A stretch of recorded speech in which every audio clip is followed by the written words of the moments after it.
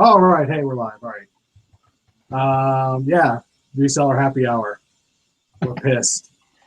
We're pissy tonight. Just warning everybody. It's gonna be one of those episodes.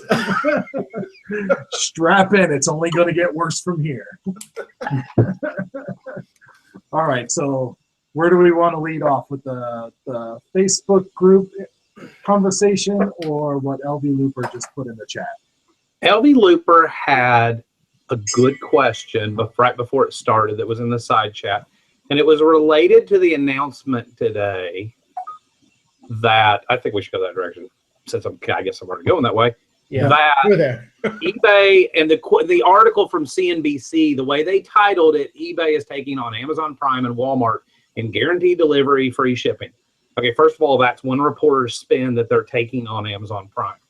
They're trying to move into a faster shipping model. They're going to roll out a new program, according to some other articles I read, where they're going to let sellers opt into guaranteed 3-day shipping. It's an opt-in program from what I understand. It's not a guaranteed, you have to do it, whatever. But if you want to have an edge, yeah, you need to. Which brings up LV Looper's question, which go ahead. Not trying to stir the pot, just no clue why eBay can't accept they already own their segment of the market and stop pursuing Amazon, who they can't compete with. I think it's a valid observation. They do operate on they attract two different kinds of buyers. But Amazon sneaks into eBay's buyers a little bit, eBay sneaks into Amazon's a little bit. So they're both just trying to gain an edge. And Amazon's had an edge for a really long time. And the only edge that eBay can really provide that Amazon's got, or what eBay can attack, is that whole free shipping Prime model, which everybody's going after. Walmart's going after it, Target's going after it. I mean, if you want to talk about, other companies going after Amazon, those two, Amazon and Target, the biggest brick and mortar retailers going after the online market like that, offering their free shipping products, why wouldn't eBay jump in? I mean, you can buy new things on eBay. You can buy new electronics, kitchen appliances, whatever Amazon sells, you can buy on eBay as well. And eBay adds that huge collectibles, genre that they've grown since the mid-90s. And that's really kind of, they have that two-headed monster where they can pursue Amazon and compete with them. They just have to do it in a different way, because they leave it up to the sellers to create their own shipping rules. So they're going to encourage sellers to offer that free shipping, guarantee it in 2 to 3 days or whatever the program is, which we don't even know yet. We don't even know what the program is yet. We just know the outline of it. So we really have to wait for that full, explanation of what is expected of us as sellers. So I think we're freaking out kind of early, only a few hours after announcing, but yeah, that's my take on it. So, I mean, yeah, I need to get out of the country. What's the next plane? I mean, if you sit there and look at, okay, so let's say the CEO, you're the new CEO, or new in the last couple of years. You're the new CEO of eBay, and you take over this eBay thing, and it's really kind of gone down the crapper. I mean, I hate to say that, but the 2005 to about 2013, until they started really rolling out the defect system and all that, which I know there's people that are going to disagree, but I'm telling you, I lived through that other period. I think some of you other ones, people that are sellers that have been around that long, lived through it. It was a disaster. It was overrun by Chinese. There was no buyer confidence. And then Amazon pops up and goes, hey, we'll do this and guarantee it in 2 days. And people started going over there. So if you're the new CEO and you come in, and LV Looper, to address your question, I mean, from a business standpoint, what would be the smart business decision? You have shareholders, like I think Jason was saying before we started. You have shareholders that you have to answer to. I mean, and they're gonna, they're going, okay, why is Amazon stock doing this? Why are we not doing something? eBay's a little different monster because it depends on third-party sellers. And the fact of the matter is, there's a lot of people, I'm just going to say it, there's a lot of people that shouldn't be selling on eBay, period. They don't ship their crap on time. I've bought from a lot of those people. They don't ship their crap on time. They don't know how to package an item. They don't know how to ship an item properly. They don't know any of that stuff, and they're a disaster, and they hurt eBay's reputation. When they hurt eBay's reputation, they hurt my reputation. They hurt everybody here that's selling on that platform. So eBay is going, okay, how do we do that? Well, let's roll out some stricter metrics. Let's roll out a program that people can opt into where they have to get it there in 3 days if they want to. It's a huge advantage for a seller. I personally will opt into it on items that are eligible because I'm already doing that anyhow. And if you're already doing that, you're providing good customer service. This is really not a big thing, you know? Right. LV Looper says, I'd attempt to remove Cassini firstly. Cassini is just their algorithm for their own website search. It has, you know, because, right, and the way Amazon's model is they own the listings, and then you just add your item to that listing. So whenever somebody looks up a Keurig coffee maker, their listing is going to pull up, and then your item is part of every other seller's item. So it's a totally different thing where you have the control to describe your item how you want, use whatever keywords you want, and you know, it's really, to be successful, you kind of have to know how eBay is going to rank those keywords in that item, and you know, pictures get involved, and there's a whole big thing that we talk about it week after week after week, and everybody, you know, talks about how to perfect Cassini or perfect your listings to show up on Cassini. It's just like if you own a website and you want to show up high on Google or Bing, it's the same exact thing. So they're not going to get away with Cassini. Cassini's just, you know, how they do it. You know, if they got rid of Cassini, then they would go to that Amazon model where they're going to put up the stock photo and you're just going to type in great shape, you know, and hope that yours sells above someone else's. But if the reason Cassini came about was because for like a whole decade, the Chinese figured out how to list all of their Chinese crap, multiple listings. There was no duplicate listing policy. They flooded the market and people got buried.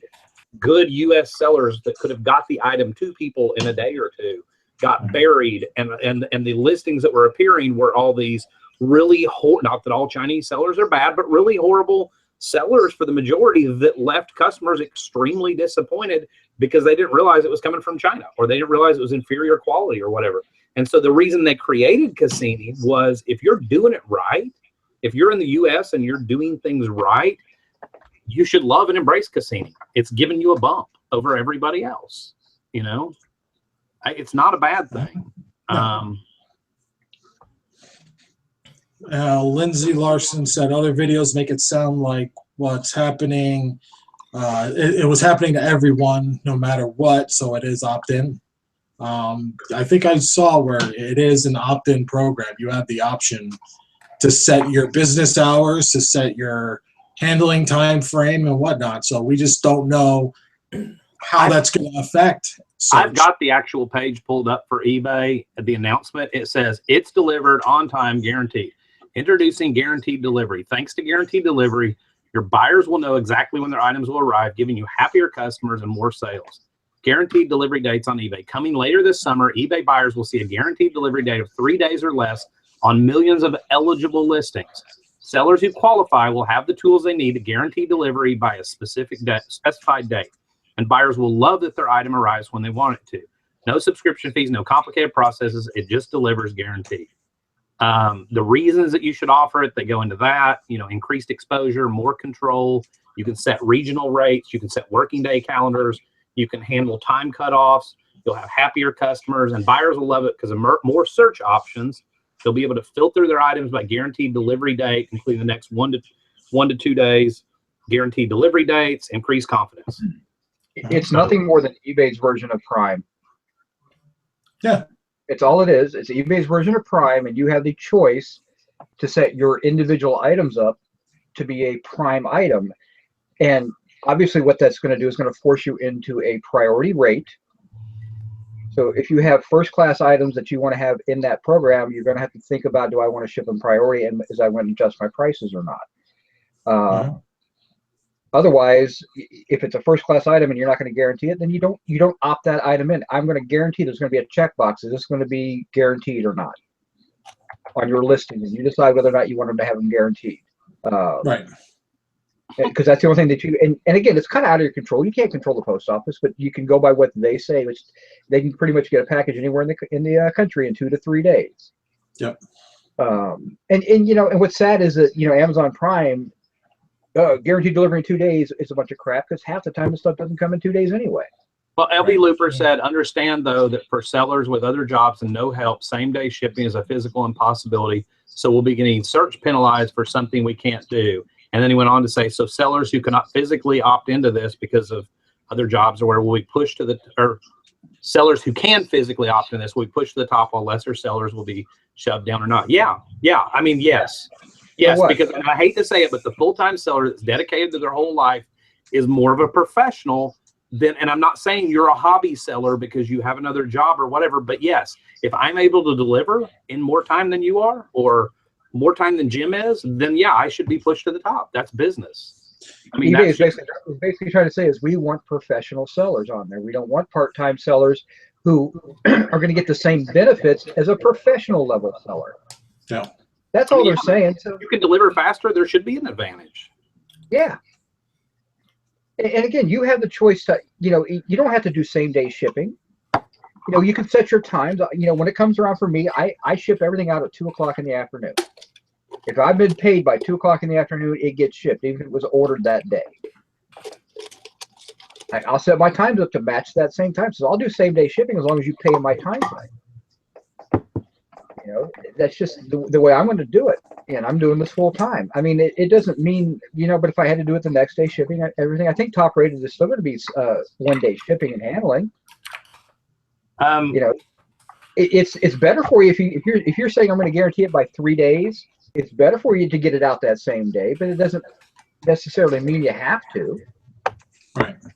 Going on Grumpy said, what if the post office messes up? I mean, technically you as a seller chose the post office as your carrier. There's other carriers you can choose from. That's your responsibility.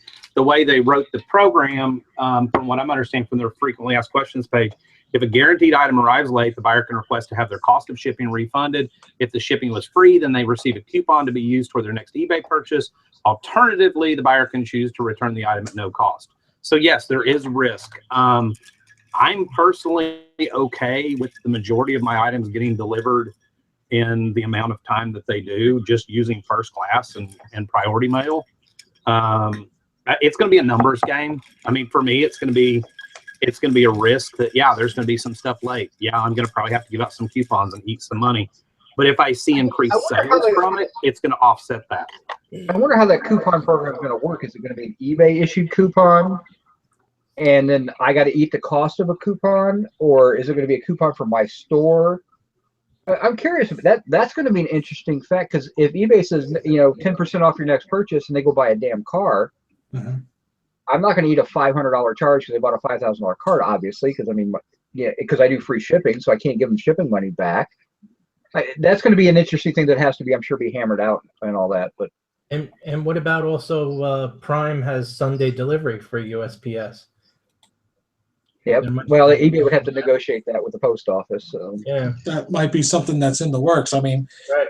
the post office is at a position where they have to change up some of their policies that they've had forever and ever, like no Sunday deliveries, no, you know, overtime and all this kind of stuff. So they kind of have to step up to keep, you know, money coming in, because they're broke. And they would probably prefer it, mainly because if you have 10 Prime packages going out, you got one guy's going to go out and deliver that. But if you've got 30 30 packages with eBay and Amazon, maybe that one guy can still handle it.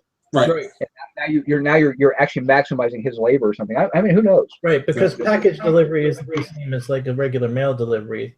Right.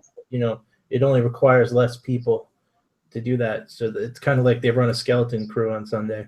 Yeah, it'll be interesting. But you know what?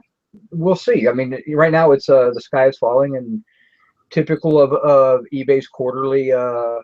This is the seller updates and everything. Everybody just goes balls to the walls and says, "This is you know, screw eBay. This sucks. We're gonna get off the thing." take it in stride. Just I mean, do it. I'm clicking on random tracking numbers, which are all first class and or priority from last week, and it's like I'm seeing stuff that went to California, Massachusetts. I don't know where zip 34677 is, but I'm seeing stuff that got there like the next day. I mean, I'm seeing the majority of everything I see is being delivered in 1 to 2 days. So I understand the post office goofs up. I'm reading the comments right here, but I mean, I think they do a pretty dang good job. Good job for me as far as getting my stuff there. We shipped 600 packages in the last 30 days, and I haven't had a complaint of late delivery yet. I haven't had any dings from late delivery. I'll tell you, I haven't had a lost package from USPS in so long. I don't even remember. No. It's been at least 3 years for me. Yeah, I believe it. I think the most interesting thing that could potentially, and again, it's all, nobody knows anything at this point, but to guarantee delivery in 2 to 3 days would mean that eBay would have to algorithm that in so that now you're shipping to areas that are closer to you. So your cross-country shipments should be lessened. But they announced that, though, on the last spring update. They said that they were going to have zone things, and it even said that in what I read a minute ago about how you can upcharge based on zoning. You can have different zones, so buyers can filter items by guaranteed delivery date, including the next 1 to 2 days. So it doesn't mean that the guy that lives in like Jason in New England is going to have to guarantee. The way I'm reading it, I don't think they're going to say, well, Jason has to get everything everywhere. No, it's going to show the guy that lives in Southern California is going to get to sort by people that are closest to him that guarantee fast delivery, quick handling, cutoff times. And then, of course, if Jason can't, it's not going to show his listings. So I don't think it's going to be an all or none type thing the way I'm reading it. I mean, I can be wrong. Yeah, I mean, I like the fact that you're going to be able to, if you're coupling that with, okay, if I got to get something to Tacoma, Washington, quicker. If I'm going to go hit that 3-day thing, I may want to upcharge from a first class to a priority. I can actually charge more money for that. I can actually throw a $2 or $3 surcharge on top of that to get it there. Now that's me. I'd have to make that decision to charge that extra money, but there's ways to minimize the impact on your financial bottom line by charging a little bit more money for those zones that are farther away from you. Right. So that you can upgrade them into priority if you want, and it doesn't really cost you anything. They pay $3, you pay $3, and you're in those $6 priority package at that point. Yeah. So what if there's like a monsoon? Well, yeah, going on Grumpy just said, what if it's a hurricane or a snowstorm? You're already protected in those cases. If USPS or FedEx or whatever service you use, they announce, hey, packages are going to be delayed because there's 2 feet of snow in New Jersey and your items shipping to upstate New York, then you're already protected, and I don't see how they would take that away. They can't for that. That'd be foolish. Yeah. And Alaska and Hawaii, I don't know how that would work. Those are fast to get there. The USPS, I've done several to Hawaii. They get there like 2 days. Yeah, they still say it's 3 days to Alaska or whatever from here. So the way I'm guessing that the pro, and this is just me guessing based on what I'm reading, Jeff Davidson, it lives in Southern California. That's probably the same. I think it's the same zone as Hawaii and Alaska or whatever. If not, it's one zone over. But I think that if the guy from Hawaii searches and he goes, hey, I want somebody that guarantees it in 2 days, and Jeff Davidson has 1 day handling turn on and has expedited shipping showing, it'll show him Jeff Davidson's item. If I have the same item listed as Jeff Davidson, it's not going to show that guy in Hawaii my item because expedited is not going to get it there in 2 days. Right. I think it's just going to be a filtered thing where you say, hey, I'm going to ship fast. I can, for me personally, if they're going to let us set cutoff times, I'm going to set it about 10 o'clock in the morning because I know my postal lady runs by 12. If you have your order in by 10 or 11, it'll go out the same day. I'm not going to make special trips to the post office. So the items that I would get a bump on, yeah, I'll take that. It's free money.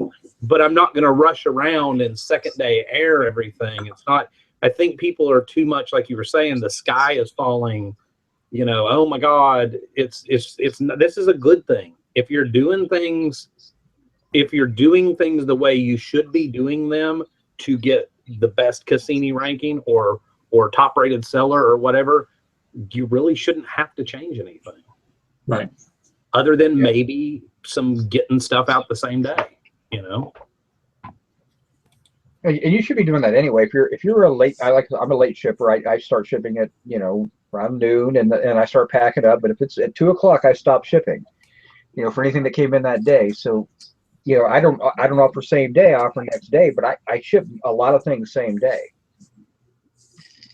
It's not going to be a big deal for me to change my time and match up. For people that are full time, when I say full time, this is what you do. You don't have to necessarily childcare or things like that. But for people that are full time, sit in front of the computer all day long.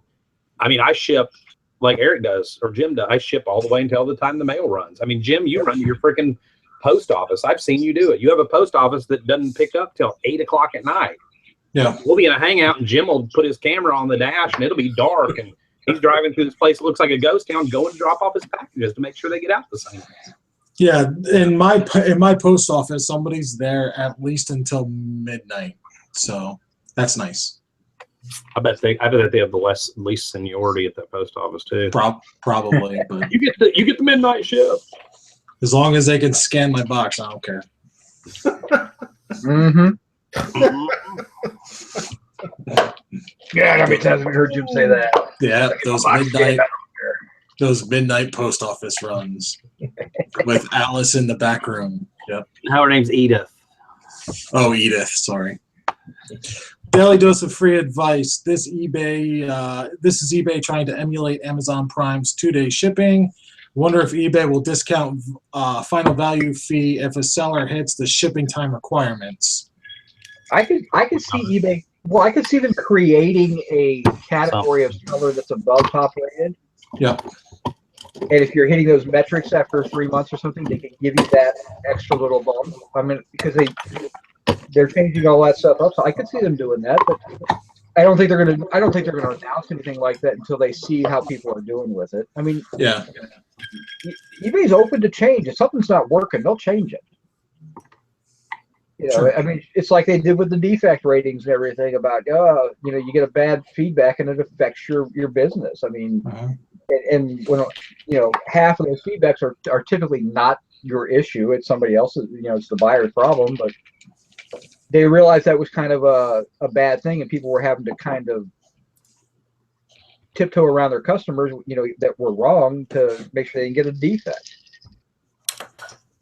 But I just don't understand how this is where I struggle with it. How you had to have had your head buried in the sand to some extent. Well, maybe if you're new, I can see that, but you had to have your head buried in the sand to some extent over the last couple of years. Every seller update that's come out has been a little more stringent. Yep. It's obvious. Even the last one, they're pushing toward. They cut down to qualify for top rated seller. They cut down how many fewer packages you can have that aren't delivered on time or go out on time. I mean, it's obvious that we are trying to. Guys, eBay was bad for a lot of years. There were a lot of people that just really shouldn't have been selling on there, and there still are. At one point, I don't know if people remember, but 4, 5, 6 years ago, they kicked off 28,000 sellers in their fall update. They just boom, totally gone. That was fun. Remember that one didn't make the cut, and everybody's screaming. It's like, well, why didn't you keep your metrics up? Why didn't you do what you should have done to be the best seller you could have? And then people are like, oh, eBay sucks and whatever. Just be the best seller you can. Treat your customers like you would want to. Get your crap out the door. Quit playing damn games on Facebook. And do what you can. I understand if you have a job or whatever. I'm not really addressing those types of situations, but just get your crap out the door and then you won't have to worry about it. And when these things happen, you'll be like, okay, it doesn't really affect me. I'm already doing that. I mean, really, everybody on this panel, it's not going to really affect us. Right. Because we're already doing those things anyway. Yeah. I feel like eBay's become a platform for real business. It's not a hobby like it was back in the mid 90s, early 2000s, where you can do it part-time, and it was the quote-unquote wild, wild west days, and you could do pretty much whatever you wanted. Now it's big business for a lot of people, and I feel like those people are going to get rewarded here soon. I feel like with this last update where they lowered the top-rated seller fees from 20% to 10%, it's my prediction, the way that I would do it is now anybody that meets that guaranteed shipping rate is going to get that extra 10% back.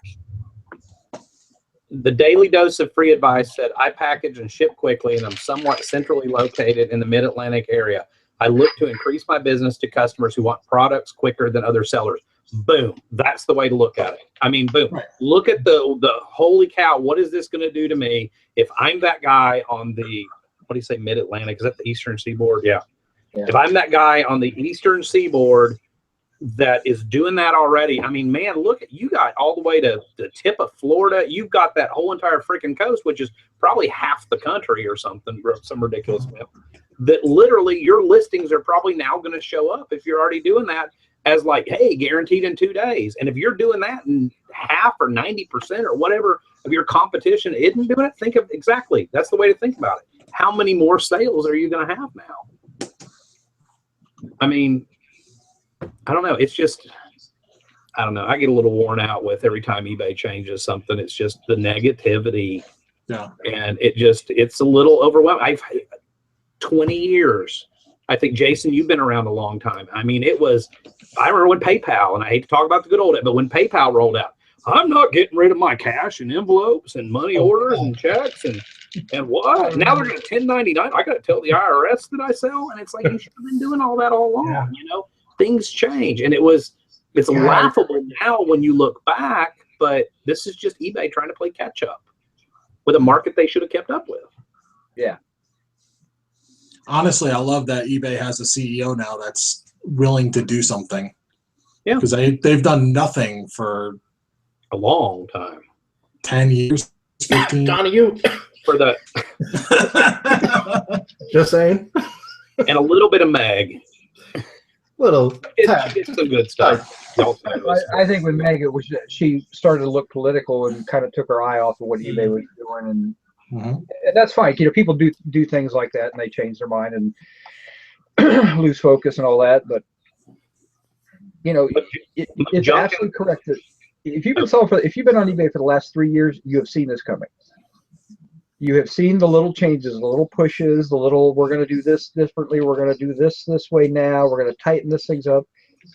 You know, it's coming. You can see it. It's been at least 4 years since they started getting on sellers to ship faster. At least 4 years. Well, that'll start with the defect program, I think. McJunkin said, I ship 50-pound cylinder heads most of the time the same day. It can be done. Absolutely, it can. I've heard so many, like today, personally, I'm worn out with excuses. Well, I can't do this. I can't do that. What happens with it? I mean, this is not. We'll get to that later. Specifically necessarily, but you know, quit making excuses. If you're selling on a platform, yeah, no, you're not their employee. You are a customer of theirs, whatever. But if they change the rules or whatever, look at the rules and try to do it 10 times better than the rules. And when things change, then it won't be a surprise because you're already doing that. You know, I always use the example, one of the best things that ever happened to us about 11 years ago, we started selling on Amazon.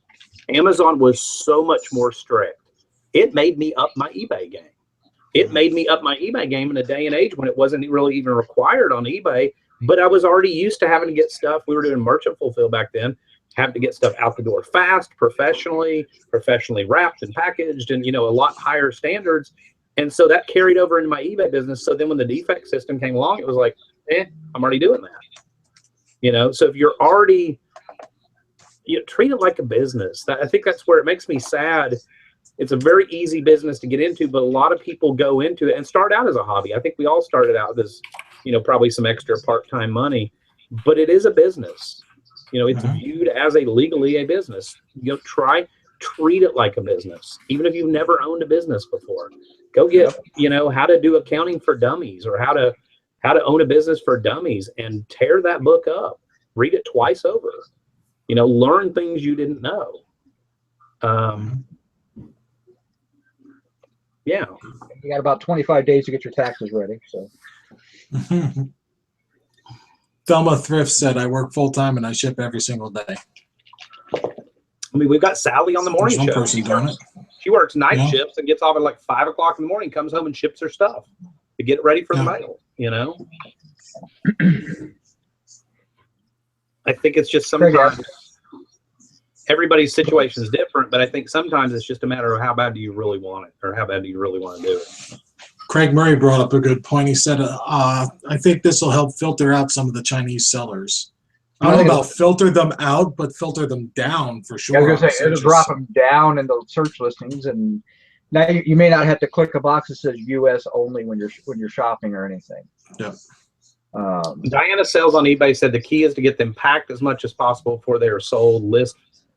List package for shipping and inventory the item. I don't personally do that, but for me, I think the key to our business has been the harder an item is to package, the more time and materials it's going to require, the more I'm going to have to think really hard about it, how much I'm going to make off of it before I buy it in the first place.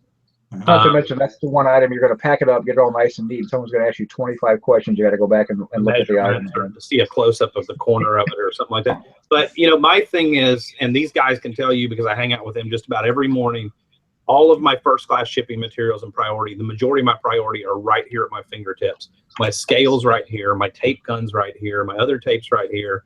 I can literally go pull 6 items, set them on the corner of my desk. I have everything within reach. I have a postal tote right behind me. Package, but my printer's right here. Package, label, throw it in the thing. The easier you make it, the less time it takes you to really get stuff out the door.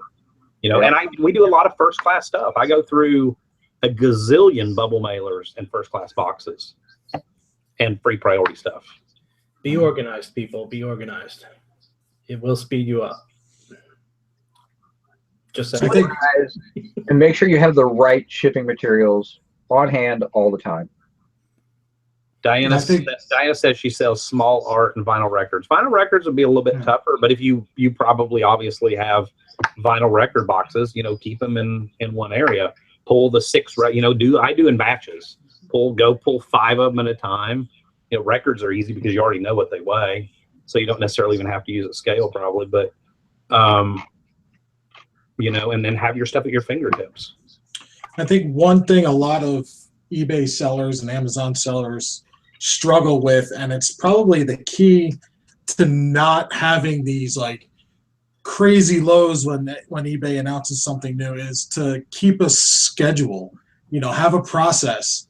Don't just wing it every day and say, hey, you know, I'm going to ship at 5 o'clock one day and then in the morning the next day. You know, keep a schedule throughout your day, and that same day, next day shipping won't be an issue because you know, hey, if you're going to pick 7 o'clock at night to start shipping your stuff, then whatever has sold throughout the day up until 7 o'clock at night, you're going to pack that up and get it out the next day. Or basically have a routine. Have a routine, yeah. Julie Bannerum V said, my jewelry is in 2 cabinets and on 2 cork boards beside my bed, so even on mornings when I can't move good, I can still pull and pack. So easy. But Junkin said, I wish I sold smalls. Even on people with big stuff. I mean, there's Jason, you do a lot of big stuff, but you have specific areas where you have a packaging area with massive bubble wrap, and so you just plan for the kind of stuff you sell. Basically, be organized. Really. Yeah. Yeah, I mean, you're one of the few people that probably, you have a regular box order that comes in from Uline. I mean, you utilize those types of things. You pay more for your shipping supplies because you charge more for your stuff. So, right, and I have plenty on hand. Oh yeah. Like rolls of newsprint, I'll have like 4 of those at any given time. You know, stock up. Tape, I usually have several cases. I don't run out of anything. Like even those shipping labels I ordered today that I was talking about, you guys, I still have several, but you know, getting a little low, order.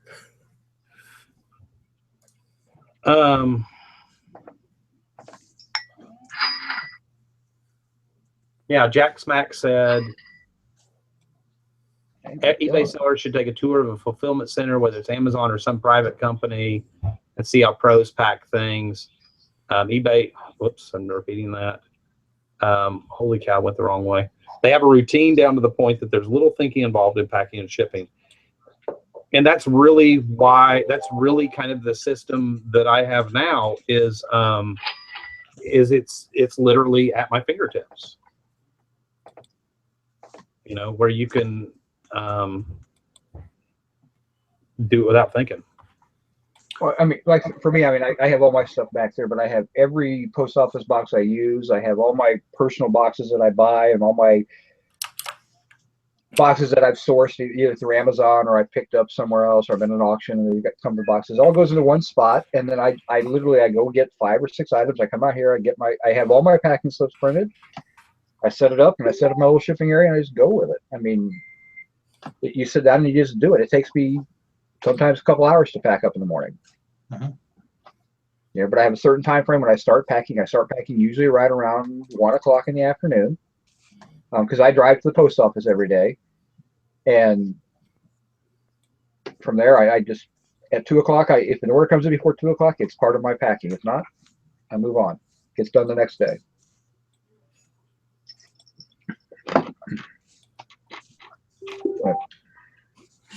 So anyhow,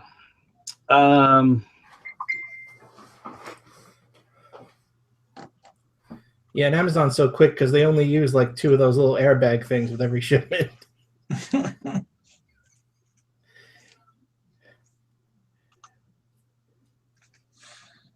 All right, you want to get on to the what pissed us off tonight? I don't even remember. I'm just pissed off for some reason.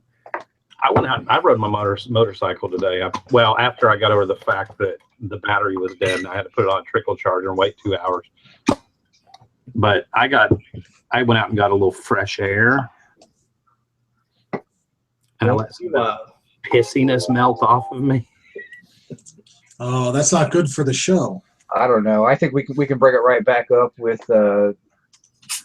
complaining about slow sales, and then when you look at the store and they're charging astronomical amounts for shipping, and at a handling time of 7 days or 14 days to get you something from 3 states away.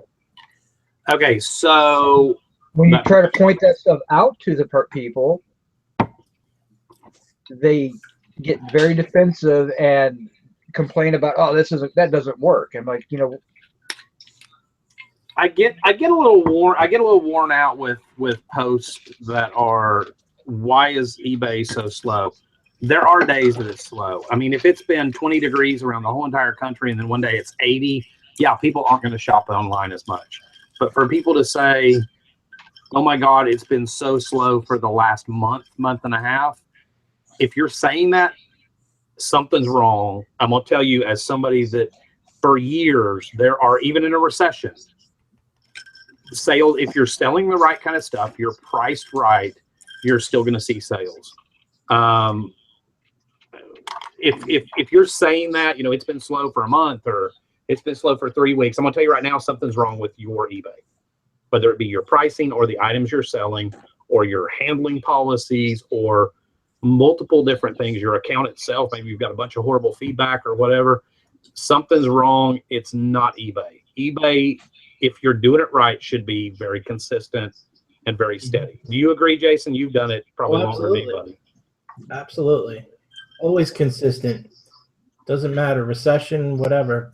It's, as long as you have the right formula and you're doing the right things, you should be okay. I was selling motorcycle parts and car parts at the time, right after 9/11, in that year and a half, when the economy, really kind of took gas, went from 99 cents a gallon to $3.50 a gallon, whatever years those were, and we were actually thriving. I would have never known, if I didn't watch the news, I would have never known that there was a recession or whatever we were in. Smart. Let me compare it to this: smart stock market. Smart stock buyers, when there's times like that, they invest in stocks that are more bulletproof. I've talked about this on the show the other day. Warren Buffett, I think it was, one of his favorite quotes is, when there's a recession, one of the best stocks to buy is a beer stock, because people are still going to buy beer. They're probably going to buy more beer. So you sell. That's when you need to be dependent on selling more needs-based items versus impulse items.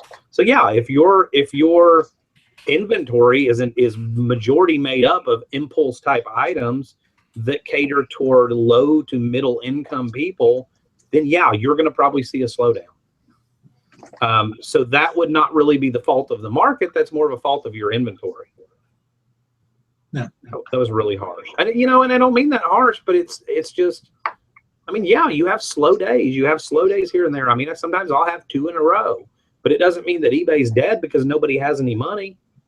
It could be lots of different things. And if it goes for longer than that, then yeah, I'd be worried about maybe my pricing's wrong. Maybe something's wrong with, the stuff I'm selling. Could even be something in your shipping parameters. There's lots of factors. Sit down and look at, analyze everything, see what you can improve. I mean, I don't know how many times I sit there going, why haven't I sold anything for the last 2 or 3 hours? And I'm like, oh, hell, my sale ended. I forgot I had my stuff in on sale. Now I got to go back and redo my sale. Uh-huh. I mean, Right. I'm falling down in the search engine, whatever, or I haven't listed for 3 or 4 days, and I'm finally out of that fresh listing phase, and now it's I need to get back in and list. I mean, there's all kinds of things that will affect your sales, but if you're doing everything right, you're listing every day, you've got good products, things like that, the sales will be there. Just that simple. It really is. I think there's a lot of people recently that are waiting for eBay to do something for them. Like, eBay's not working for me. No, eBay doesn't work for you. You work for yourself. You use eBay to sell your stuff. Stop waiting for eBay to do something for you. It's your business.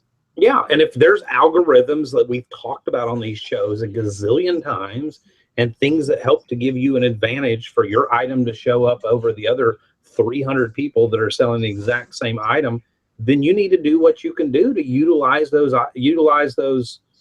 tips and tricks to stand out, because otherwise you're one of 300 people. It's like walking into the flea market. You're one of 300 booths. What are you going to do to draw people's attention to it? You're going to try to bump yourself up in search by doing little different things. Free shipping is one that works. Being top rated seller by having 1-day handling time and whatever all the requirements are to do all that. Right. Try to do that to give yourself an advantage. Don't sit around and wait on eBay to show your item, because they have computers that sit there and look at these algorithms and look at these things, and they're going to look at yours and go, this guy doesn't ship. This guy has 10-day handling time. Why should I show his stuff? His customers aren't going to be happy, and that's going to hurt us in the long run. Yep. All right, I'm getting a little pissed here. It's all good. LB Looper wants to know how Etsy sell-through rate compares with eBay. I don't have a freaking clue. I've never sold a single thing on Etsy.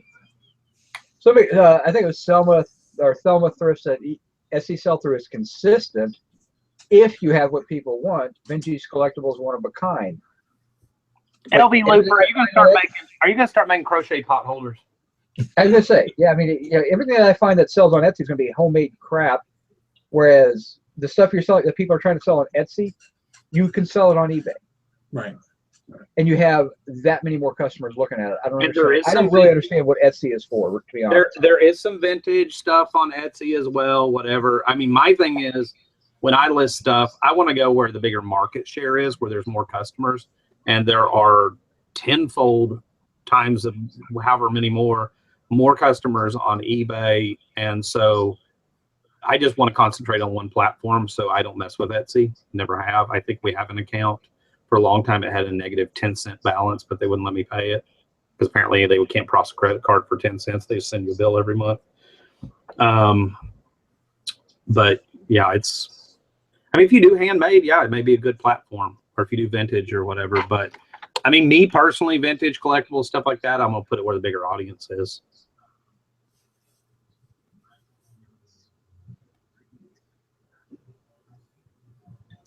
Thelma Thrift said I don't sell vintage t-shirts faster on Etsy. So there's your answer. They sell faster on eBay, correct, Thelma? Oh, she said, I sell Charlie Brown ASAP on Etsy. Charlie Brown, the steakhouse store, the character. Peanuts. Peanuts. Yeah. Penis. Yeah, penis. You know, like Snoopy and Woodstock, penis. Daily Dose of Free Advice said, I wish I knew what went into those eBay algorithms. Keep watching these shows. We've done multiple shows on the different things and even done screen shares. Some are on my channel, some are on the Reseller Happy Hour channel. I think some may be in there on Jim's channel. I mean, we've done multiple shows where we even did screen shares and talked and showed what happened when you did certain things, like did a markdown or did whatever. You know, what being top rated seller pushed your item up and above, how ending soonest or newly listed would push your stuff up, which is one of the reasons I don't like 30-day listings. Your items become stale for about 20 days in there. And there's gonna be a lot of people that are going to disagree with me on that, but I don't really complain about sales either. So there you go. And yeah, that sounded vain, but I get a little worn out with it. Right. You know, because you try to help somebody, it does get. There's been a couple people recently that we've tried to help, and you go and look at their store, and there was one, for instance, today, and it was like, okay, you're selling a leather jacket that I went and looked up the comps. You want $200. You've got $19.50 shipping on it, which at that point, you know, it was a thrifted item. You should have just rolled it in and done free shipping to try to give yourself a little bump. And it tells me when I view the item, will guaranteed delivery, or not guaranteed delivery, but will arrive between April the 4th and April the 7th. That is 14 days to 17 days away. Why would anybody buy your item? It's priced double. It's priced double of everybody else's. Plus, I got to pay $20 shipping on top of that. Yeah, so the comps are 80 to 100 of the solds. So you're asking to, and then, but you still, you try to point that out. Yet, yeah, you got a few things you need to work on in your store. You try to be diplomatic, and then all you get back is, well, that just doesn't work for me, and I can't. I mean, you're just like, it's an excuse after excuse oh after my God, excuse. just suck it up, Buttercup, and do their thing, do things right, and you'll be fine. Right. The stuff that person was selling was good stuff. They just were crazy priced, charging too much for shipping. They had a card, and again, I don't know game cards or anything like that. And I have no idea of value of any of that stuff. I don't want to mess with it. Right. But they were asking $225 for a card. Was it worth it? I have no idea. But they still wanted to charge $4 and some odd cents shipping on a $225 card. Why not just put free shipping on that to give yourself a little advantage and all the other people selling that card? If you're going to charge $200 for the card, why are you going to charge $4 shipping? Is that $4? Did you pay $221 for the card and you need to make the $4 to make your profit on it? I don't know. I mean, but then the argument was made to me. The argument was made to me privately through messages. Well, you know, that doesn't cover my tape, or that doesn't cover. No, I don't think that part was private. That doesn't cover my tape, or cover my expenses, or cover my box, or whatever. You know what? You probably, if you paid, most of us that are watching this show do thrifted items. Chances are a card like that, even if you paid $50 for it, suck it up and eat the $4 and take the $200, the $150 profit or $200 profit, and laugh all the way to the bank. And who cares about $4? Yeah. Well, who cares about the $1 you spent in shipping supplies with a brand new box, and you tape the hell out of it and you threw a bunch of packing peanuts along with your who cares? You know, it's a part of your doing business. You need to be conscious of it, but don't nickel and dime yourself. Don't pinch pennies and throw away dollars. No. Julie B said, I promoted 20 items, sold 4 of the promoted ones, lots of others. Store got 2,600 looks. On the 4, made about $65, paid 4 and change in fees. Just the additional store looks was worth it to me. Right. There you go. Yeah. And I see this as well. People that don't want to pay for promoted listings, that don't want to, you know, I shouldn't have to pay to promote my listings, or I shouldn't. You know what? Then don't ever go into private label, or don't ever try to sell on Amazon where you have to do pay-per-clicks. I used to spend $250 a month on promoting 3 items on Amazon that I was the sole seller of, just to keep the sales ranking up, to get the sales. But you know what? It was a cost of doing business, and I paid Amazon fees on top of that. That was just the pay-per-click advertising fee. But you know what? It was worth it because I made so much money off the items. We paid all our bills for about 2 years off of those items. So I didn't really care. All our monthly bills. I didn't really care about the $250 a month on advertising. But I see so many people get into this, and I understand that a lot of people are on a shoestring budget. They're just trying to keep the power on, keep the lights on, get the bills paid. Maybe husband lost their job, whatever. You're going to have to spend money to make some money. If you're dependent on, like Jim said, what can eBay do for me, and you don't want to spend a dime more, you're going to have a really hard time. Yeah. Because everybody else that's out there that is doing those other things is getting a bump above you in search or whatever, or their items are selling. And in the meantime, you're going to sit there and you're going to post in every Facebook group, why is my stuff not selling? Why is eBay so dead? Why is my door blue? Why is it red? Why is it, green? Why is it, I don't know. I'm done. So what's everyone drinking tonight? I hear Eric's got like ice over there. I ran out of breath. I am drinking. I cracked open something I bought in an estate sale about 5 or 6 years ago. Did you really? Oh yeah, it was actually bottled in 1971. It'd been sealed up until tonight. I just cracked it open. It's a bottle of Jameson whiskey. Wow. So it doesn't age in the bottle, so don't let anybody kind of fool you into thinking because it's a 71 bottle. I have Jameson's cheap little brother Tullamore. Which I actually like better than Jameson, but I like Tullamore better. But I've had this forever. I'm like, you know what? I got to crack it open eventually, and it's close enough to St. Patrick's Day, and I got my little St. Patrick's Day glass. So, Jim, you still working on the Zima collection over there? No, I'm just drinking water tonight. Oh, okay. Yeah. We'll get to Thrift Daddies. Hold on. Nice little bottle of O'Leary's Best. Yeah. So we all kind of went a little Irish tonight. So.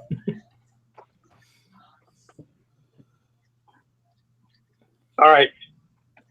LV Looper said, you guys are right. I'm coming in off the ledge now. Hugs all around. No, don't get caught up, LV Looper. Don't get caught up though. And I'm not saying that you do, but you don't let yourself get caught up. This is why I don't do a whole lot of social media. I read the new announcements when they come out. I catch the news articles. I catch things like that. If you go to e-commerce bites, for instance, my God, you'd think the sky was falling. If you go read eBay seller forums for any extended amount of time, you'd think that like eBay was just dead and every single CEO is the devil. I mean, that group's just still ripping. I'm sorry. E-commerce bites is where eBay is part of the pentaveret that controls the worldwide government. So you got to get e-commerce bites right there. If you read a lot of those comments on stuff, my God, it's like, and I just want to look at some of those people and go, well, then why don't you just quit selling it? Then just quit selling if it's so awful. And eBay's own actual forums is probably the worst. But and if you get caught up in a lot of the bigger Facebook groups and stuff, I mean, there can be a lot of what I like to call fear mongering. Mm-hmm. And I just think if you look at, I guess maybe this is easier for me, having been in a brick and mortar background, things change. Companies change the rules. If you own a franchise, your franchisor can change the rules on you at any time. I mean, at one point in time, McDonald's told all their franchisees they were each going to have to spend $100,000 to put in coffee. You think that wasn't whatever. I mean, they gave them notice on when they were going to have to do it and how long they had to do it. But, for a franchisee that owns one single restaurant, that was more than $100,000 for all the equipment and branding and all that. I mean, yeah, that was a big old pill to swallow. But you know what? The franchisee said, you know what? This is a good thing. They're rebranding their coffee. And you know what? McDonald's is actually known for having people go through and order coffee. So now those franchisees that bitched about it are all going, you know what? We're making money off coffee. And the profit margin on coffee is incredible. Yeah, we're not making money selling 50-cent cups of coffee anymore. We're selling $3 frappes now, and we get people coming in, and we get those things constantly ordered. Yeah, because I buy them. I like them. Yeah, and it's 10 cents worth of coffee. It's 10 cents worth of coffee and 25 cents worth of milk, and a cup that costs you a nickel and 5 cents worth of ice. Yeah. I mean, the profit margins on drinks and stuff like that, but that's a really good example. I mean, they did that. UPS Store was another good example. It used to be mailboxes, et cetera. There were a lot of franchisees. There were lawsuits over it, et cetera, et cetera. At the end of the day, if you just kept your nose to the grindstone, ran the best UPS Store franchise you could, those franchisees that did that and didn't sit around suing UPS and bitching about it, they're the ones making money. And this is a personal testimony because I've actually seen this with my family's business. Those franchisees are excelling And they're the ones making money. The ones that sat around and bitched and held out to the last minute. And I'm not changing and paying the money to change over the signage. And I don't want to be under UPS and blah, blah, blah. You know, the ones that held out till the last minute, till the end of their contract, those are the ones that probably aren't in business anymore. They end up selling their store, or shutting down. Yeah. Thrift Daddy had a question that's kind of interesting. Is it fair to say that a lot of resellers are very cheap about sourcing? Yes. I'm not going to say a lot of resellers. I'm saying anybody in business who buys something to resell is as cheap as possible because you got to maximize your profit. It's not being cheap. It's trying to make sure that you get the best product for the cheapest price so that you can make more dollars on it. It's not being cheap. Yeah, I always tell people I'm a cheap bastard. I don't pay hardly anything for stuff. But I think there's some people that get stuck in the rut because when you start out, it's easy to start out with, you know, I always pick on, we don't have one here, but like weigh and pay because it's super cheap to get into, especially if you're in a cash crunch. You can go and buy a whole damn buggy full of stuff for, you know, I don't know, 20 bucks or whatever and come home with a lot of stuff. But if that stuff's only bringing in nickels and dimes, the sellers should be constantly working to, okay, now I want to, instead of selling $14.99 items, I want to start selling $29.99 items. And I see a lot of people say, a good example was the keys that we bought. You know, I would have never spent $525. We talked about this on the morning show this morning. I would have never spent $525 on the keys. Well, I didn't go into it blind. I sat with these four guys right here, and we did a ton of research on what used keys sold for. Crazy. And I said, you know what, even if I do them by the pound, if I can fit 5 pounds in a bubble mailer, I'm going to make this amount of money based on estimating how many pounds there were there. And so it was a calculated risk, and it was a no-brainer. And I think people have to learn, get out of your comfort zone. Don't become complacent. Yeah, sure. Start out with the weigh and pay.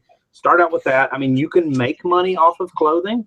If you're going to do it, become the best damn clothing seller you can be. Learn women's brands and learn women's styles. Don't just list everything, but learn what's hot and what's not. And I mean, yeah, you're going to have to learn to become a listing machine and work out some sort of system where you can, like, you know, mannequin, picture, measure, mannequin, you know, next item, and just literally do it like that. It's going to be a little bit tougher, but I see so many people get stuck in that business model of, well, I don't want to spend more than $1 at a yard sale. I can't pay $25. I paid $25 the other day for a pet safe, one of those containment that your dog wears the collar, and when they go X amount of feet away from it, it shocks them or whatever. It was just the base. But I looked up and they were selling for $100, and there were no active listings for that model number. I came home, I listed it for $99.99 or best offer. I paid $25. $99.99 or best offers. Boom! Somebody bought it within 2 hours and paid full price, and it only weighed about 3 pounds because they're mostly plastic. And it fit in a 12 box with a little packaging around it. Went out the next door. I went out the door the next day. I made the money off of it. And there'd be a lot of people that would say, "Oh my gosh, I could never, sleep at night if I spent $25." Well, why not? Because the completeds and solds are telling you right there what it sold for. The value of the item based on what it sold. The value of an item is what it sold for in the past, period. And you have all of that on your phone. Rant over. Yeah. No, I mean, I agree. I mean, these guys know me. I don't like to pay up for a lot of things, but they've also seen me drop $300 to drop of a hat if the dollars are right, if it makes sense. You got to think about how fast you can get those dollars back in and get them back out there working for you. But yeah, there's nothing wrong with buying box lots for $1. But if you're buying box lots for $1, odds are you're not going to be getting a lot of big dollars out of it. You're picking up a wicked echo. Yeah.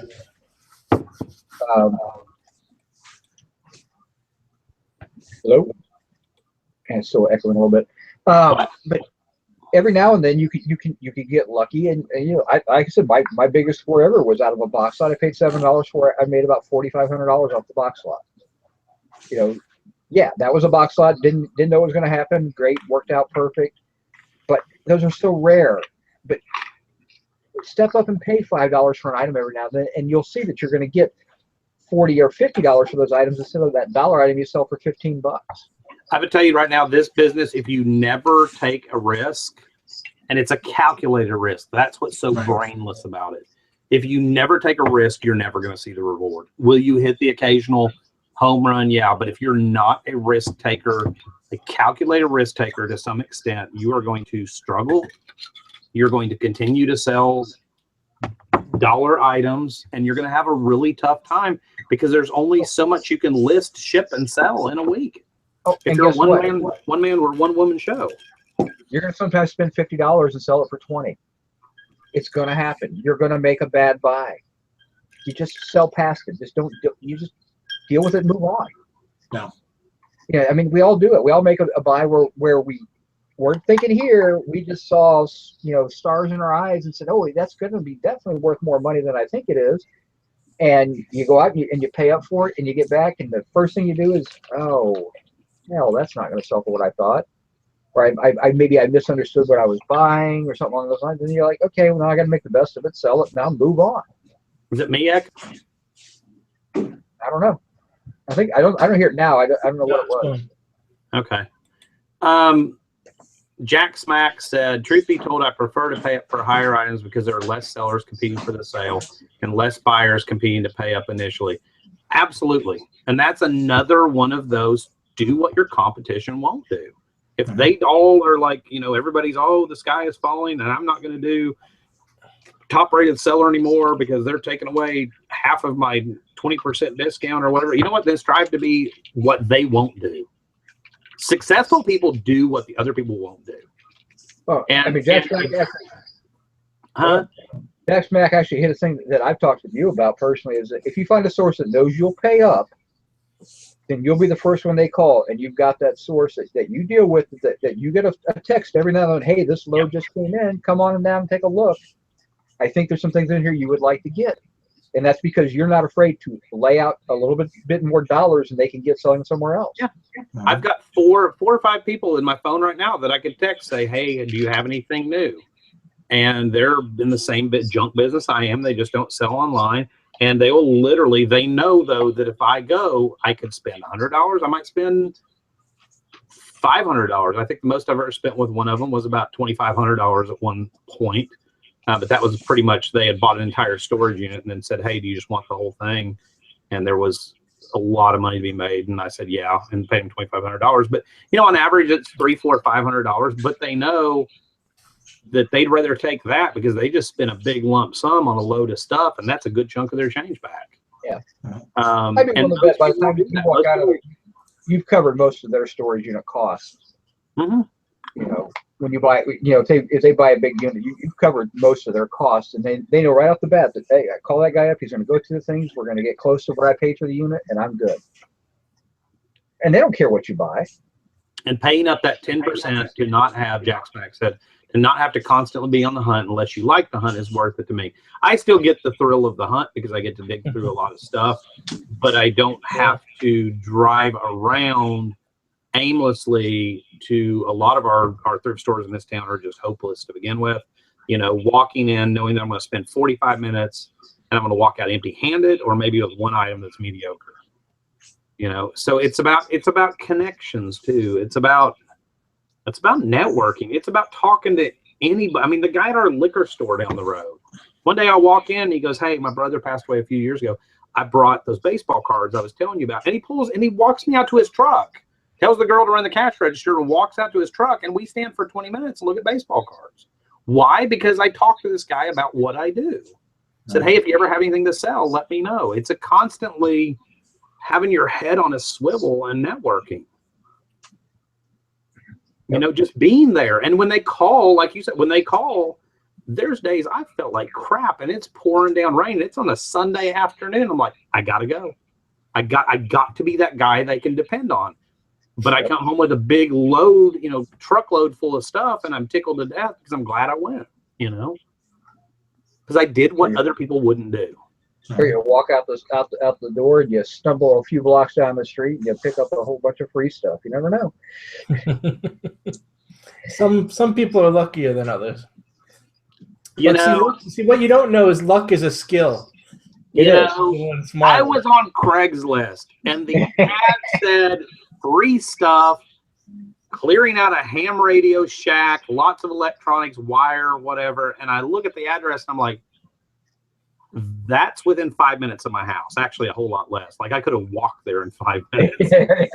When I said 3 blocks, I meant 3 blocks. And I'm sitting here at 10 o'clock in the morning. I'm in my pajama pants. It says posted 38 minutes ago.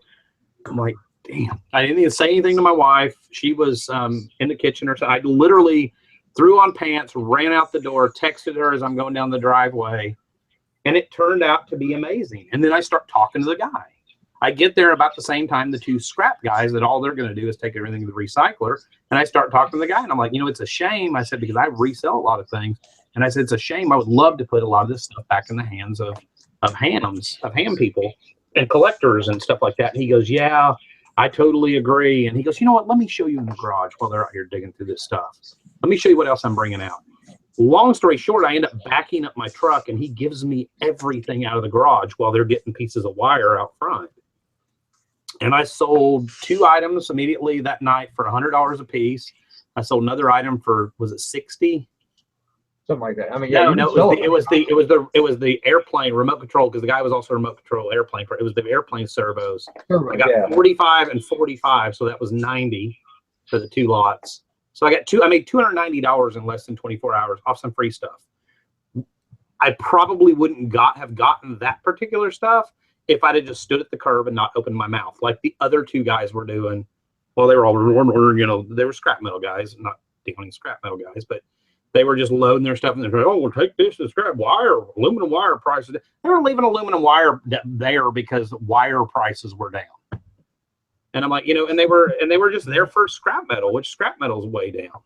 And I'm looking more at how do I get my foot in the door with this guy, because he's obviously wants this to go to a good home. He's a little sentimental. He's clearing out his best friend's house for his best friend's wife or widow. I don't think the guy was dead, but you know, and so I played on that a little bit, and I told it, and I was just totally honest. I was like, I sell online. A lot of this won't sell, but I said, the satisfaction I have is, you know, people have always asked me, how does it make you sad with estates and stuff? And I said, no, because I save an item from the landfill and it goes back in the hands of a collector and I make money at the same time.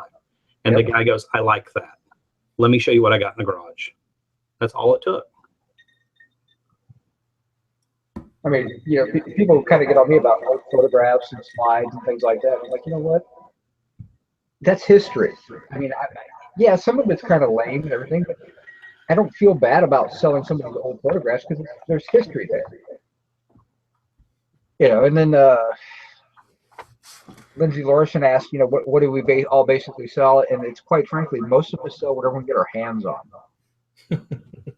Or do a little pause. I don't think there's anything that we wouldn't sell if we thought we could make money on. I mean, you specialize, Jason, in tools in one of your stores. The other store is pretty much, I can make some money on it. Exactly. I mean, but that, you know, like my bread and butter is the tools and machinery parts, but I'll sell whatever else I can find as well. You know. And actually, I mean, you've done really well just on computer stuff lately. I mean, you've done almost as well as that as you've done on your tools and stuff. So. Oh yeah, I mean, I do know a bit about that stuff. Before I did tools and machinery, I was selling vintage video games and all that computer stuff. So I always had I have a good idea of what that stuff's worth. So, you know, that helped. Yeah, but I tell you, the key, Lindsay, is if you look at an item, and I know Dusty has said this many times, if you look at something and go, I would never think that would sell, that's probably the item you should be buying. Because odds are you're going to be the only one selling that item that you didn't think nobody else would ever buy. Because somebody's out there looking for it, and you're the only person that actually had the forethought to go out and buy that item up. You know, my and I use this. It's you know, you can use a tagline a lot with people when you're out doing this and trying to get your foot in the door. And people go, "What do you sell?" And it's, you know, you can use the same tagline to the point where it's almost cheesy. But this is just kind of my tagline. I said, I'll sell anything that's not immoral or illegal. And usually they just kind of laugh, but that kind of, once you get somebody laughing, that opens the door. Say, you know, I like the rare, the unusual. I like antiques. I like collectibles. It's selling all the stuff that nobody else will. Me personally, yeah, I could talk for an hour and all. Yeah, I really only like to sell, clothing and Oh, t-shirts. God. Get that thing out of here. Stuff like that. Dead fish heads. Or wait, vintage Halloween masks. Well, that's cool.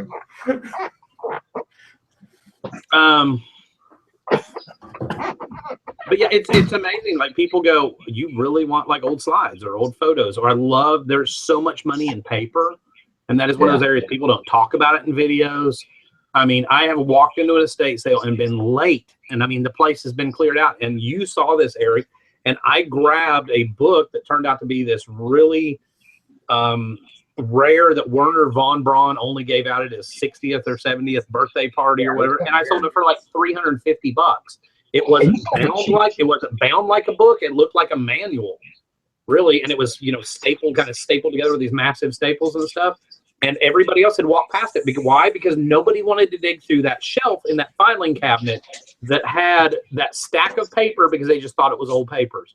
At the same time, I pulled rocket manuals out of there. I sold another one of those the other day for like $35. I mean, I ended up making $500 off this paper that everybody else was too lazy because they're too damn busy scanning barcodes and looking for freaking coffee mugs. Yep. So I had to pick on coffee mugs. You don't do that with the coffee. Every show. Every show. Coffee mugs and t-shirts. I'm changing my socks. Sorry. I sold 3 coffee mugs the other day. I was actually shocked. I sold a Starbucks coffee mug and I accidentally sent the wrong one. And she told me that I shipped the wrong one. And I was like, oh, sorry about that. I'll ship you the right one. I'm so sorry. She's like, do you want the other one back? I'm like, no. Like, just keep it. Like, I don't want that crap. You should have shipped her that poop mug behind you. I can't sell that. I can't sell that guy. Your kids gave that to you for Father's Day. Yeah, they know me so well. No, LB, we must have missed a question. So. LB Looper's earlier question. You'll have to narrow that down. Okay. I'm still wondering what all the ramifications of closing one store for, say, a month or two has on that seller. Well, you're probably not going to sell a whole lot. I mean, I don't know. I mean, there's something certain to be said about momentum. I know when I start selling, it seems like I get sales in bursts 2, 3, 4, 5 in a row. And then might be a few hours later. So I think you will suffer a momentum loss.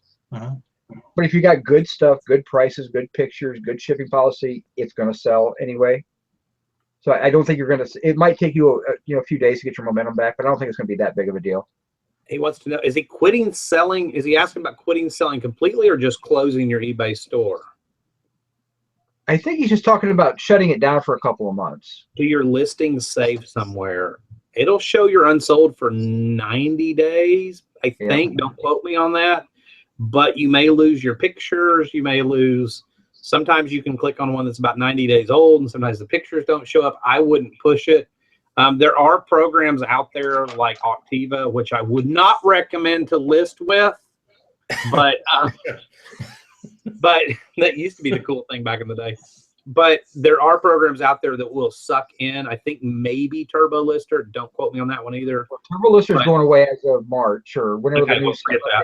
But there are things that will suck your listings in and save your photos and save your templates and stuff. So where if you wanted to go back later, you have all that saved. And I don't know names on that. But are you going to prison or something? Says he's toying with shutting it down for a while for the busiest part of the caddying season. Oh, that's right. He does golf caddy. He's having a walkabout. I would probably. Is that a golf term? I don't know. No, it's a Australian term. I would probably maybe change your handling time. That's really. I know you said. But I would put it on a monster vacation mode and change your handling time out in case somebody has something saved that they do buy. And you know what? I'd eat the cost of my store for the next 2 months and probably put everything at 30-day listing at that point. At least you'd still have some money coming in and your stuff would be selling and it'd still be active.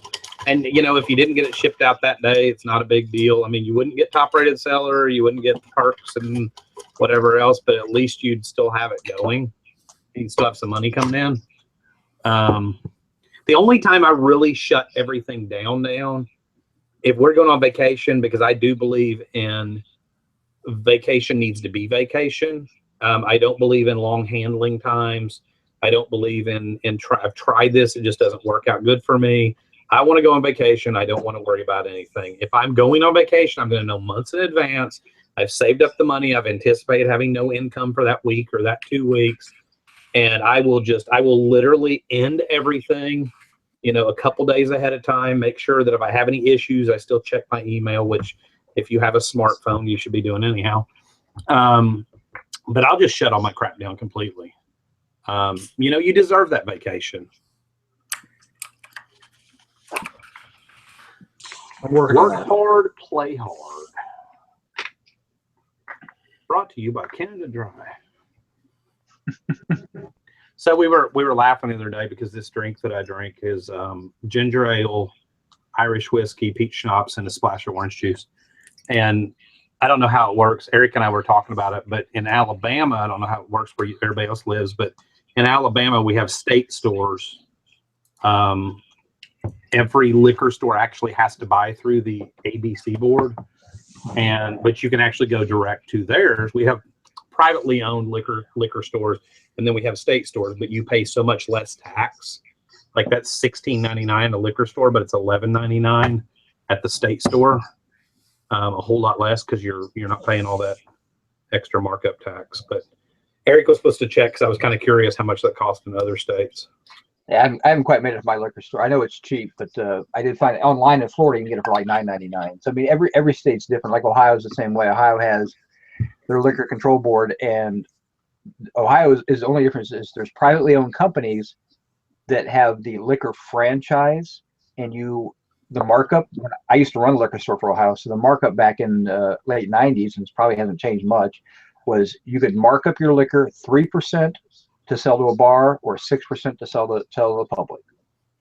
That was your allowed markup, and then tax on top of that. Of course, the bars didn't pay tax, but the general public paid tax. So, but that was it. But you also were assigned 10 or 12 bars that had to buy from you. They weren't allowed to buy from anybody else to get their discount.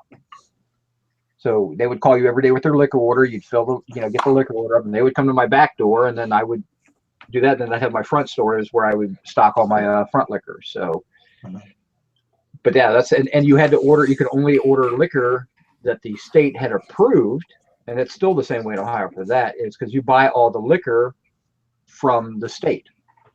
So it's kind of like the same thing. I mean, they supply it, and if the liquor's not on the state approved list, you can't get it.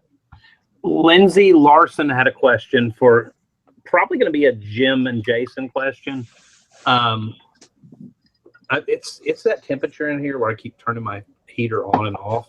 I turn it on, it gets too hot. It was 75 degrees here today, 78.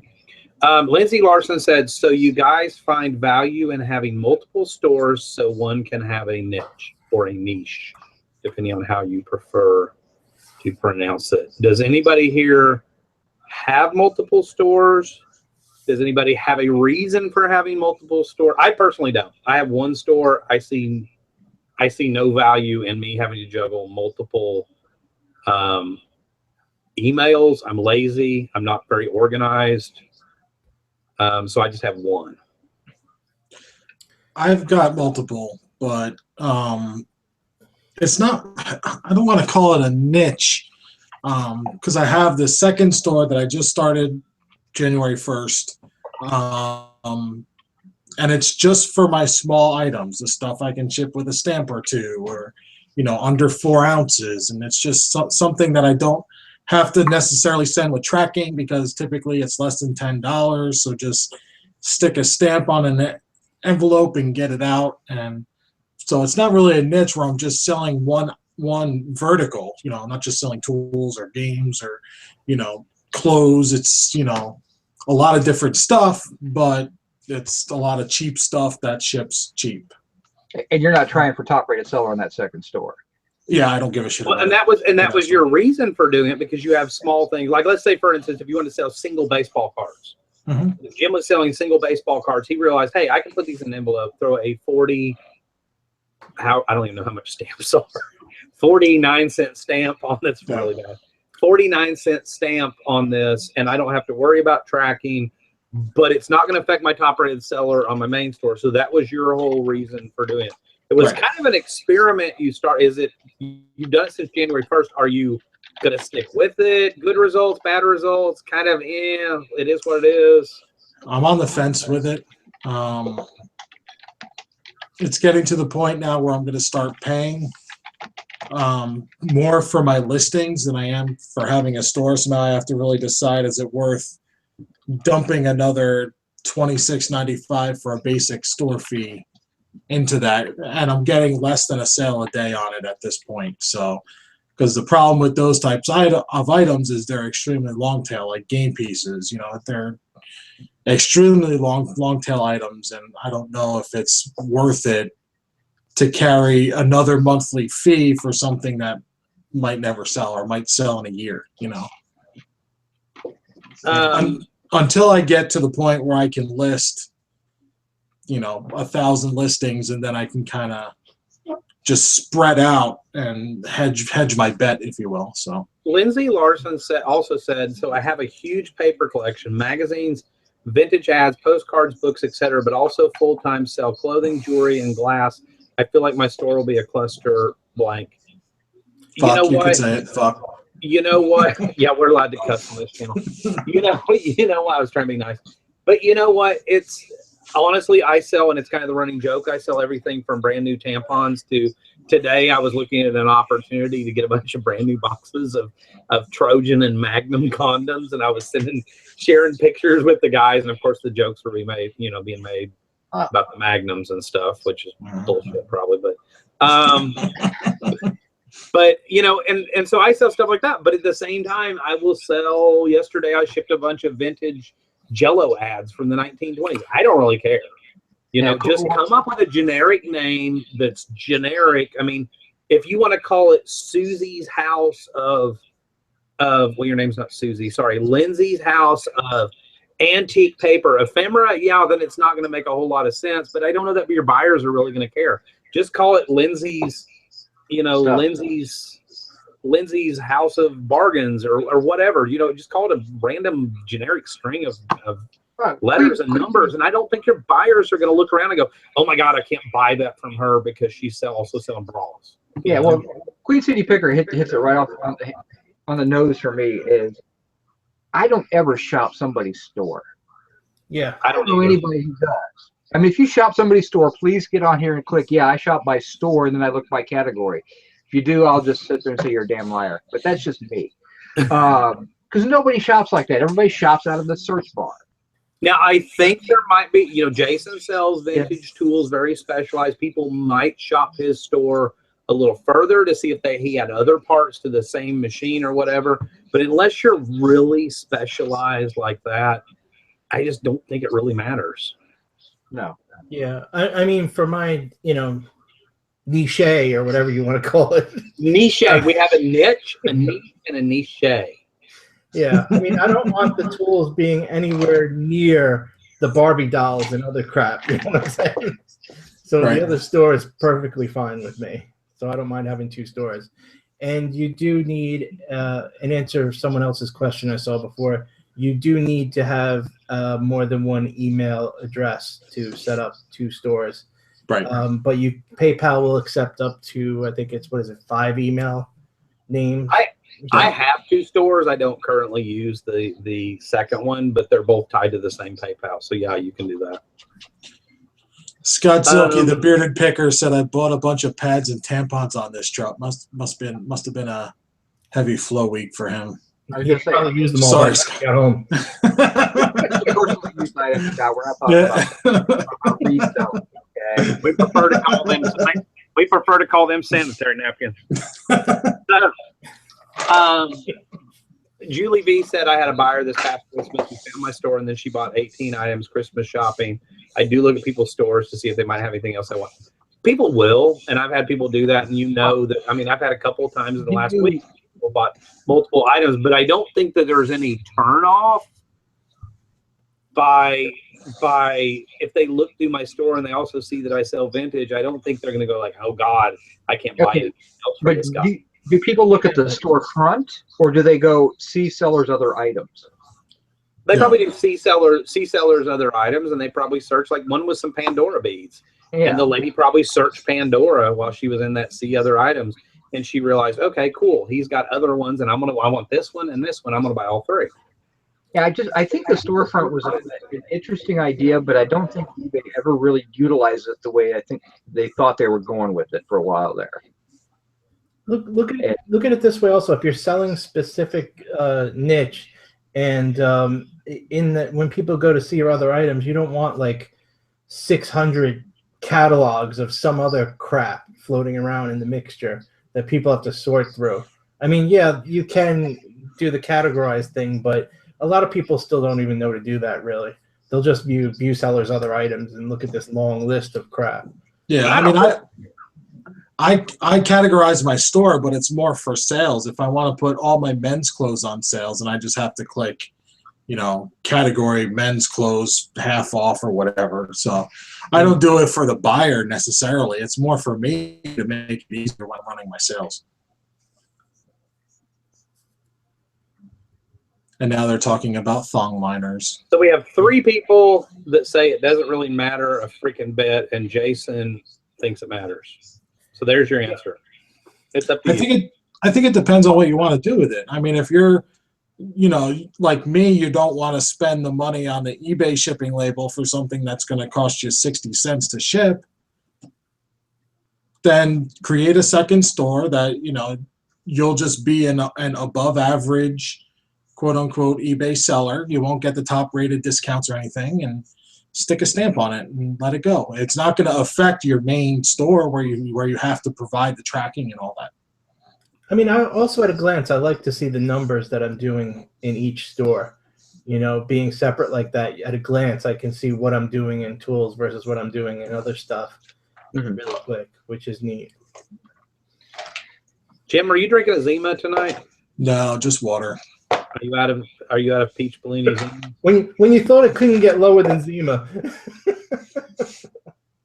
I think water's an upgrade over Zima, actually, but yeah. Well, I think it's 80% water, isn't it?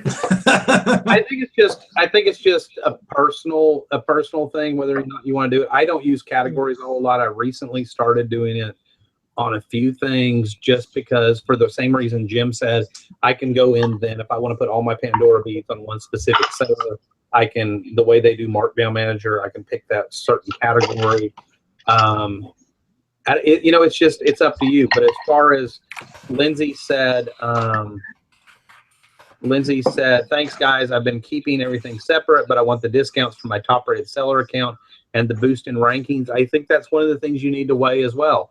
Are you willing to pay 2 store subscriptions? Are you willing to try to maintain top rated seller in both stores? Are you willing to take that maybe one, if your sales really take off over here, your other items may get a little less visibility? I truly believe that Cassini looks at an overall seller and gives a boost to all of your items in general based on what it thinks of you as a seller. And so if you're in one store, it's not necessarily, I don't know if it does, but I wouldn't think it would, going to recognize that other store. You're getting, you're on fire over here. You're selling items right and left. You got that momentum going. You're shipping items out. You're answering questions, taking offers, declining offers, counter offering offers, all this momentum. And then your other store sitting here because you put all your thong liners in it, Scott Zilke, and you put them all in this other store. Well, they may not have that same boost in, it's just a theory, but kind of a justified theory. It may not give that same boost because it doesn't look at that store as being relevant.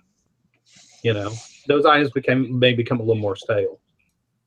It's just this is 4 guys right here that have played around with, if you're new, that have played around a lot with how do you get that best match? And we have done, like, when I say it's not just the shows you see, it's a lot of sitting around behind the scenes and, something pops up in a group and we go look at somebody else's store and we go, wow, they're talking why their stuff isn't selling, and we start analyzing it, and we pick a particular item at random, and then we run it through best match. Well, no wonder it's not selling. They're not top rated seller. They don't have this. They don't have this.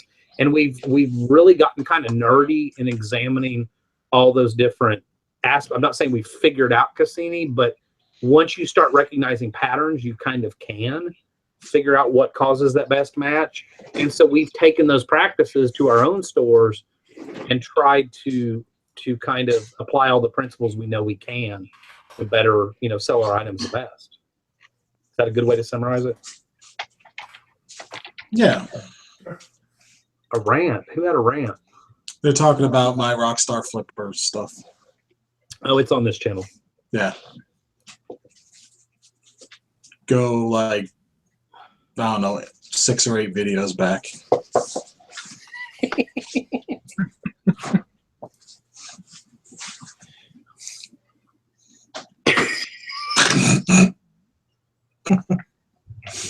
Wow. Okay. So if, all right, next question. Julie V asked if eBay, Etsy, etc. disappeared, what would you choose to do as a job? Random. I would either open a thrift store, a junk store, an antique mall, and I'm really kind of leaning that way in my future. And when I say in my future, in the next 10 years, or start doing flea markets. I would love to get my auctioneer's license and open an auction house. I think there's crazy, stupid money there. And be a good auctioneer, be an entertaining auctioneer. A lot of them in our area are extremely dry and like watching paint dry. I'd do something like that. I'd stay in reselling. It wouldn't be online, What about you? I think I would really like to do estate sales. Oh, I forgot that one. Yeah. Yeah. That's probably where I would go. Or a gigolo. That's, getting clients in either, profession would be an issue for me, I think. But yeah, I mean, if it's outside, how about outside of reselling? What would you all do? I'd go back into retail. I don't know if I'd go back into retail loss prevention like I was. I don't know if I'd do that or not, but I'd go into retail management again. I enjoy the selling part of it, and that stuff doesn't bother me. And there's good money to be made in that, so that's what I would probably do. Yeah. Oh, I can't. Wait a minute. Outside of reselling? Yeah. Take it a step further. I'd cry, shoot myself in the foot, try to get disability, because that's all I want to do. I know. I'm thinking like I'd retire. God, I don't know. I've done so many things over the years, and I think we all have. And I think just looking at this panel, I don't think any of us ever want to go back to like what Eric said that he did, or Jim has done in the past, or Jason has done, or I've done. I don't think any of us ever want to go back there. I don't know. It would be. I mean, you're talking like major years here. I mean, I forget what everyone's up to, but I know it's about 12 years since I've had like a real job, quote unquote. Yeah.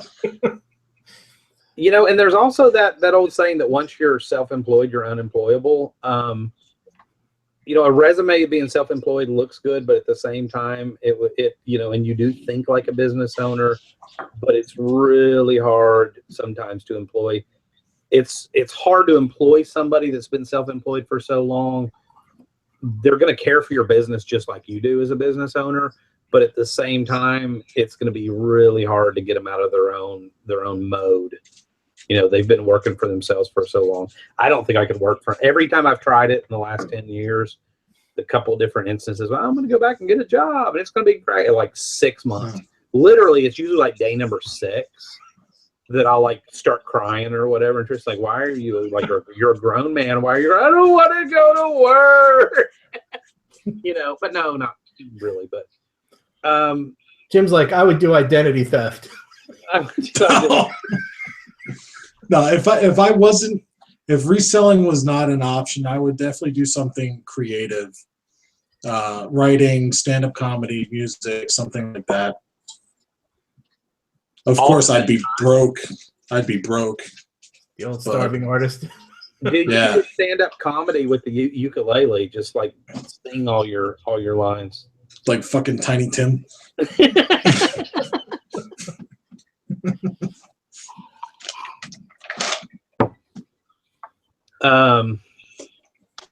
McJunkin said my last job ended in 1989.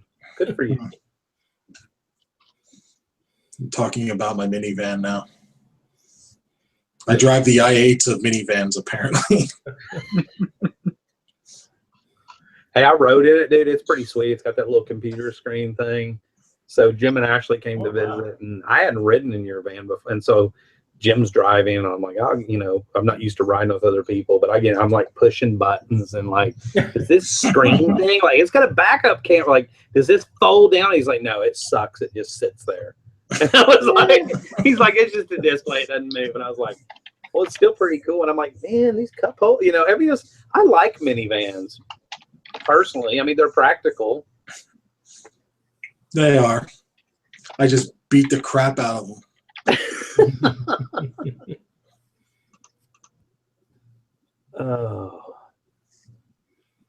If you have a question, please put it in the audience and start it with question marks. And it doesn't matter how obscure it is, because we talk about poop.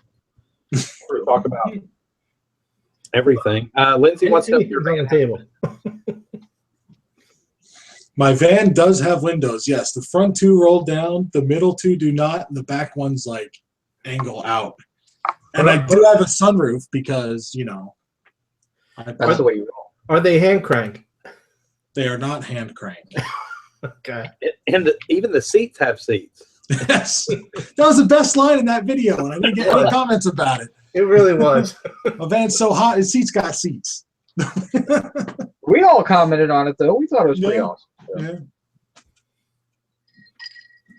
There's nothing wrong with a minivan. I once our kids got old enough, my wife just kind of like, I'm not driving them in. That was like the end of it, because I would have totally put her in one.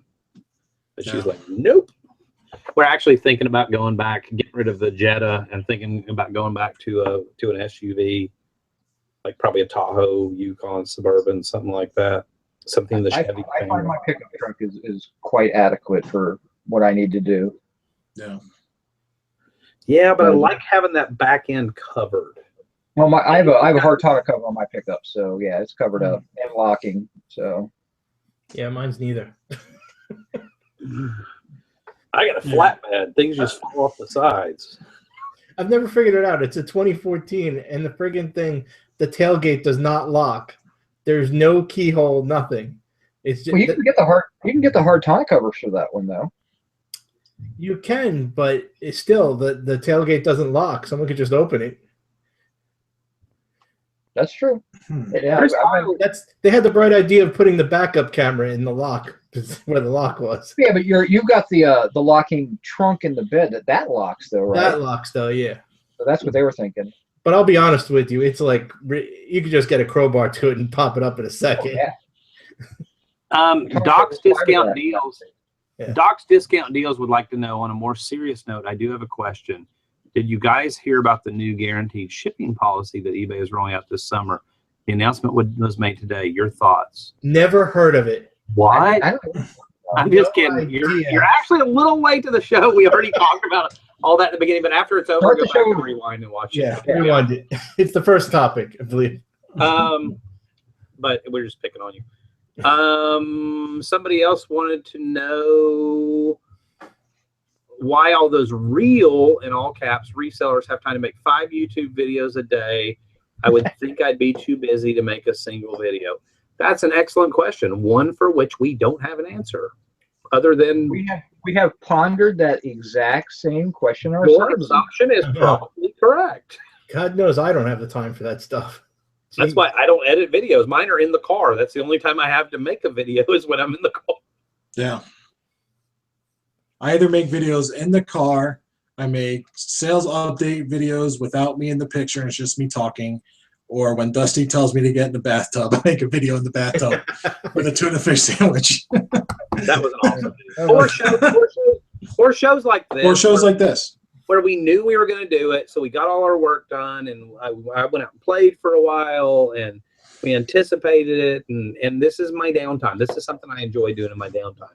But yeah, to do 5 videos a day, who knows? The YouTube landscape has changed quite a bit in the reselling community over the last 6 months specifically, versus what it was even 3 years ago. And there's people that have been around a lot longer than I have, 2 to 3 years. But it's definitely a lot of younger up and comers. All I would say is, as with any business, read between the lines, pick and choose what you listen to, pick and choose who you believe. Watch and see if people follow up their actions or their words with actions, see if they're the real deal.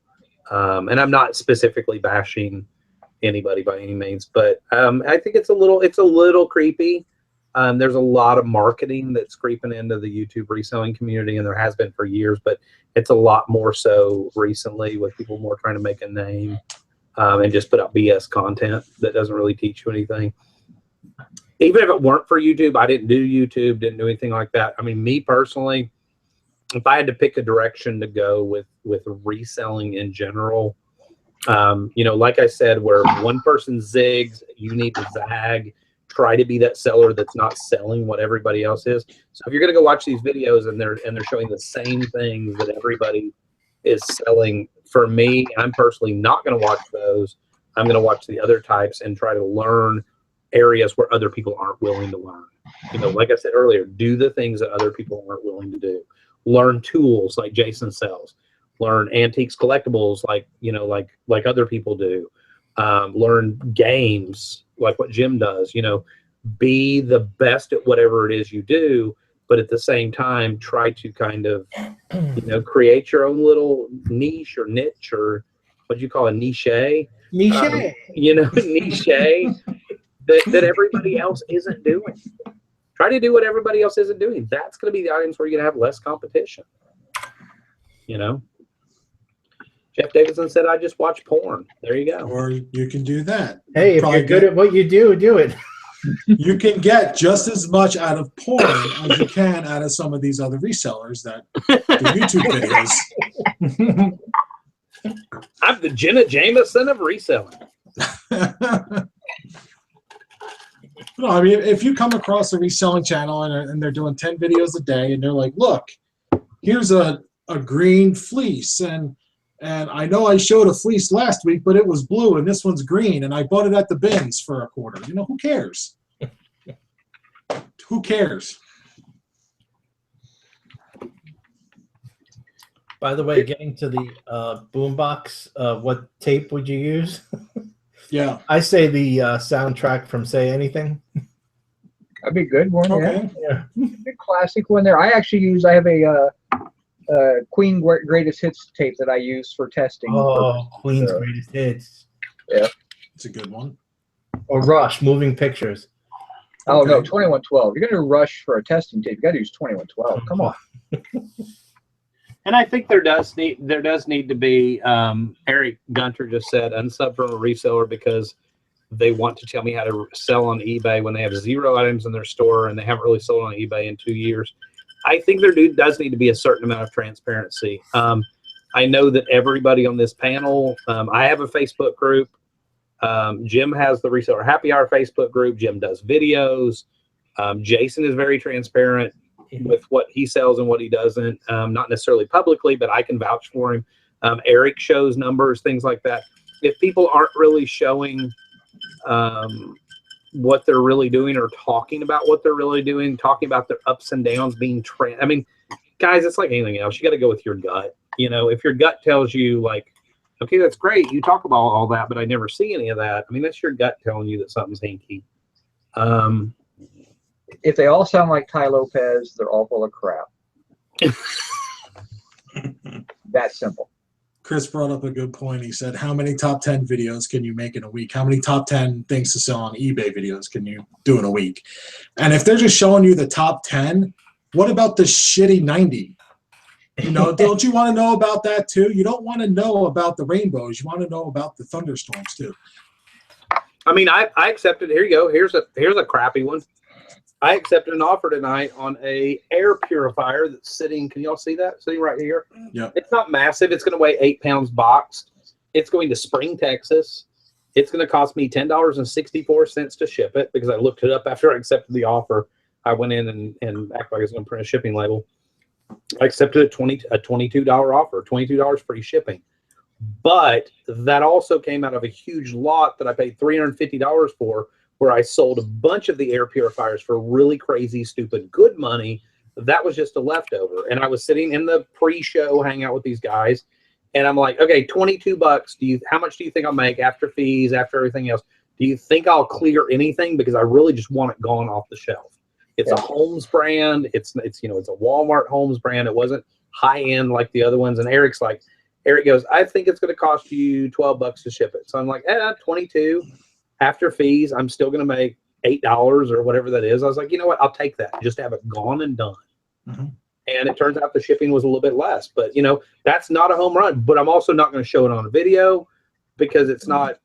I mean, I can't show everything. I try to show more for learning experiences, but I'm admitting it here. That's a dud. No. That's you. I mean, wasn't a total dud. I mean, what did I have in it? I don't know because I bulk bought that day. I probably have $5 in it. So, I still turned 5 into 12 or whatever. 8. I made $8 off $5. Yes, Lindsay, I think that's a safe assumption. And it's not that there's anything wrong with people getting together and having a meetup and talking and all that, but we do that every day. So I mean, it's I'm not denigrating anybody here on if they want to get together and have a good time and because I've been to plenty of company meetings where it was a lot of alcohol and a lot of good times were had, and a lot of work got done, but we're not going to be going to that. So my door is always open. Yeah. So there you go. If you come through my town, give me a little heads up. There has been a couple instances where my wife was sick. She, has had some ups and downs with some depression and things like that. And we've had some bad company and bad experience. My little brother coming into town, and I had to miss another reseller visiting because it literally was going to be 3 days after. And I'm like, I hope you understand, I can't do it right now. But the majority of the time, if somebody comes through, if these 3 guys said, hey, I want to come hang out, hell yeah, we would. I mean, it'd be awesome. Julie said, I had an international buyer back out today on a purchase today because when he was sending me offers, he saw one shipping cost. Then we agreed on a price and the sale was complete. It went up. I do not know, but I think part of the problem is going to be they see a shipping cost, but what can really affect is how much you accept for the item, and then their customs costs are going to go into that number. Mm-hmm. Was that a global shipping or was that a straight up international? I'm assuming it was global shipping. You had to clarify that for us, but when you said because that's how much they pay for an item also depends on how much duty they have to pay on that. Right. And so that can be something that can be affected by that. I know, Jason, you sell quite a lot international. Yes. But you don't use global shipping, so right. I don't know if that's what could be affecting it, but they do see the shipping cost up front. But I don't think they see the value-added tax, the VAT tax, or their customs fees up front because you haven't decided on a price yet. Especially in an offer situation, if it was they're going to buy it now at this price, they should have an idea what that is. I would just reply back. I would just reply back with, you know what, I don't have any control over that. That's what it is. If you'd like to cancel the sale, I'll be more than happy to. And as much as you hate to lose a sale, if it's a decent item, obviously it is because somebody bought it the first time, then just hope that somebody else buys it fairly quickly. Mm-hmm. And just cancel the sale. And usually when you say that, say, I have no idea, I don't have any control over what eBay shows, I have no way to change it, especially after the fact that's not physically possible on eBay. I apologize for the inconvenience, but I'd be more than happy to cancel it if that's what you'd like me to do. Please let me know. And if they say, no, it's okay, and a lot of times they'll just go ahead and pay for it. Yeah, LB asked us when we're going to start doing live classes to charge for. That would be never. Oh man. Why would I charge donation button for free on YouTube? How about a donation button? I could use a cheeseburger or two. Yeah, I got nothing. Again, no problem with people giving away, doing live class, and charging money for it. If that's what you feel, that's more of a hands-on type of teaching that you want to pay for. I got no problem with that. You know, pay for it, do whatever you want. I'm not going to be that. I'd rather sit here and talk on YouTube and give it away for free. I'd rather sit here and talk about something I'm passionate about because I do enjoy teaching people. You know, Thrift Daddy said I'm tired of haul videos. I think if you watched this group of 4 people, if you watch any of our videos, if you watch any of our group shows, if you watch any of our, you know, stuff like this, like what we're doing now, you will see stuff that you won't see other places. And yeah, I will brag for a minute.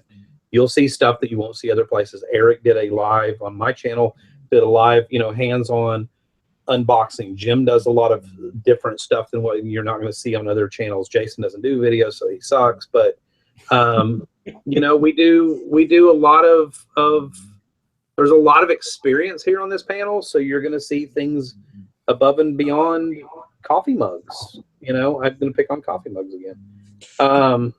You know, I love doing that live unboxing. I think we need to do more of those. So I loved it. You know, here's my thing. I admit I'm kind of lazy. It does take some time to do a video. It does take some time to unload a car to the porch, have my wife stand there or set up the thing to hold my phone or whatever and unbox each thing. And it's more exciting to sit in here with 3 of your buddies, like what we did on some of those shows, and literally open each box one at a time and do the research together. And you learn, like how much I learned just on yours. Just on yours alone, Eric, is a good example. Like that Nikon F, was it Nikon F camera? yeah. Like I now have that in my memory banks. If I ever come across a Nikon F, I know where the money is. It's not in the body. It's not in this. The lens over here, this magnifying thing with the bellows and stuff. I know where the money is in that. And that's the kind of stuff that as a reseller, if you keep watching enough of that stuff, you're eventually going to come across that stuff. Yeah, I would have thought the money was in the body, and it's not. The body, but the money's in the attachments. I did sell the body tonight for $50 though, so It's not bad. that's cool with me. Yeah. Now considering, I mean, I sold the rest of the stuff for $2.25, I think it was. So. And Thrift Daddy's trying to rattle our cages again. Has another question. I already answered it. Oh, what do you think of super chat money on live shows? I have no idea what that means. They put a donate button on the top of the chat. I think it's tacky as hell. I was watching a live show, a guy, I'm not going to mention his name, but it rhymes with Cockstar Stripper. And he does that. He puts the donate button. It's like, dude, you brag about how much money you make, and then you want people to give you more money. The sad thing is people do, and it's because they're sheep. They love you, so they'll throw money at you. And I'm the kind of guy, I'm not going to ask money from Is that kind of like tipping the stripper because she almost gave you a hand job? I guess I don't. Basically, yeah. That's weird. Here's my thing. When I do videos on YouTube, yes, you can monetize them. There are commercials. If you watch those through, some people don't. Some people go, I hate that. They click on them and they can't stand it. That's fine. I don't care. But there's a certain percentage that will let the videos play, and some of them are little banner ads. A lot of people watch my videos while they're doing things in the background, so that banner stays up, and I get a fraction of a penny or whatever. You know what? That's my reward. Not only that, and just doing the videos. I enjoy doing the videos, so I'm not going to ask for additional monies on top of that. I mean, I think it's a little tacky. It's not a donation. I mean, you're not donating it to a non-profit by any means. I mean, you're paying him for content he's giving away for free. Think about that. And he's monetizing the video anyway. I mean, I monetize my videos, and I have no shame in saying that I do that, but I'm not going to throw a donate button up there and be like, oh, please help me pay for my I-8. It's just, no. You know, my I-8 of minivans needs to be paid for with my big $264 monthly payment. I mean, no, I can handle that, believe it or not. You know, I don't need more money from you guys. So at the end of the day, watch what you want, like what you want. But I do find it a little disheartening that there's a lot of really good, you know, Terminal 99 is a great YouTube channel. I'm going to plug in. I've met him one time like in person in the hangout. He's an amazing guy that has an amazing eye for vintage stuff, for collectible stuff like that. I've learned, so to me, it's like watching Antiques Roadshow, which I'm the nerd that watches all that, as y'all know, but I watch it just because I learn something new every time. And he's one of those people that just go watch stuff like that. Pick who you want to watch. But if you want to watch, if that's your choice, that you want to watch somebody that provides content that is literally going to tell you to go and do what every other reseller is doing, I'm going to tell you right now, you are going to go up into competition against every other reseller. You know, I gripe about this, I think, like every other show. If you go search Ralph Lauren XL right now, Ralph Lauren XL men's, there will be about 18,000 results. I'm actually going to go do it. I think it's more than that. It may actually be more than that. So, and I'm not bashing on selling Ralph Lauren shirts, but you need to know that if you're watching videos that are telling you XL men's, and of course that's going to include pants and everything, 23,737.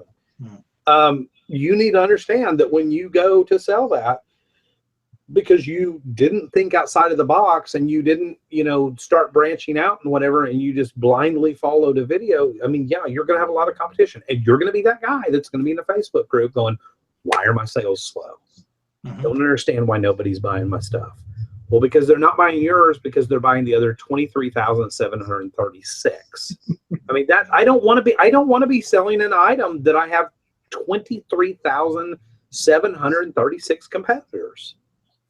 No. You know, it's try to find rare, try to find unique. I used to say this a lot, and I haven't said it in a long time. Try to train you to be successful in this business. You have to learn to look for the unusual.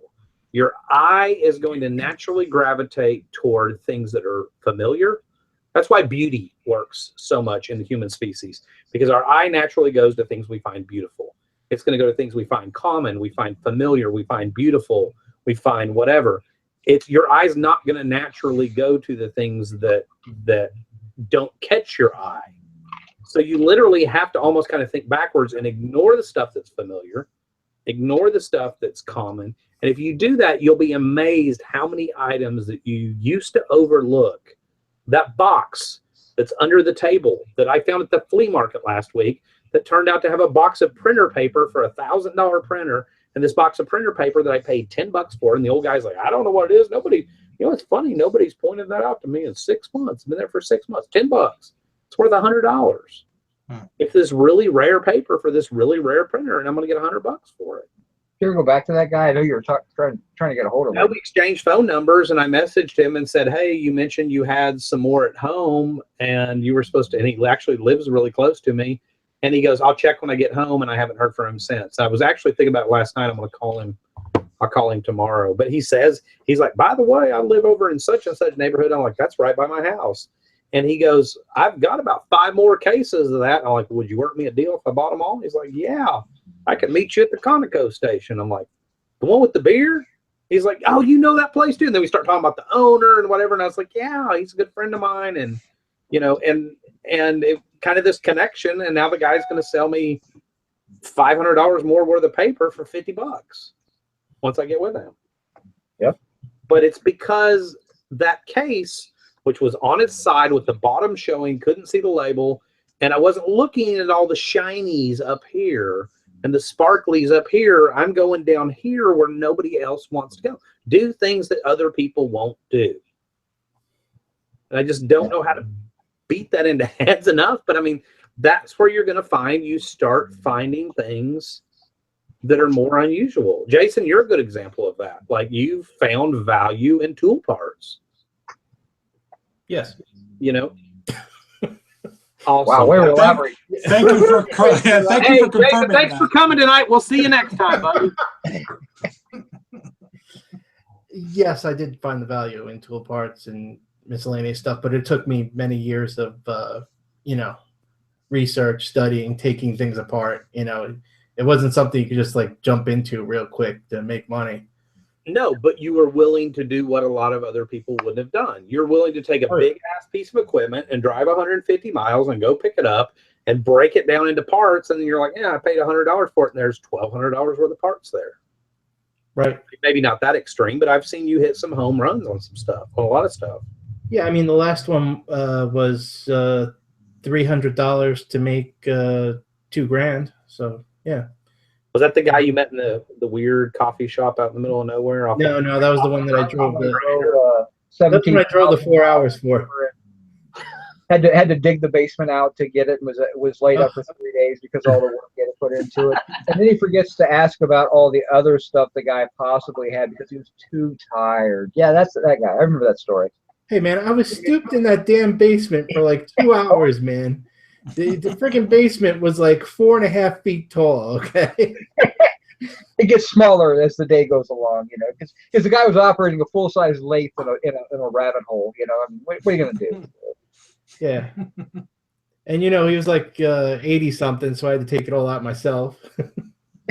So I had to take it apart, and I'm just stooped over the whole time. I even hit the damn. There was a light bulb like on the ceiling, for the light with no cage or nothing. I smacked my head into that. I can't believe I didn't break it. But yeah, that was a fun trip. Yeah, I was a little exhausted after hauling all that crap out to ask if he had more shit. Yeah. I'm so exhausted. I can't seem to pull some more money out and buy the rest of his low price stuff and make tons of money on it. So yeah. Hey, and I had to rush back to beat that storm too. Don't forget. Yeah. All you do is step on the gas a little harder. You get a ticket, so what? So wait. In my defense, I did buy that sweet Apple II GS. So. And where's that at? It's right over there on the shelf. And what's gonna happen to it? It's staying here. On there. Exactly. He's not going to sell it. But I'm selling the one I own, so it's a swap. That's all. Which isn't worth near as much as the one you have. So, who are your personal heroes? Tracy Atkinson said, because I will pick up something weird after being exasperated with research. Sometimes I just want to list things as, what is this? Question. My goal is the vintage research tool. I'm going to tell you right now, I had a guitar pedal this last week that I didn't know. Jim came to town. Jim looked it up. He goes, you know what? That's homemade. And I'm like, you know what? It was out of a bigger lot that I bought from a storage unit that I already made all my money back. And I'm like, you know what? I'm going to put it down as unknown homemade vintage guitar pedal, whatever. Put some crazy price on it, take the first offer that comes along. Somebody came along. I took the screws out of the bottom, showed all the circuits and all that. And I'm like, I don't know what this is. I don't know what it does. I don't know anything about guitars. Here it is. And somebody offered me $25, and I took it. well, I would say there is a vintage research tool. It's called the Alabama Figures Facebook page. If you don't know what it is, drop a picture of it in there. Drop some good pictures, some close-ups and things like that, and ask the 1,000 people that are in there, or drop it into one of the bigger thrifting pages and say, what the heck do I have? Somebody's going to know what that is. Yeah, I always have fun because I find the items that I drop it into a couple of the other Facebook groups that are 18 or 20,000 strong, and I get no response. I'm like, okay, maybe my eye was a little too keen at buying that item because nobody knows what it is. We have a really good group of researchers and people that can find, and it's a close, tight-knit group, and it's some really good researchers that can find a lot of stuff very quickly. Like the day we said, hey, this is in Russian. What does this mean? And like 10 people are like, I don't speak Russian. My girlfriend does. Or somebody else is like, oh, I speak Russian. It says this, that. I mean, literally that was, you and I were sitting there researching for 20 minutes. And I'm like, let me see that. And I'm going to take a picture of it, took a screenshot of it, stuck it over in there. I'm like, by the way, I posted it in the group and there's your answer right there. And it was literally like a matter of minutes. Yeah. Somebody else asked if any of us use TerraPeak rather. I don't. I know Jason did, but they took away some cool features from it. I do know that the 4 of us here do use WorthPoint, and I love WorthPoint. Do you still use TerraPeak? I still have it. I've been meaning to pull the plug on it. I really don't use it that much, especially now with the WorthPoint. Do you like WorthPoint better? I only used it one time so far. It's completely different. It's hard to say because TerraPeak will pull up anything that's been on eBay, whereas WorthPoint doesn't necessarily grab everything. Like it's based more towards collectibles, antiques, art. Right. If you were trying to figure out like the price for something very generic, like some retail item over the counter, you'd have a little better luck with the TerraPeak. But all in all, I tend to not really use those services too much. It's really something I need to dissolve, actually. Thanks for reminding me. I mean, it was good like back in the early days when I didn't know a lot. I used it a lot more, but now I don't seem to go to it very often. I would say I use WorthPoint probably at least once a day, probably 30 times a month on average. Sometimes a couple times a day. Sometimes I don't use it at all for several days. I use it probably 3 or 4 times a week at least. I mean, you know, if I'm sitting down, if I'm doing some research and I'm trying to validate a price on something, it's a unique item, or maybe, you know, maybe I got nothing. At least I go to WorthPoint and see, you know, is this something that fell in those categories? And we found stuff. I mean, we did some a lot of research on. Remember, we were researching those tether cars that were in that one auction. Right. And you know, we were talking about buying. I was thinking about buying those, and I had no idea what kind of price what it was, and kind of had set a limit. Oh, I think I want to spend maybe $30 or $40 on one of these cars. I had no idea what they were worth. None on eBay or anything like that. Go to WorthPoint and found one that sold for like $2,000. And like, oh, maybe I'm a little off on the pricing on that. So you know, I'm going to have to raise my price. Of course, they sold for like $1,200 a piece, which to me is no profit in that. No. But it's like, you know, if I hadn't looked there, I would have never known it would have been worth that much money, and I could have let it go for $50 when I didn't realize it was worth that much. So,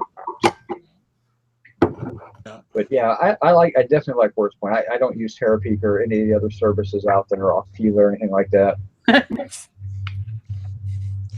All right, let's get to this one because I know it's going to be another ranting. This is probably for all 4 of us, right? But no, let's get to Doc Discount Deals question. Serious question. What's your biggest eBay scam story? Stated alternatively, what's the largest dollar item that an eBay buyer has tried to scam from you? Go, Dusty. I'm going to pee, and I guarantee you he's not. He's going to go He's off. still going to be talking when I get back. When I get back, yeah. If he's not mixing another whiskey drink. I drew a line on the side of the bottle where I started, so if I got accused of drank all my. I was in Mexico one time. I was in Mexico one time, and they had a 5th of Cuervo in the middle of the table, and they literally had masking tape written down the side, and the bottle would just be sitting there like that, like half full. This was not full when I started the night, by the way. And there would be masking tape line, and you like just started drinking, and then when they're like, like $2, and it was like I drank like a half the bottle, and it was like, okay. The question is though, can you see that line when you fall off your chair? Yes. Okay. It's fresh out of masking tape. So I just drew it straight on the bottom. So, you know, okay, twofold as far as being scammed on eBay. I think there's this is going to be my rant. Okay. I have actually been scammed. It was on a Sea-Doo part that went to a guy in Australia. It was a very scary experience, actually. It was about 10 years ago. The guy sent his used part back. I compared the serial numbers. It was I forget what you call it. It's the brain in a Sea-Doo watercraft. It's like an ECM or ECU, but there's a different name for it, and I can't remember the name. But the guy sent his used one back, and I just told him, I'm not giving your money back, whatever. And he's like, well, I have a friend that lives in Alabama, and he's going to break your kneecaps. That's exactly what he said to me. And I'm like, oh, this is in the days before it was really easy to report things to eBay. I'm like, okay, cool. Yeah, no, don't come near my house. So needless to say, he did. Tristan was home alone at the time. And I'm like, hang up and call 911. So, and he ran off before that. But so, yeah, I mean, there's been the occasional scammer person, but I do think that term is way overused. There's a lot of fear mongering that goes on, especially if you get in big Facebook groups. There's a thing called mob mentality. And once everybody thinks that this is a scam, I'm going to tell you, we as sellers make mistakes. Nobody ever wants to admit to their mistake.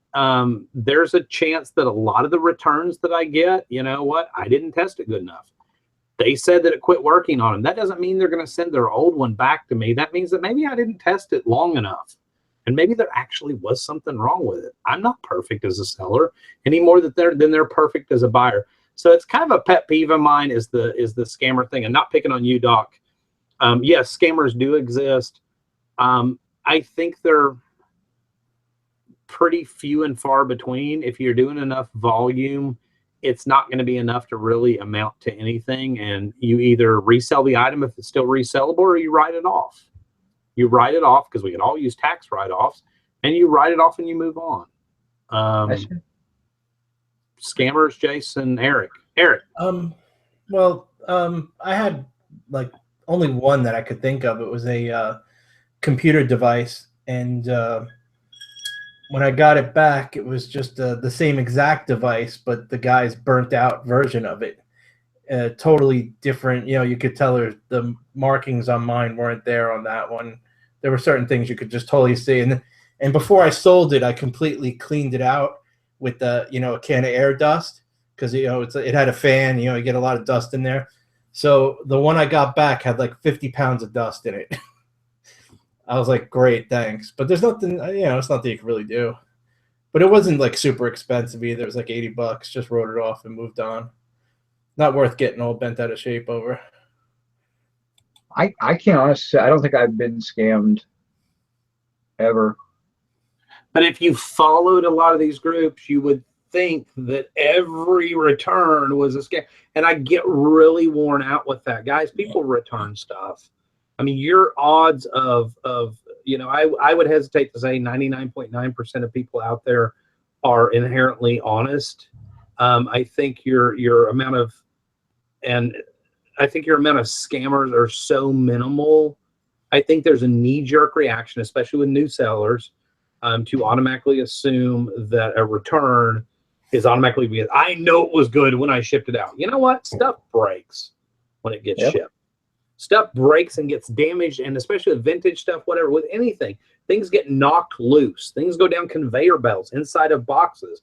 I don't care how well you packaged it. That item's still going to get jostled. It's going to ride down the back of a UPS truck going like this for 60 miles before it gets to your. See, I told you I'd still be talking, Jim. It's going to get to 60 miles. They haven't even had their turns yet. So I peed, I refilled my water, and I answered 2 questions on eBay. You know what? Did you refill your water from the toilet, Jim? But I think there's too much of, get the item back. The first thing I always do, anything that has a serial number, I'm just going to automatically include that tag with the serial number as part of my pictures, because usually it has the model number, the volts, the hertz, and all that stuff, the crap that nerdy people are going to want to know. So that's automatically, if it's got a label on it anywhere, that's going to be included. There's certain little things you can look for. If it's this phone, chances are it's got a little speck in the top left corner. If you get it back, just look, oh yeah, but it's got the same spec. It's the same item as what was in my picture. Verify it like that. And it's, there's a chances are that things did get broken. There's also the chance that people pick defective because they don't want to pay the return shipping. You know what? You can either get on eBay, you can call, you can scream, you can get on the phone with them, rather. You can call, you can scream, you can fight. You can say, oh, my God, they're not whatever. You know what? You're probably not going to win. And at some point, you have to realize I'm a business. I can't chase. Like my dad used to say in the grocery store, you can only catch so many shoplifters. Eric, you were in loss prevention. You can only do what you can do. Some of them are going to get away with it, and you just go on with your day. You write that off. That's what you write that off, that loss right there. You have some amount of loss built in, and you move on. I will tell you. I mean, you're talking more about returns though than scams per se. The way Well, but scams. I mean, a lot of people think that they're getting scammed with the return, but I will tell you is there's one way to just forget about all the scamming whatsoever. Is don't take it personal. Too many people take this personal. Exactly. It's a business. Businesses get one of my biggest pet peeves is it's the principle. You know what? You can build your entire damn business on standing fast on my principles, or you can just look at your spreadsheet like most businesses do and realize, yes, we do need to stand fast on certain things and fight certain things, but just write it off and move on. Yep. And I think when I hear that, it's the principle of it. If you find yourself constantly saying it's the principle of the matter, chances are you're putting way too much emotion into your business. Just let it go and move on. Yep. Yeah. That's why I say I don't think I've ever really been scammed, because I never really considered it a scam. Have I sent things out that I knew were working that came back and said, oh, it's not working? Sure. Is it a scam? I don't know. I think it just probably got broken transit personally. I don't worry about stuff like that. Your outlook, Tom, the Queen State Picker said, it's the cost of doing business. Your outlook on how you deal with things is going to affect your business in ways that you have no idea. Especially as a sole proprietor, it's going to how you deal with things.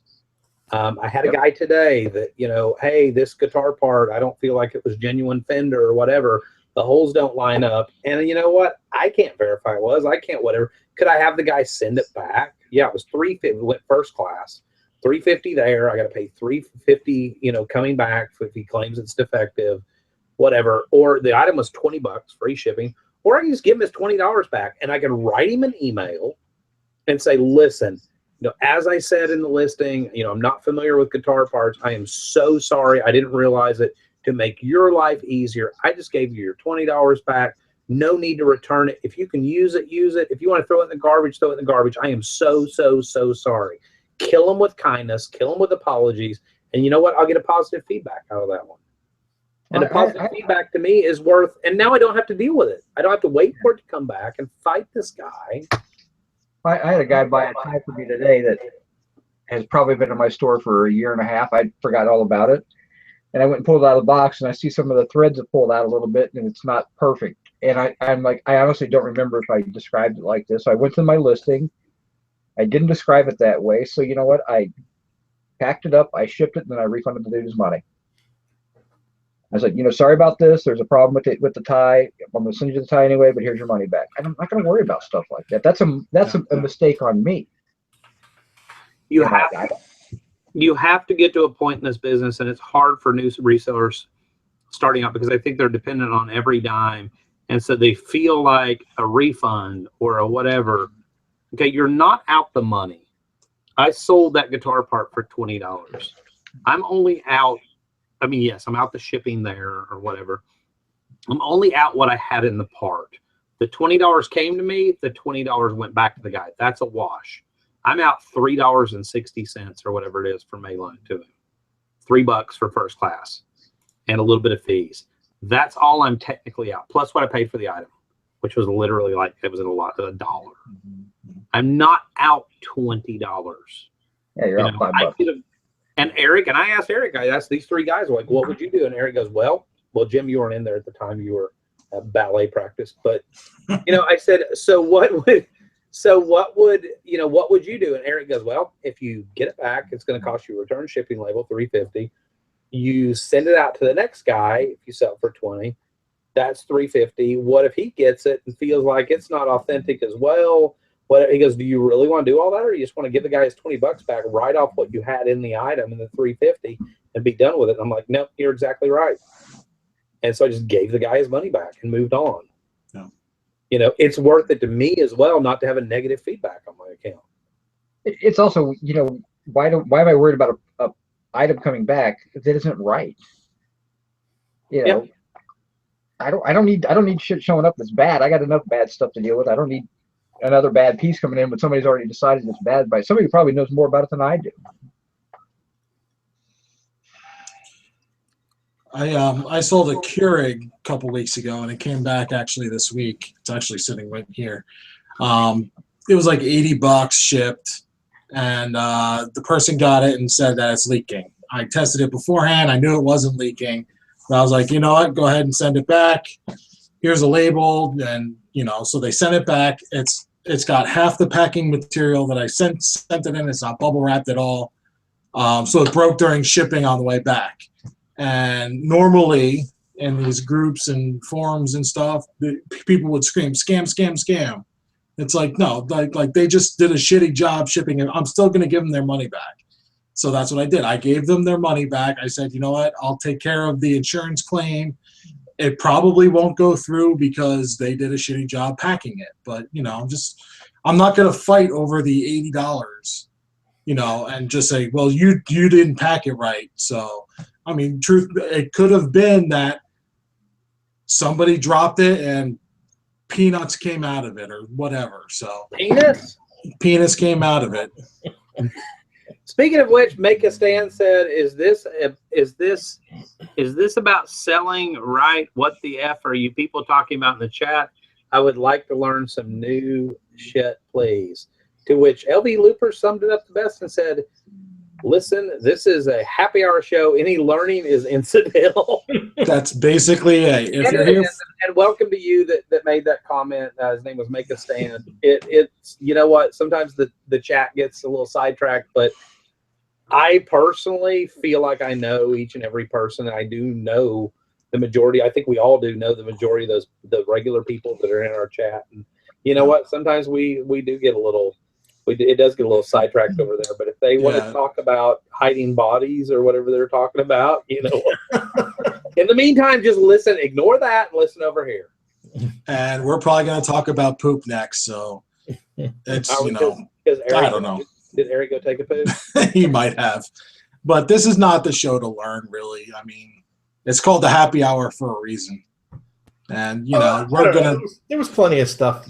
We're going to talk about stuff but it's the premise of the show, Make a Stand, is we're going to talk about work-related stuff, but we're not going to be rigid. We're not going to be, you know, all business all the time, uptight. Yeah, all business. And, it's just going to be whatever happens. And Ruthie D. Cool Things said, "I always show up at the oddest times." She really does. Jim's going to take off his shirt right now. LV Looper, poop question. Are you standing or seated wipers? I will start. I'll be brave and start. I'm a multiple wiper. I wipe seated first. I stand up and finish the job. I don't even know what that means. Standing wipers? Sometimes you got to stand up to get the extra leverage. No. Put the leg up on the seat. Now we've crossed. There's like an invisible line we just went across, and I don't even know what that means. And we had 77 people watching. We'd like to thank the 32 of you that are still with us after that. So anyhow, in other news, if you have a question, please type it in the side chat. Any question will do. Growing on Grumpy wants to know, Jim, is it a thank you, Barbara, for saving us? Jim, is it a single cup Keurig? Yeah, it was. Yeah. They have double Some of those are recalled, so sometimes you can get a money back from the recalled ones. My problem with those Keurigs, and I know Going on Grumpy does well with them. There's a lot. Keurigs are really tough to sell. There's a lot of people don't understand that Keurig has kind of cracked down on having to use certain types of cups. There's certain hacks you have to do. There's actually certain magic menus and things you have to go. I mean, I don't like selling them just simply because it's kind of like cable modems.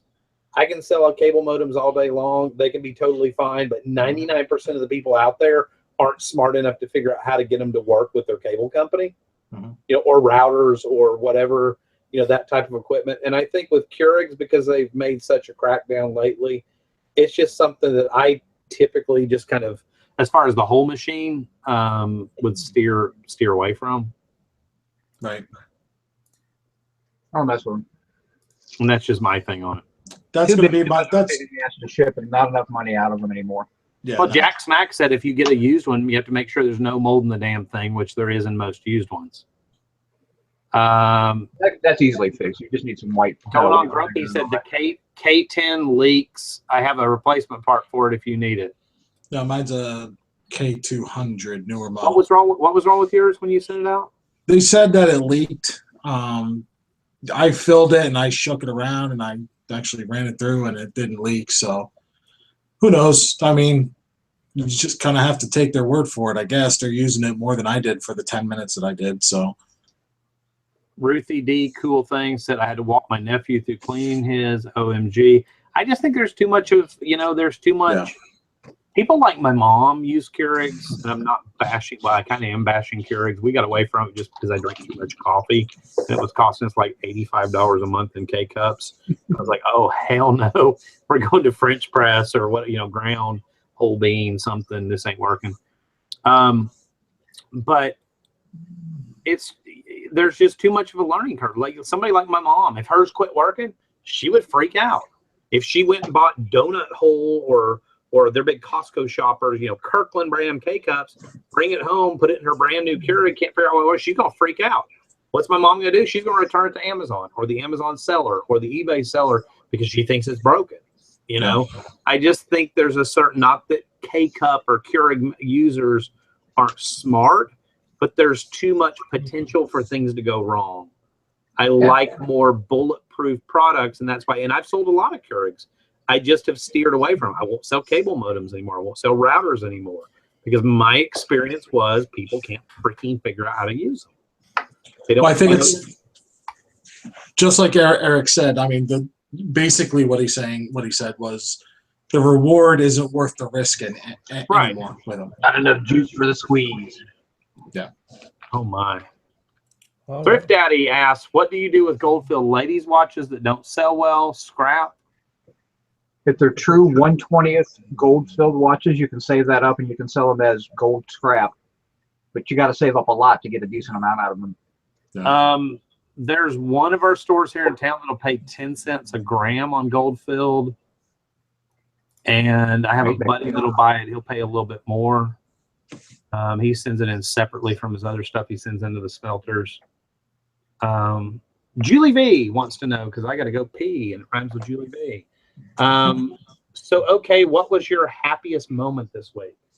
Mine's about to be right now. Mine is right now watching Dusty prance out of the room to go pee. Anytime you can make it to the toilet is a good moment. Happiest moment this week. I gotta tell you, my kids were home, and there's extra kids in the house because kids are out of school.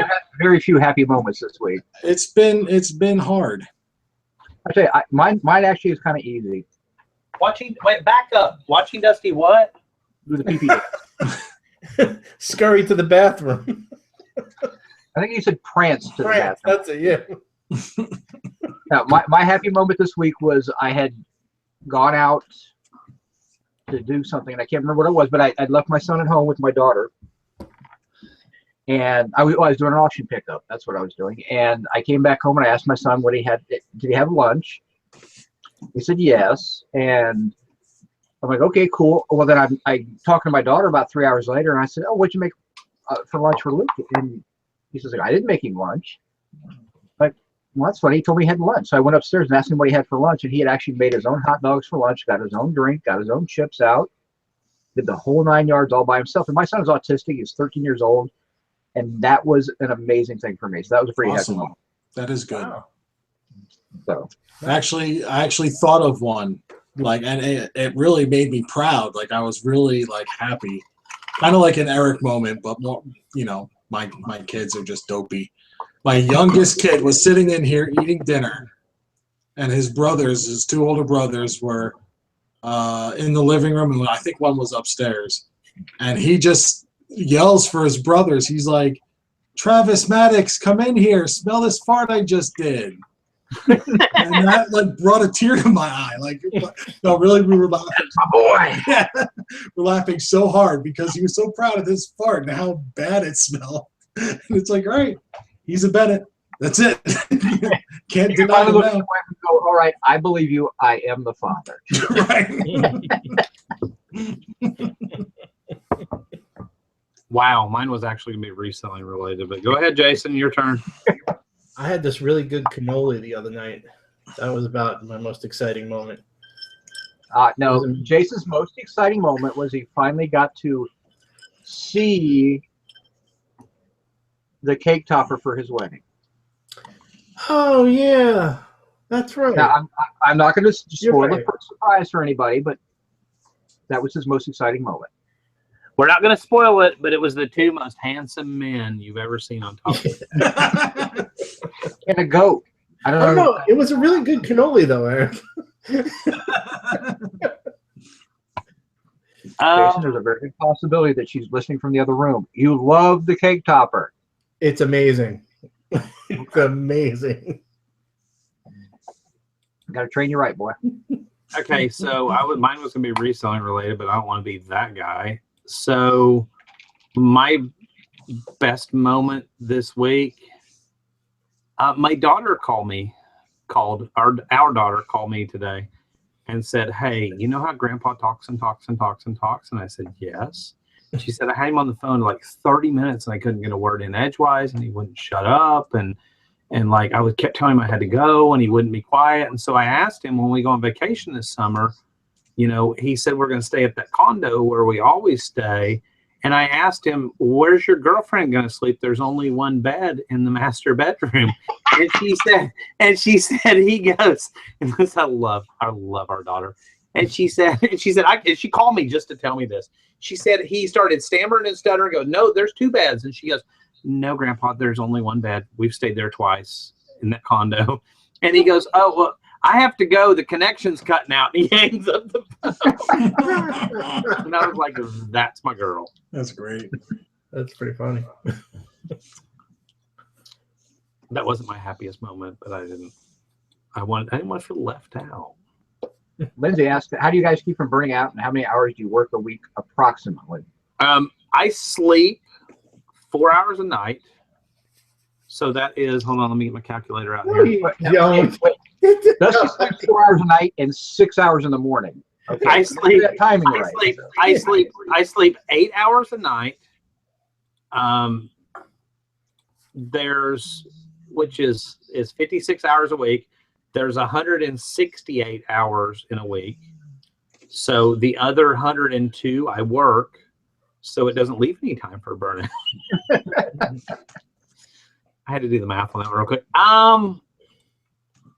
That's actually a really, really, really good question. How do you avoid burnout? Let's just kind of narrow it down to that. As far as how many hours a week I work, I mean, define work. I've been sitting at this computer since the morning show started this morning. I was late. I got in here at 9 o'clock. I rode my motorcycle for 2 hours. I jacked around within the garage, pulling the battery and putting on the trickle charger. I mean, there's been a lot of time sitting here wasting my breath with somebody that won't listen in the Facebook group. That was 2 hours of my life I'll never get back. That all of us will never get back. Which is the whole reason for this whole show tonight. And I had 6 hours last year with the same guy. So, but there's a lot. So as far I didn't list anything today. I did 2 hours worth of shipping. We ran to the warehouse. We dropped packages at FedEx. I mean, actual work. I probably did 4 hours worth of work. I mean, the rest of it was, it was work. Like even this, I consider this work, but it's work that I enjoy. Like I've learned things during this show. I've learned things from the audience. It's adding to my knowledge base. Are they asking if I have a bubble bath? What? Yeah. So, there's certain, I laid in the bathtub for an hour. I take baths. And I will admit it right now on camera. I don't care. It is the one place in the house that, especially when it's cold, if your muscles ache, you can lay in the bathtub for an hour in the morning. You can check all your email, accept offers, answer things from your smartphone. You get a lot of damn work. Check on your Facebook group. You get a lot of damn work done in an hour, and people will leave you the hell alone when you're in the bathroom. So there you go. Unless you're fat and you make that suction in the tub, and it hurts when you get out of it. But as far as remember, only fill it up halfway, Jim. Yeah. all right, so that's the first half of the question. How many hours a week do you work? Eric, how many hours a week do you think you work? I usually try to plan that where I have one day that I don't do anything that's eBay related, unless I'm answering questions or anything like that. So I try to take at least one day off where I'm just not really that. I may get on the computer and do a few things, but it's more my stuff. I'm not really doing eBay stuff. But aside from that, it's pretty much from about 9 to 10 o'clock in the morning till sometimes midnight. Because what the hell else am I going to do? I mean, I don't do anything else. So, but I'm not burned out because I enjoy what I'm doing. But I don't sit here and I'm just not, I listed 200 and some odd items last week. But that's a grind for me. I don't usually list at that rate. And it was a fairly easy listing. I listed 41 items today. But the cool thing is those were items that'll bring you residual money. Oh, yeah. Even if they only brought you $10 a day for the next, like how many items were it? 200 for the next 200 days. I mean, that's still $2,000. Yeah. So, I mean, but I had a lot of things like that where I'm listing very easy to do, sell similar. I'm just changing the title and description and photos. I mean, it's actually pretty simple. But, I don't work hard. I could work everything that I could do if I compressed it. I probably work 7 or 8 hours a day. But I'll stretch it out to 10 or 12 hours a day because I'm like, I'll rabbit hole for a while, or I'll do research, or I'll what, I'm tired of doing this listing. I want to go and just play with something I bought and try to figure out what I'm going to do with it, how's the best way to market it and sell it, and how can I get the max value out of it, stuff like that. Or I'm planning my week. I'm going, okay, is there anything I want to buy this week that I need to go look at? Is there any auctions going? Is there any storage, units coming up for sale that I think are valuable? Is there, do I need to make some phone calls, talk to some people I know that might have some stuff I want to buy? I mean, some of that stuff is just kind of, it's not really work. I don't really consider it work. If you love, it's that old saying, if you love something you do, you'll never work another day in your life. Like, I could hang out with these guys all day long, and even though I'm not working, I'm still learning. I'm still taking in information. I mean, even the days that I'm just sitting jacking around the computer, and like the other day, Eric and Jason were looking at these storage unit auctions and things like that, and I'm listening and I'm picking up things and I'm learning doing it. I'm catching bits and pieces. Did you realize in 1967 whatever is, and that's sinking in? It's kind of like having PBS on in your brain all the time.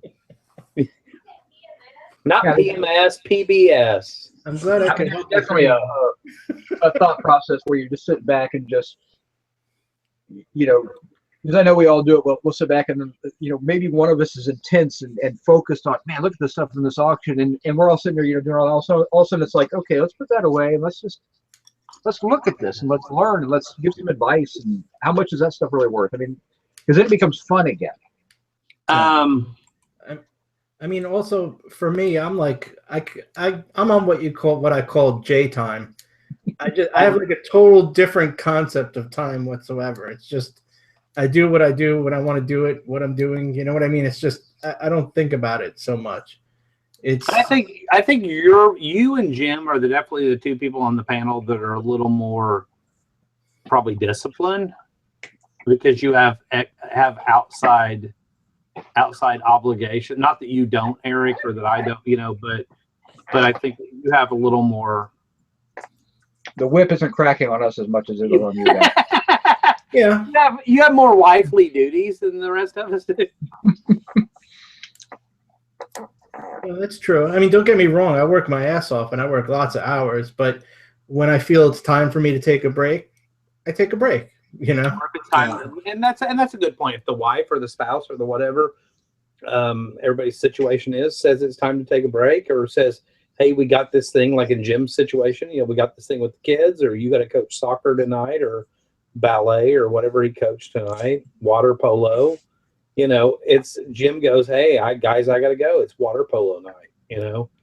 It actually wasn't. It was soccer. The most awesome thing. So I called Jim. At like 5 o'clock. I call him on the phone, like the actual phone, and I go, hey, what are you doing? He's like, get it, he's scoring a goal. And I'm like, dude, did you really just answer the freaking phone in the middle of your kid's soccer practice, running down the field? Yep.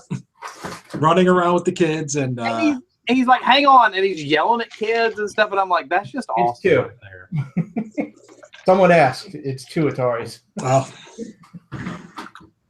Yeah, and Ashley's looking at me like, what the hell are you doing? He goes, She goes, "Who was on the phone?" I'm like, "Dusty, wanted to know if we could do it on my channel tonight." She goes, "Why did you pick up the phone? There's 5 minutes left. These parents think that you're an asshole now." Wait, the parents finally got the correct read on you. Yeah, it took them long enough. But. Oh my God, that is so awesome. Yeah. Yeah, what did you say this evening, Dusty? Jay, get your pants on and get in here. We're doing a show. Yeah, so I asked Jason, I said, "Jason, are you going to do a show with us tonight?" He goes, "Yeah, just give me a little heads up." So like we were going live at like 8 o'clock Central. So like 7:15, I'm like, I sent him a message, "Get your pants on and get your ass in here." And he literally had to go put his pants on. That's the sad part about the whole thing. Yeah. but I knew it. You know, Julie V said, "Oh, I hate burnout, but it hits like a rock. Don't want to see it. Don't want to do it, but you know you have to get back to it." Is that song lyrics? "Oh, I hate burnout, but it hits like a rock. Don't want to see it. Don't want to do it, but you know you have to get back to it." That should be song lyrics. My burnout lasts for days, and it kicks me in the ass. And the original question was, I think that was some Belle Biv DeVoe right there. I think it was too. How do you guys keep from burning out? You know, for me, I will have days where I'll list 100 items, or I think my biggest day recently was like 127 items in a day. I'll do that, but then it's just, you know, if you're not good at self-discipline, this is going to be a really tough business. For me, I know because it's taken me 20 years to figure this out. The hardest part for me as far as burnout is picking that camera up. And the minute I turn on that light station thing behind me, and I take one picture and I list one item, I'm back in the groove. And it's overcoming that mental hurdle of taking that first picture. Music is a big thing for me. I have a playlist on YouTube because I'm too cheap to like actually pay for Pandora or anything like that, or buy CDs or songs from iTunes or whatever. So I have a playlist of songs I like on YouTube. I put on my groove music. I'll sometimes tell these guys, and they'll do the same with me, you know, kiss my ass and see in a little bit. I've got to get back in the work. And then once I'm up and going, usually we all kind of hang out together. But it's finding that groove. It's finding out what puts you in the mood to work and get stuff done. And for me, I know what it is. It's picking up that camera and putting myself in my happy place. And there's songs that I like, which are usually 80s hair metal bands that put me, you know, it's turning on some Guns N' Roses. And after the first song, I don't know. I think the last time I group, started hanging out, see, I could have swore there was a lot of Taylor Swift and Katy Perry and wait, I think there was some Striper mixed in there. There was some Striper, but I don't know. There might definitely some Firehouse. There was some Firehouse, Love of a Lifetime, Life, favorite band. Yeah, there you go. But I mean, what do y'all do? What do y'all do to avoid burnout? I think the thing for me is when I'm feeling burnt out, that's when I get in a hangout with other like-minded people. Right. So for me, it's, you know, getting in the hangout. You know, yeah, I'm still working, but the hangouts, I kind of pace myself a little bit more. And I'm not like balls to the wall taking pictures and listing, and I'm just kind of slowing myself down. And it's because you guys are like, hey, check this out. And it's like, all right, so it's making me take that pause for 10 minutes, just getting my mind off of it. And then that helps immensely the next day when I need to go balls to the wall, or, you know, I want to. You know, usually it's not a need to, it's a want to. So, right. But just being in a group of people in a hangout environment, and just, you know, having that pace of like, okay, I'm going to work a little bit, I'm going to chat a little bit, I'm going to look at what Eric's looking at, I'm going to, you know, Dusty just sent a link, let's look at that, let's do a little bit more work. And it does, you know, break up the day, makes everything a little more. It's really hard. You can't hang out with people that are working. And Sally and Valerie are two people that I love. If y'all haven't checked them out, go check out the Chick Picker channel and the Thrifting Bitches of Reselling. They are two people that they're constantly on each other's asses. I think the four guys right here as well. They're on each other's. You can't hang out with people that are. I'm on nobody's ass. That really. I try to stay away from your asses. I'll be honest. But you can't hang out with people that are constantly working and whatever without that rubbing off. At some point, you're either going to feel like a heel, or you're going to feel like, okay, I need to go, sink into my hole of despair or whatever. You can only be around positivity so much before it rubs off somewhat. And I think that's been a huge thing for me. I used to love doing hangouts. I don't mean to be a snob, but there's a lot of people I can't hang out with because it affects my productivity. I get sucked down. I get to looking like, hey, look at what so-and-so is doing on YouTube. And I'm like, I don't care. Yeah. Or did you see that post on Facebook? Or did you hear what Donald Trump did? And I don't care. Like, I can't be around that. And it's not that I don't like those people, but this is kind of my job. It would be like our friend, Tristan's friend, Aaron, who works for a big insurance company. When she comes over and she comes in my office, hey, whatever. I'm like, I'm working. And I just look at her and I was like, do I walk into your insurance office and just start yelling and screaming and whatever? And she's like, I got you. I understand. And it's hard for her to relate to that because, you're in your home. So it's a little bit different thing, but it's the same kind of thing. If that makes sense in a weird sort of way that probably didn't make sense. Yeah, I go to an auction to avoid burnout. Buying, yeah, and I will say that going and buying more stuff is a good way to avoid burnout. Yeah. But it's disciplined enough to list it when you get home. Well, I just like to go to a live auction. I like the feel. I like the atmosphere. And so I don't want to go to a thrift store or a junk store or a garage sale or something like that. I want to go to a live auction. I want to hear the tones. I want to see what's selling, what people are buying, and just yapping with other like-minded individuals. That helps me avoid burnout, because to me, burnout is sitting at the same spot for 60 hours a day, staring out the window, looking at my screens. That's burnout to me. That's when I know when I start to slow down to the point where I just don't feel like listening, I'm burned out. I need to get out and just do something else. So that's how I avoid burnout. LV Looper backing up said, no, it wasn't LV Looper, sorry. Thrift Daddy. Thrift Daddy said, no, I was going to go the one before that. Thrift Daddy said this necklace tests 14 karat gold, but it has no mark. Anyone get fooled with 14 karat acid testing? I will say this, Thrift Daddy, because you sent a picture the other day. I know you use a testing stone. One thing that was taught to me, and people will differ on this testing method, when you're using testing acid, the acid, as you know, reacts with impurities. If something is very heavily plated, and you're using a testing stone, which those that are unfamiliar with this, where you take an item that's gold. Actually, Tristan brought me this, and it turned out it was fake. But you take an item that's gold, you scratch it on. It's basically like a piece of really rough stone, and it leaves metal flakes behind. And then you test that with acid. If it detects any impurities, it will bubble up. It will start reacting. Something that somebody taught me a whole long time ago. And like I said, different jewelers, different pawn shops test different ways, but this is actually more accurate.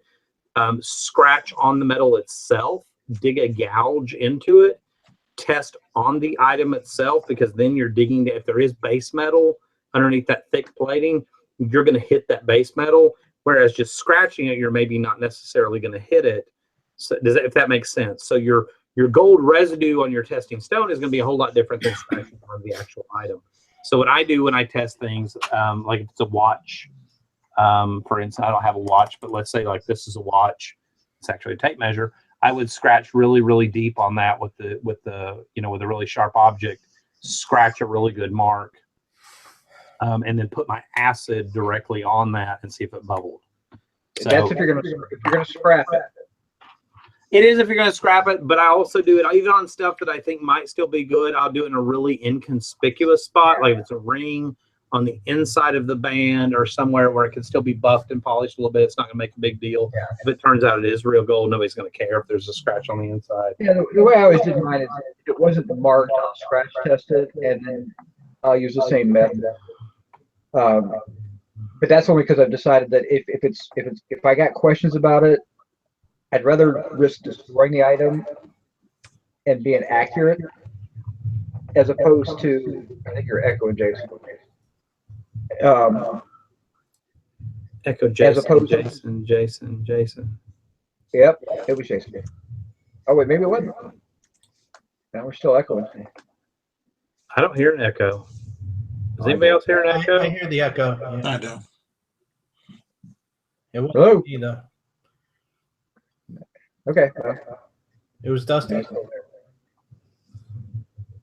got to be Dusty. Oh, No. bullshit. I never I'm still hearing echo. echo. I think it's you, Eric. How can I'm echoing my own self?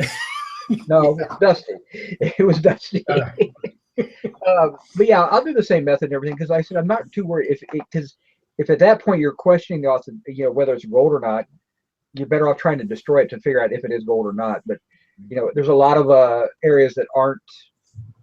A lot of countries don't mark 14K, put the 14K, and a lot of Saudi Arabian and Middle Eastern countries don't necessarily mark their gold. So it could still be gold. LV Looper had a really good question, but unfortunately, apparently I had an echo, so I left and I lost the question here in the side chat. If you have multiples of a vintage item, how do you decide whether to list them all at once or one at a time? I have a really good example of that. We're still echoing. It's not me. Yeah, it was a pretty bad echo. Check, check, Check, check, check, check. check, check, Check. check, check, check, I'll check, check. check. Checkity check, microphone, 1, 2, check off.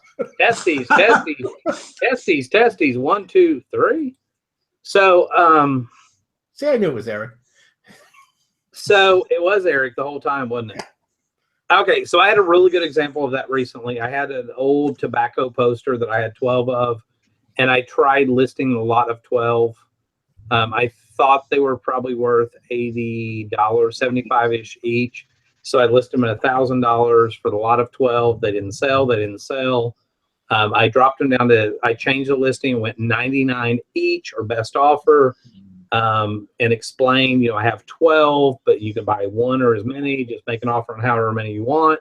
It still didn't sell. I just recently dropped the price. As a matter of fact, this afternoon, I asked Eric, I'm like, dude, I don't get it. Like, this is a vintage collectible brand. Like, let's say it's Coca-Cola, old Coca-Cola posters, and they're just not selling. Like, I don't get it. I don't know what else to do.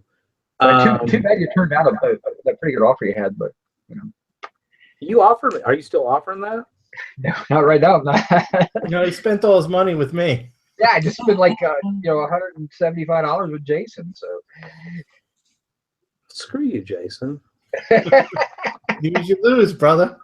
So yeah, we do buy from each other occasionally. So you just got the answer is you got to be really, really careful, because if you sell one and you run it like auction style and it goes to, like, let's say it's worth $100, but it goes to $350, and and the guy buys it, and then you turn around a week later and that guy has subscribed to your store, he's whatever, and you relist it, and you relist it at $99, buy it now, or auction style, and only brings $125.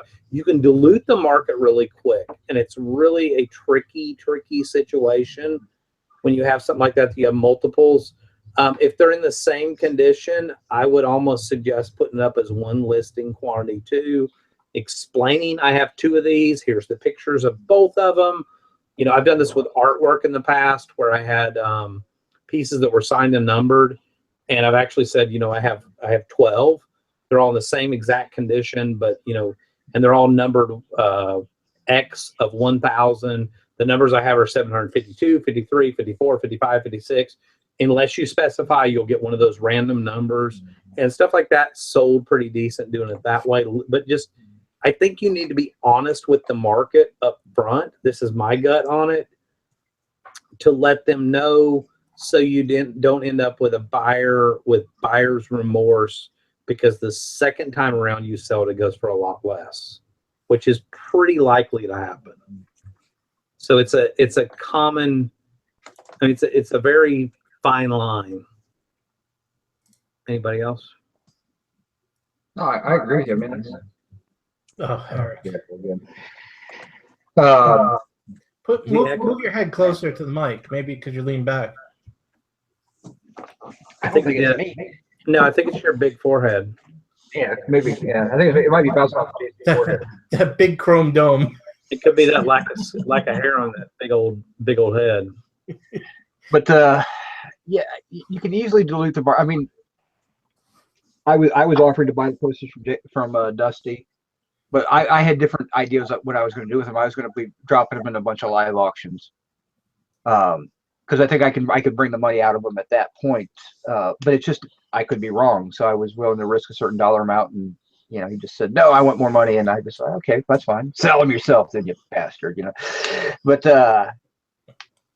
you have to be careful with that, because you could definitely depress the market. And I'm surprised you haven't sold one. That's the one that just boggles my mind, because it's a cool item. Mhm. It's a very popular. It's a tobacco brand. They're from the 1920s, 1930s. They're in pristine, untouched condition. There's no other comparables out there. I mean, I think it's posters.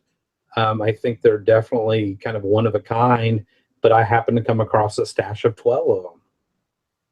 And maybe that's what's killing it, is people see that I have 12 and they think that it's, they're reproductions, even though I've specified they're not, Right. Yeah, if you want, you could send them to me, and I could get them into a couple of really good live auctions up here. We could work out a split that way or something. Well, we'll figure that out. If you give me a deposit, I'll send them all to you. Might be able to do something like that. We'll think about that. I like that idea. See, that's about networking. Because I've got a couple of really good local auctions that bring really good money for stuff like that.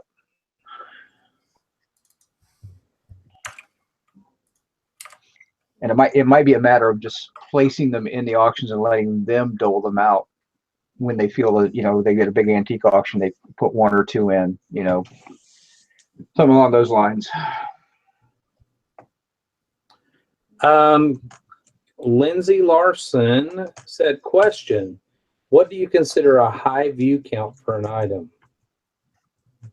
I don't really look at that. To be honest. Either.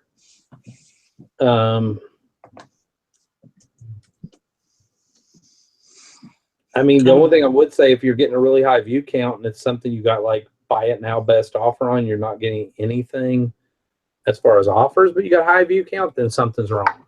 Right. Obviously, it's not necessarily your title or your description, because people are getting there and they're seeing it, but your pricing's off, or your pictures are off, or your description's off, or something's causing people to look at that item but not buy it.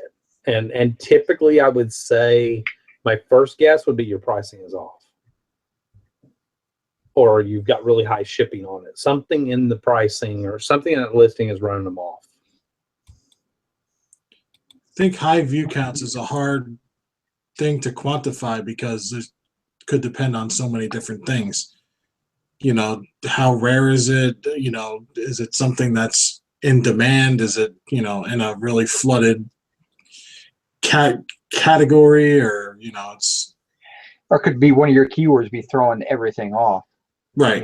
Or it could be your pictures suck. Right. Yeah. All they gotta do is click through, go, oh God, it's a Ralph Lauren XL shirt, I'm gonna pick on that again, and click on, and then realize that, oh my God, these pictures are awful. I can't tell. It looks like somebody chain smoked for 50 years in that shirt, because it looks yellow because the lighting's so horrible. I mean, and they could immediately click off of it, and that would still count as a view. So it could be a lot of things. And I'm not saying that's what is happening to you, Lindsay, but I would put an outside set of eyes, and we do this quite a bit with each other, even in this group of 4 guys. We kind of look at each other's listings and just kind of critique each other, and nobody takes it personal. No. It's not, because I appreciate if Eric and Jim and Jason will catch stuff and go, hey, you realize you spelled such and such wrong. That's why you're not getting anything on that item. And I'm like, thank you. Or you realize your picture isn't showing up, or you realize you type an extra 9 in there instead of $99.99. It's $999.99. It's not a bad idea to have a good group of people that kind of examine your listings and are willing to look over stuff occasionally. Yeah, it's a good idea actually to have other people look at your listings. Well, I like when we're live and I can use you guys as a spell check. That's the best. All right, Julie asked a while ago if you could sit down with any musical artist, who would it be? I will tell you that I am not a fanboy of anybody. I have spent more than my fair share of time with well-known celebrities, and I really don't give a rat's ass about that stuff. So I don't care. Do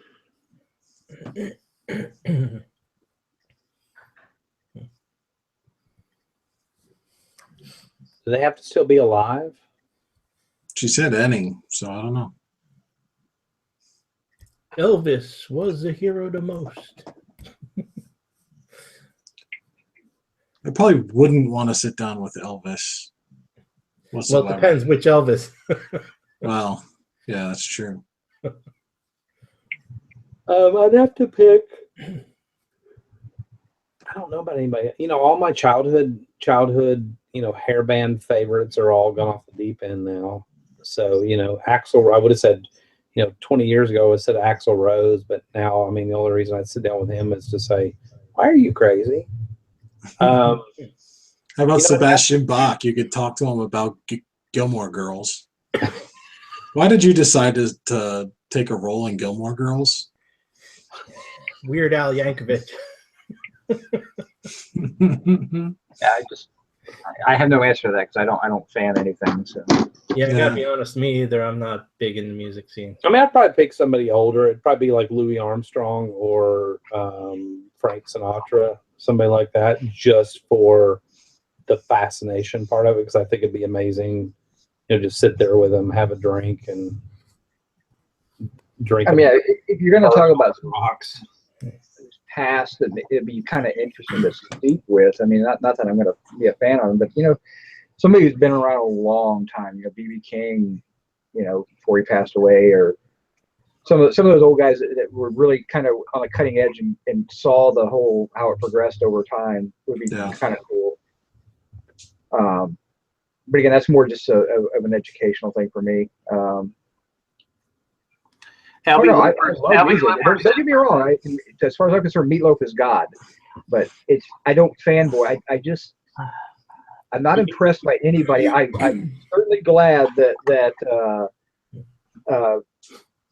people have found a talent, and they use it, and they make great music with it and everything like that. But you can't impress me.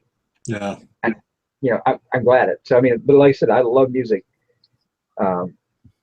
Oh yeah, and I love Rush. I've seen Rush 5 or 6 times. But again, I like the music. It's not about the person. It's about the music. Yeah.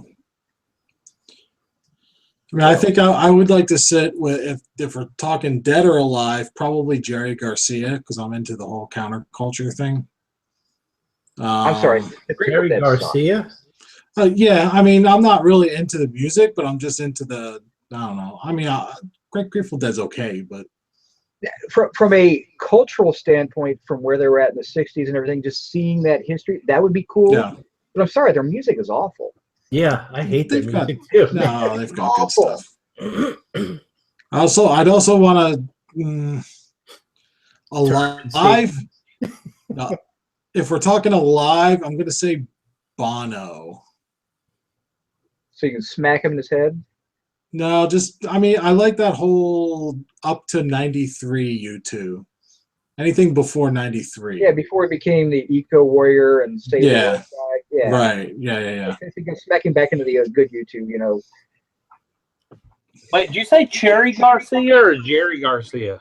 Oh, I would want to spend all my time with Cherry Garcia. That's the Ben and Jerry's flavor. Yes, it is. Actually, we're going to see U2 this summer in Florida. Yeah. But it's the cool, like I grew up on U2, Under Blood Red Sky, all those albums, and then Bono got kind of weird. I do agree with Bono. That's a good choice. I like his values. I like what he stands for. Yeah, he's a little weird, but I think underneath it all is some really good values. That would be somebody that, I hadn't thought about that one. Mm-hmm. I don't know about the whole Cherry Garcia ice cream thing, but you aren't no fun. I just want to spend the rest of my days in a giant tub of ice cream. A cherry garden.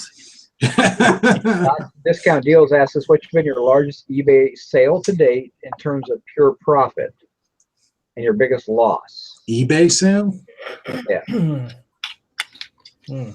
I've had a couple items that I paid $1 to $10 for that brought in the neighborhood, or $1 to $50 for that brought in the neighborhood of $1,000 to $1,500. One of which was a pre-Duffy Disney Bear, one of which was an antique, and I've talked about that before. Prototype for an Apollo space capsule. I think I paid $50 or $100 for it. I can't remember, and it brought like $1,250. As far as loss, I would say really not that big. I mean, maybe the worst case, without even thinking of anything specific, I might have paid $200 for something, and it turns out I only got $150 for it. I think all that went by with the advent of the smartphone. Yeah, I can't. I mean, for me, I might have lost $10 or $20 on an item. You know, I haven't really lost big on any item, but my biggest eBay profit sale to date was I spent $7 buying a box, and you guys know the story. I've told it before. And in that box was a 2-card brochures from 1952 for Ferrari, along with a signed Ferrari letter. And I got $4,000 for that letter and those 2 brochures all together. And then I sold the rest of the contents of the box for about somewhere between $900 and $1,500. I can't really remember because I pieced it out over like 4 years, so I really kind of lost track. But it was somewhere in that $900 to $1,500 range. So, you know, and I sold it at the height of collection because I found similar car brochures and his signatures available for a whole lot less money just, you know, last year even. That was one hot box, Eric. That was a great massive buy, and I credit my wife because she's the one that figured out what was really going on with the box. It was literally sitting in my basement for a month before I even got around to looking at it. I bought it because I wanted a little car ad out of there from a kit car from a Volkswagen called the Vaccaro that I really wanted that kit when I was a younger person, and it'd be really cool to have the ads. That's the only reason I bought that box. For me, when I started getting back into it here in North Carolina, I saw an original Nintendo NES system, new in the wrap, sitting in a Goodwill glass case for $20. I grabbed that and flipped it the next day for $1,200. Damn. That was the big one, and that was story before. That's awesome. Wait, I'm sorry. because What was the item? the original NES, new in the box. Did it have the Yeah. robot? Did it have the what? The robot? No, Okay. but it was that was a good flip. That was actually, I sent that into Amazon, which was kind of ballsy. And then ever since then, it's been downhill around here. Lindsay Larson also asked, what is your favorite category to sell, the most profitable, but then the most fun for you to hunt and list for? Before we answer, Lindsay, you've been bringing great questions all night. Please tune in again. And we're on Dusty's channel a lot, so subscribe there. It's awesome questions tonight. Favorite category for me is toys and games. I mean, that's kind of what I know. And it's from, 40s and 50s up to today. Eric? That's hard for me. I said I don't really play favorites, but I enjoy the category I enjoy the most is the vintage photography. I just love that stuff to death. But it's also, I mean, like I say, it's the most profitable or anything like that, but it's definitely one I probably enjoy the most and I can sit and look at vintage slides and vintage photographs all day long. Jason? Well, I mean, my favorite category that I have the most fun in is, vintage video games. That's like the best for me. I enjoy that stuff so much. I thought for sure you'd say tools. Well, tools I enjoy for, monetary reasons, but my passion's always been vintage video games.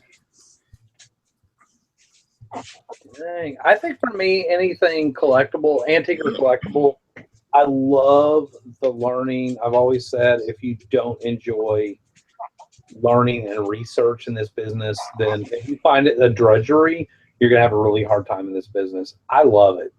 I love the research that I do, whether it be Jason with vintage games or even tools, which I don't know anything about.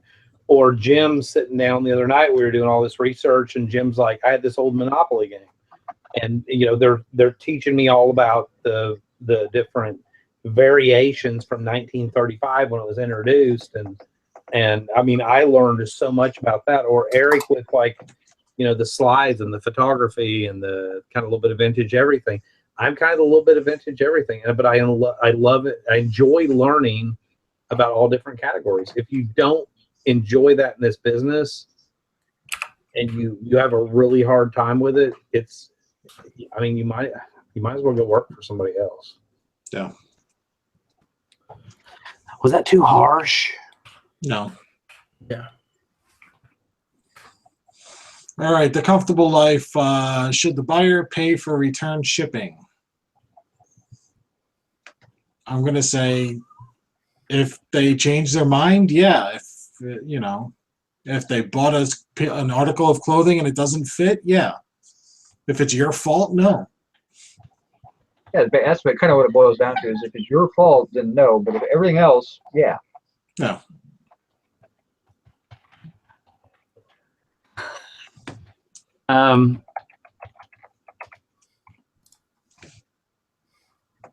Brian the Oak Picker did actually figure us all out that we are all insomniacs. Yeah, it probably is true. Yeah. I have no problem paying for return shipping as long as it's my mistake. Yeah, I've got automatic returns turned on. I mean, yeah, people do lie and they claim defective and they claim whatever. And you know what? I consider that a cost of doing business. I think you get to a certain point in this game where you have to kind of look for tax deductions. And so, I mean, would you kind of agree or disagree, guys? I mean, I think that when you get returns like that, it's not really that big a deal. Not that you're, wanting somebody to return something so you get a tax deduction, but when you can write it off and write off the return and write off the loss, it becomes a little easier pill to swallow. Yeah. Yeah. I didn't mean to suck you down that rabbit hole. I'm sorry. But yeah, I mean, I definitely, like I said, I'm not hurt for tax deductions or anything like that, but it's one less thing to worry about if you just go ahead and bless it. If you just it's cost of doing business when it's going on this thing. Yeah, so I mean, just don't worry about stuff like that. Stop worrying about the little things and worry about your business. It'll take care of itself. Mm-hmm. If you're a reseller that's getting 3 returns a week or something, then there's a different story. Lindsay, I'm Dusty. She said, "Who's Dusty?" Scott goes, "Dusty has an audience and alcohol. He will talk all night." That'd be me. Yeah. No, it actually is good to have her tonight. She brought some really great questions. Mm-hmm. Absolutely. And I think that's good. That's a good thing. I like new faces. It's all about networking. Now we just got to figure out when you sell or anything. Check out my Facebook group. Alabama Pickers, is she a member? Hold on. Alabama Pickers and Resellers group for eBay and Amazon. That's a mouthful. Yeah, you know what? We took a vote at the very beginning. And people go, I like it the way it is. And I was like, okay, well, the majority spoke. We'll leave it that way. Oh, she's not in the group.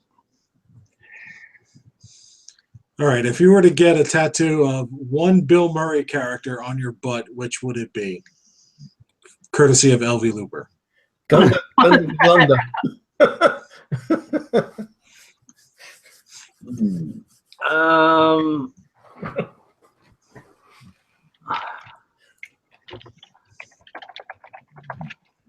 I'm going to have to go with Groundhog Day because I love that movie. It's a good one.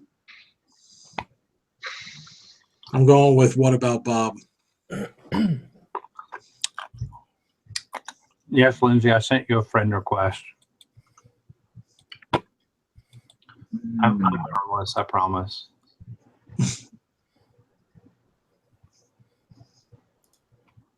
Julie says we're the most real group there is. Thank you. Tiffany C. Tiffany C's in the group. I'm going to go with meatballs. Meatballs, that's a good one. Man. Yeah. Oh wow. God, you're Spaz. old. Spaz. Julie V said you're the most real group there is. We do have a good group, but we also kind of limit, and I hate to be snobby, but we also don't accept every request of the group. I don't know. I want to stay close knit. You know, there's a lot of Facebook groups out there with 15, 20,000 people. It's not about numbers. It's not about numbers. It's about having a good core group of people that know how to answer things and answer them accurately and quickly, but at the same time have fun and cut up with each other. She's saying she's not in your group. She lives in Alabama. Well, you should be.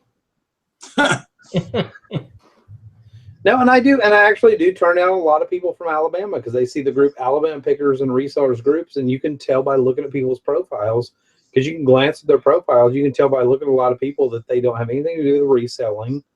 They're just there because they saw the name Alabama. And so a lot of people do get turned down. I would say, Jim, you're an admin in there as well. I mean, we probably turned down 9 out of 10. Yeah, it really is. It's bad. It's like, and that's been kind of my standing. Not that I'm in charge. I can kind of consider it everybody's group, but with the other admins, I'm kind of like, just when in doubt, turn them down. If they come back a second time, they might have been serious. Buy a scratch off. It has better odds. No, it really does. And it's not, and that sounds really snobby, like we're elitist or something, but I don't want to be that big group. I mean, there's lots of groups. I looked at some reselling groups today. It was like 32,000 members. And I was like, what the hell? If you even posted a question, it'd be buried in 5 minutes and nobody would ever answer it. I don't want that, you know? Yeah. All right, who would you be from Seinfeld, from Going On Grumpy? Scott Zilke. Oh. Was that not a character? Was that the right answer? I think I'm more close. I'm probably most closely aligned with George Costanza. And Lindsay, you don't have to accept that friend request, but do join the group though. You're fun. So,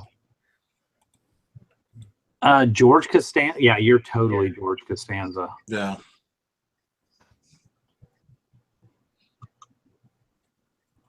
I'll go with Newman. Newman, that's a good one. Newman. Jerry. Did you ever see him in the movie Rat Race? He was so funny in that. He's actually done quite a bit. You know, gotta remember he was in the original Jurassic Park. Oh yeah. Yeah. He was the guy that fucked it all up. Yeah, that's right. Should have said the magic word, right? Or whatever that was. The password.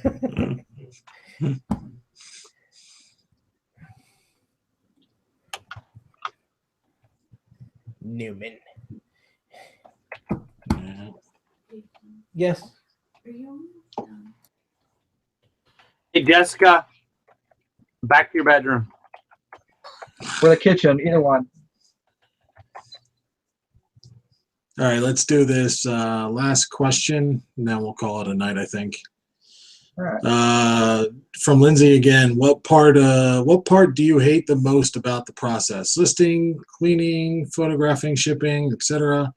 Can't stand photographing because it's hard to get myself to do it. Thank God for my sister-in-law who I pay to do pics for me. Probably listing as an overall whole. I will not lie. Somebody asked today in my group, they said, how much do you clean stuff? I don't clean. I don't clean anything. I've found these things a couple of years ago on clearance at Walmart. They're goof off, but they're not. They're really strong. They're kind of like Armor All. They'll clean some gunk off and they'll leave a nice little shine. They do a quick wipe down kind of thing. I don't clean stuff very well. Photographing doesn't bother me. Best thing I ever did was spent money on a photo taking booth. It was $80, but it was well worth the money. Jim, you've upgraded your photo taking thing recently. I mean, was it not amazing? I mean, your pictures look amazing. Thank you. Yeah, and that definitely, have to give Eric some props for sending me out some lights. He upgraded his kit and sent me his umbrellas and stuff. So thank you. And his old leftovers, but yeah, I mean, my leftover stuff. Not But it looks great. Not that your pictures were ever bad, but I mean, seriously, looking at the difference, it's like, holy crap. I mean, are you not at that point where, like, when I bought those, it was like, how did I never not do this? Yeah. Once I looked at my pictures, I was like, I'm the worst photographer in the world. So I don't think photographing is a bad thing for me. Shipping, I actually enjoy doing. It's therapeutic because you get to kind of see the fruits of your labor. I love shipping. I like shipping now because I kind of took the thought process of where the hell am I going to find a box to fit this, and upgraded my box stock and what I keep carrying everything. So that took all the stress out of shipping for me. It's probably just writing the listings. Yeah. Yeah, I just want to bring the stuff home and have it list itself. I mean, I don't mind I like taking the photos actually. I don't mind the shipping part, but yeah, just sitting down. I love the research. I'm a huge researcher. I love looking stuff up and finding things and all that stuff. But yeah, just actually sitting down and putting it out there. I'm a slow lister. Usually, I've been really good this week, but auto lister engaged. Yeah. Yeah.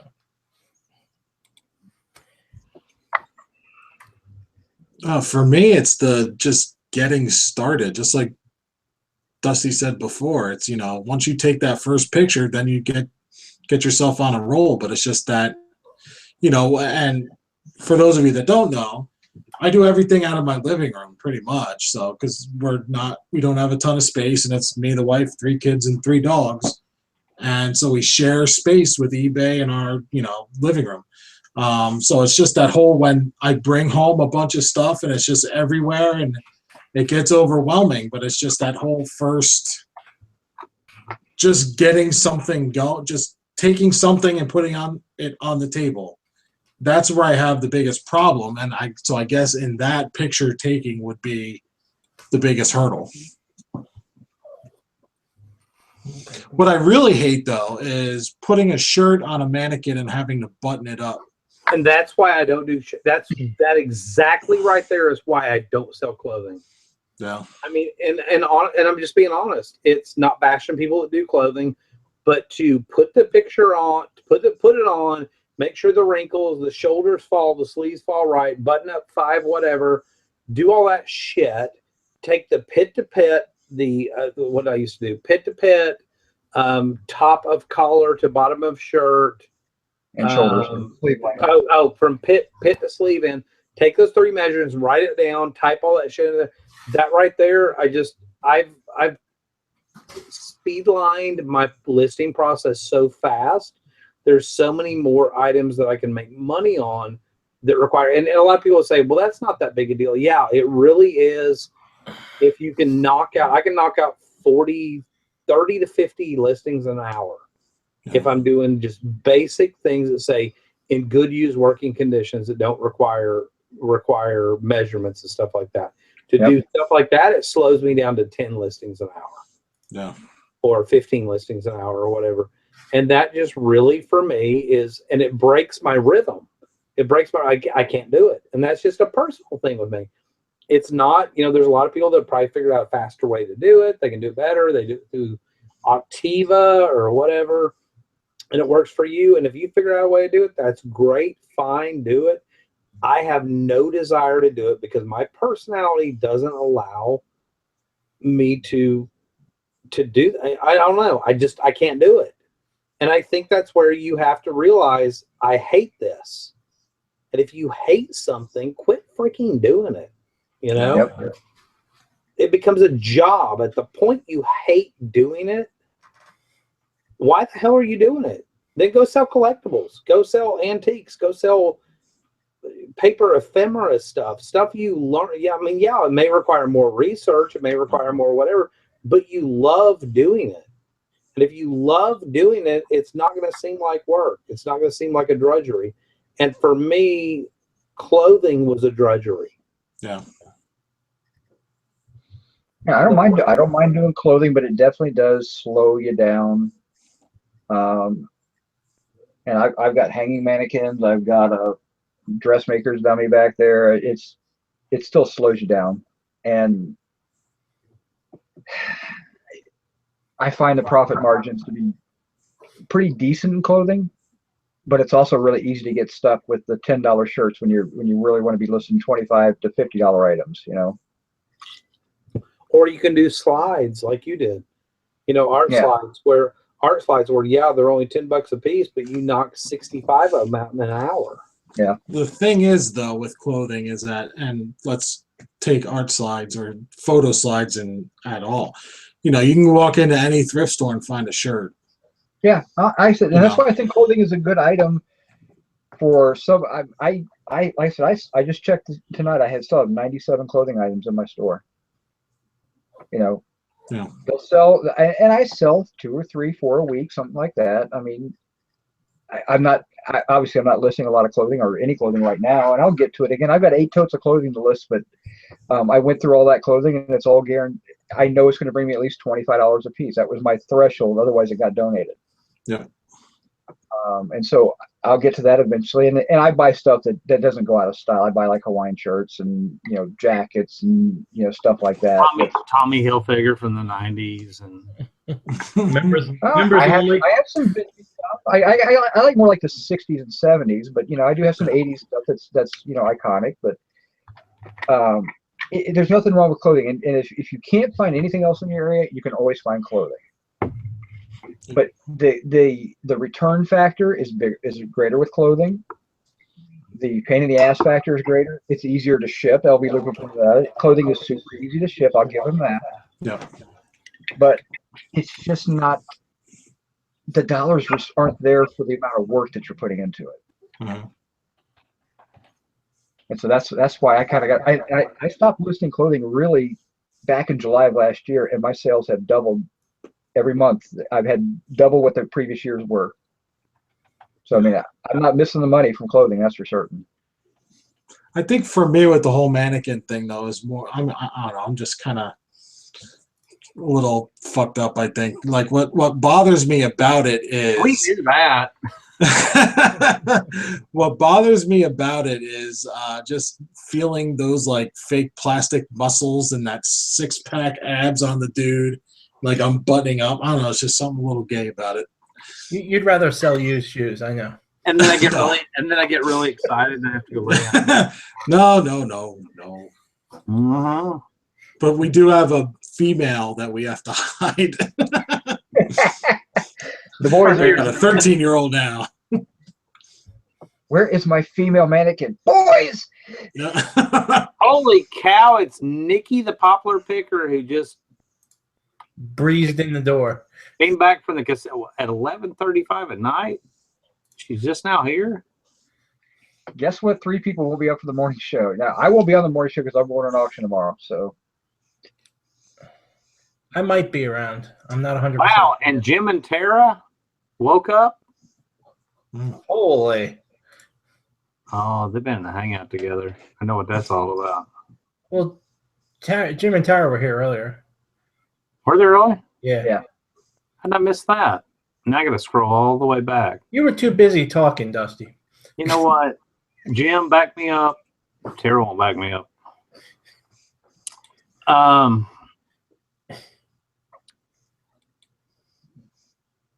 yeah, I don't know. I mean, I think kind of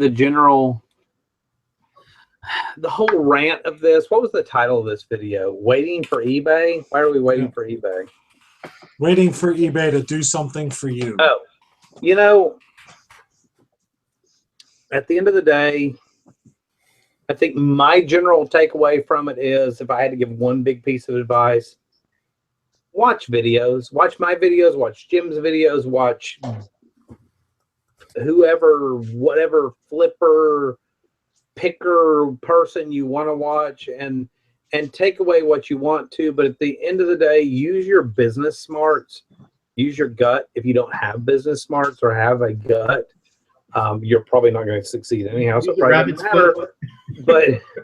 But you know, use what common sense you have that God gave you, and realize this is what I'm good at. This is not what I'm good at. Like we just talked about with clothing. I hate clothing. I hate mannequins. So I don't sell it. I found that if I go in a different direction when everybody over here zigs and goes toward clothing because it's easy, it's cheap, I can buy it at the Goodwill outlet and just stick it on a mannequin or whatever. I don't want to do that crap. That's the common stuff. So I'm over here, and we've, for the last 20 years, tried to make more of a living in collectibles. There's less competition, as somebody said earlier in the chat.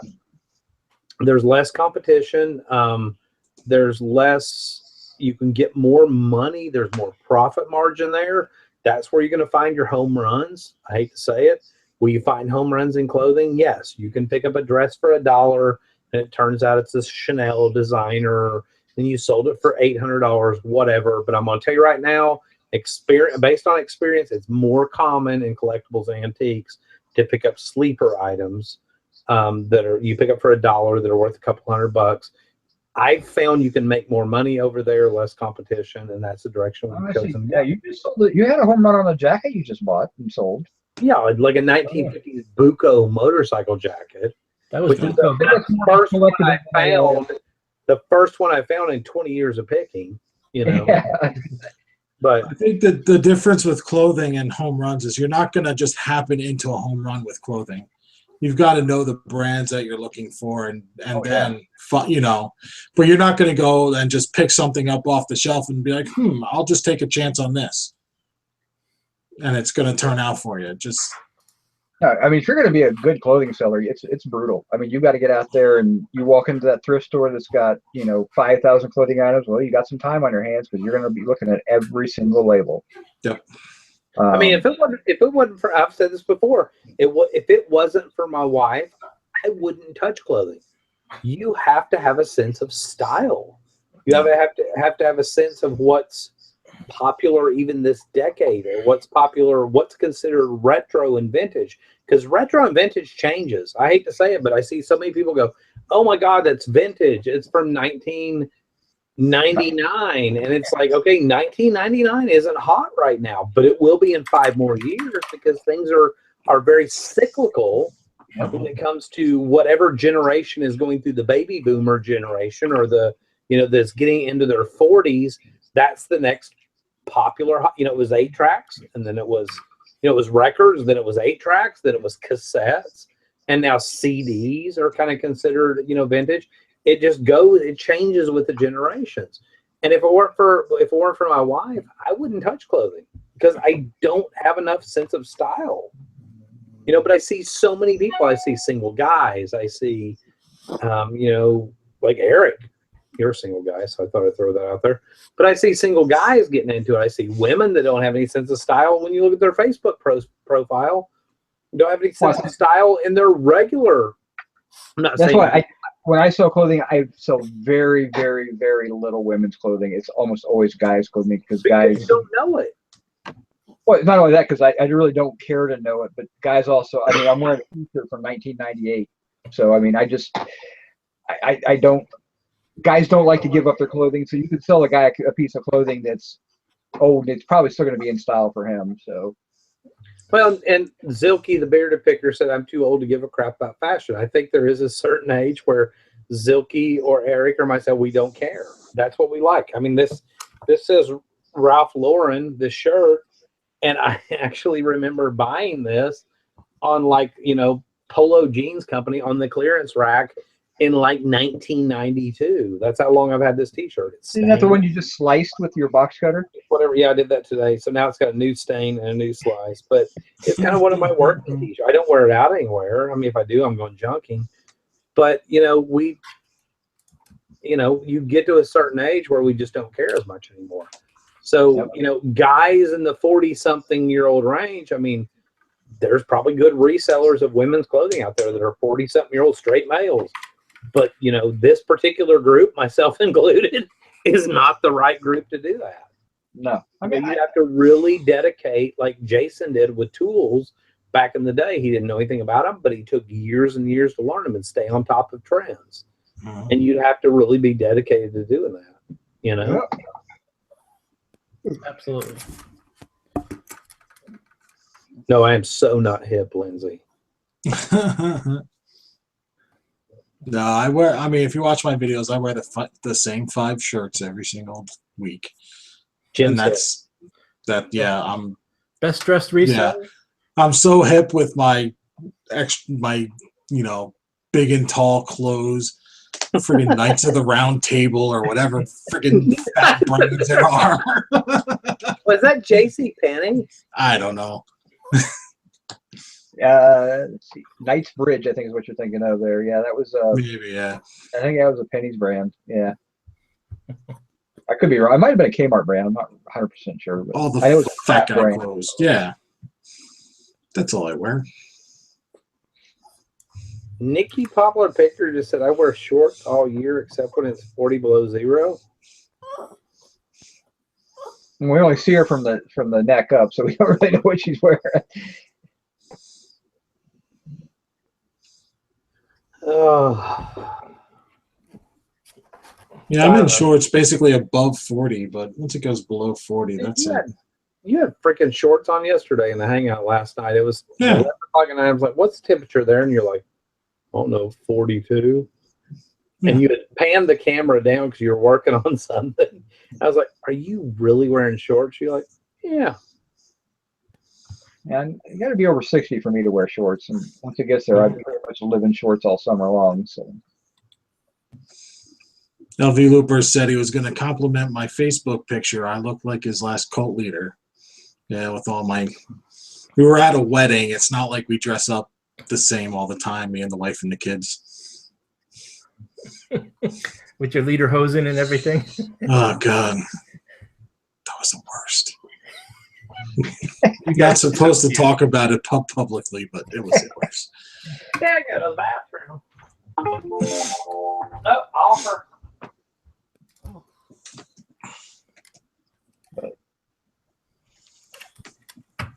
Yeah. Old Champion. I've sold Old Champion jackets and stuff, like the sportswear jackets. I have one, but yeah, my oldest jacket I bought in 90. I can't say my oldest jacket because I mean, for my own personal use, I'm still using a jacket I got for my 18th birthday for winter. So, but yeah, there's some good old stuff that guys will still buy. Old sweatshirts, sporting sweatshirts, and things like that are always good stuff. But I do really well with old starter stuff, like the starter pullover jackets and. Yeah, I've done good with those. What'd you sell? Those vintage capacitors and resistors. Took an offer at $35. Go to California, but that's a regional A box, so it'll be like $10, 9 something. Did you sell another lot of those earlier today? Yep. I thought that was left over from the free stuff. Lindsay Larson said you guys have more cha-chings than any other reseller videos I've watched. It's because we actually do it. I mean, and it's funny going back. Somebody said something about people that do 4 videos a day or whatever, and I'm not bashing people that do 4 videos a day, but Have you ever noticed their phones never cha-ching in the background? Yeah. Yeah, it's kind of strange. I mean, I've sold 3 items while we're doing the show, so I don't We know. just- I try to be really transparent. I know Jim does as well. The other two don't really do videos, but this is what I drive. This is how we live. I mean, I've even said we rent our house. We pay $800 a month for our house, but it's in an area where it should really rent for $1,200-$1,400. It's a friend of ours, and so we overlook a few little things. The house is built in the 20s. He remodeled our kitchen recently. The rest of the house is a little bit older, but it doesn't matter. It's in an area that's desirable. It's got character, but that's basically it. We don't have car payments. Our car's got Tristan's Jetta's got 158,000 miles. It's an 07, and I don't care.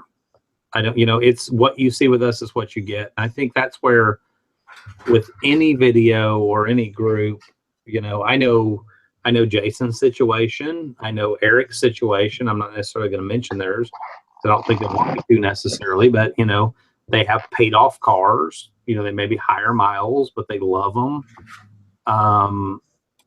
Might be a Suzuki Samurai, might be a hairdresser car, but dude, that thing. That's my fun sweet, mobile. that thing's sweet though. But but it's just not as sweet as my Miata.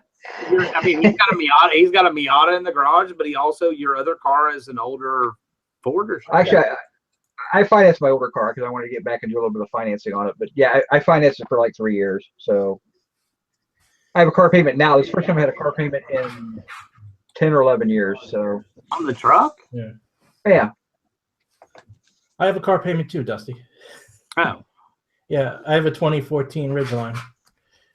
Oh, that's right. I knew about that. I forgot you never talk about your car.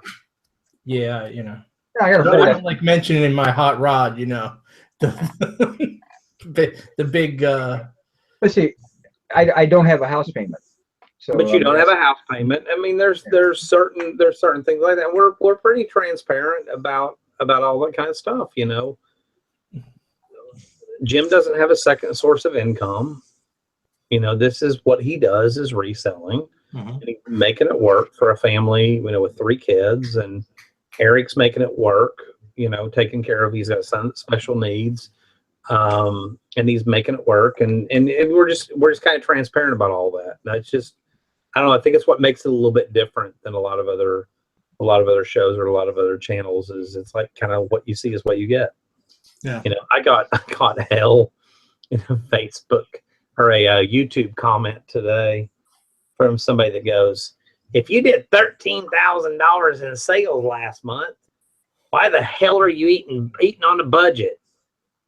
And it was like, and I stopped and looked at it. I said, well, first of all, the gross was $13,000. There's free shipping. There's 10% in eBay fees, let's just say. There's other things that go in. There's the cost of goods and, the $3,000 that I spent this month buying stuff. It doesn't mean I netted $13,000. That's where you kind of read a little more into it. But at the same time, and my response was very polite, at the same time, even if I netted $13,000 a month, I'd live the exact same way. Yeah. That's how we eat. That's how we live. I would still buy the 48 pounds of pork ribs that are in my freezer, deep freeze downstairs, because I paid $1 a pound. I paid $50, and I've got enough freaking pork ribs to feed an army for the next zombie apocalypse because they were cheap. I think weren't you threatened with if you cook another pork rib in this house, someone was going to beat the crap out of you? Our stomachs don't deal well with pork, so pork is one of those things. The Jewish people definitely had it right on that. That it was one of those meats that your body wasn't necessarily meant to consume on a regular basis or even at all. So it was one of those where I kind of overcooked them when I first got them, and my wife was kind of like, okay, no more pork ribs. But we do that. I mean, one time I came home with a deal, and I had gotten cases of whole chickens, and they were 29 cents a pound. It was 40 pounds per case, and I paid whatever that math is. I don't know, like $12 a case. And I came home with like 5 cases of chickens, and Tristan's like, where the hell are we going to put those? And I went, and that's actually when we bought the deep freeze. And I bought the deep freeze. We're going to put them right here, and we're going to eat whole chickens, and we're going to have enough chicken to whatever. And I don't care. I don't care. You know, call me. I'm not Sam Walton by any means, but I admire his lifestyle. The guy drove an old beat up pickup truck, and you'd have never known whatever, because he said, you know what? I like my truck. I like my truck. It gets me from point A to point B. And just because I have X amount of money or my sales are X amount of whatever doesn't mean that I necessarily have to live like that. I live whatever's comfortable for me. And I think, you know, a lot of that goes back to probably Dave Ramsey that we went through years ago.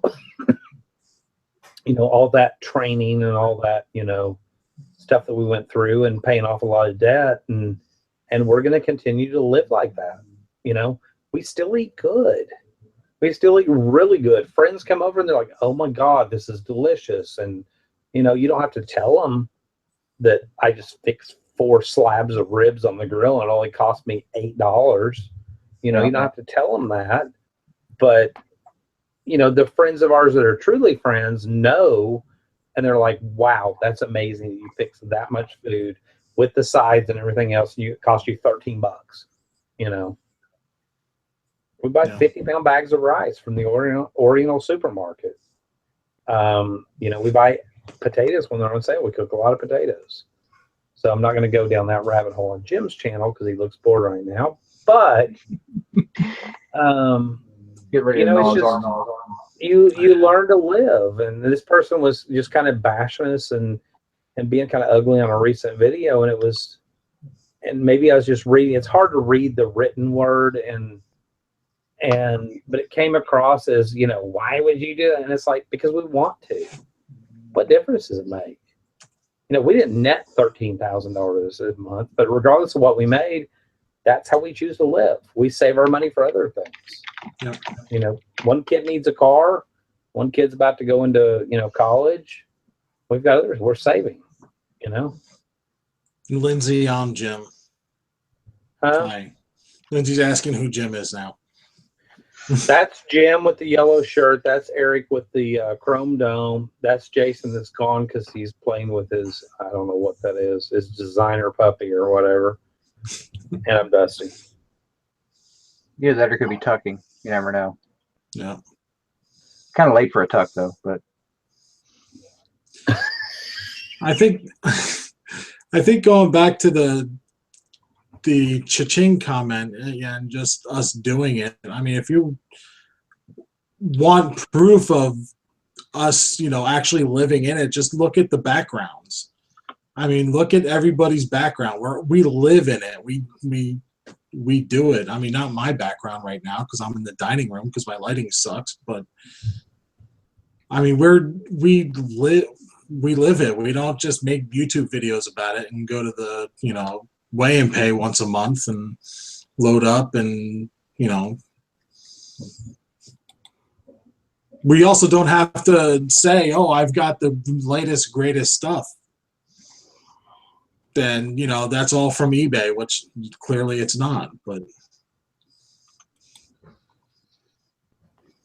sure. Lindsay's got so many questions. Now she's asking about the tuck. It's an inside joke, Lindsay.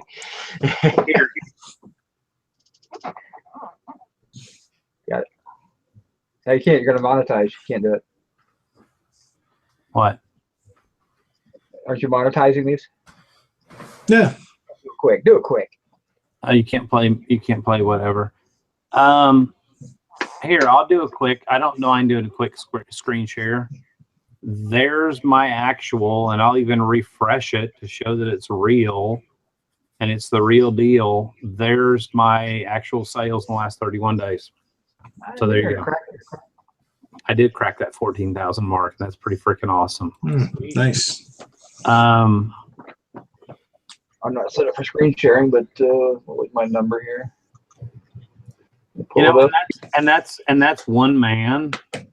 That's one man with his wife. So it's a 2-man team. Yeah, mine's $3,334. That's my last 31 days. But that's actually my highest. That's actually my highest I've hit in several years. But I'm also making up for some lost Amazon income. because I'm not doing Amazon as much anymore. Well,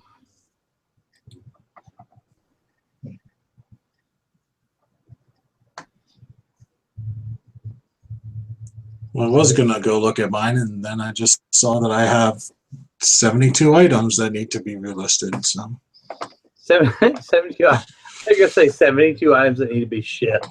And I was embarrassed because I haven't shipped in 12 days. I have 10-day handling time turned on. Oh, there you go. I've got an 80% on time rate. there you go. It doesn't get a whole lot more real than that. But I am proud of that. And I did post in our Facebook group the other day, and I was like, I don't like bragging posts, but if you've watched any of our videos at all or been in our Facebook group, you know that we live very frugally. You know that you know what we pay. You know that we do free shipping, so all that's included. So when you see $14,072, you also know that includes, you know, $1,400 coming off the top for eBay, roughly. That includes shipping, everything else. So I try to be transparent about that.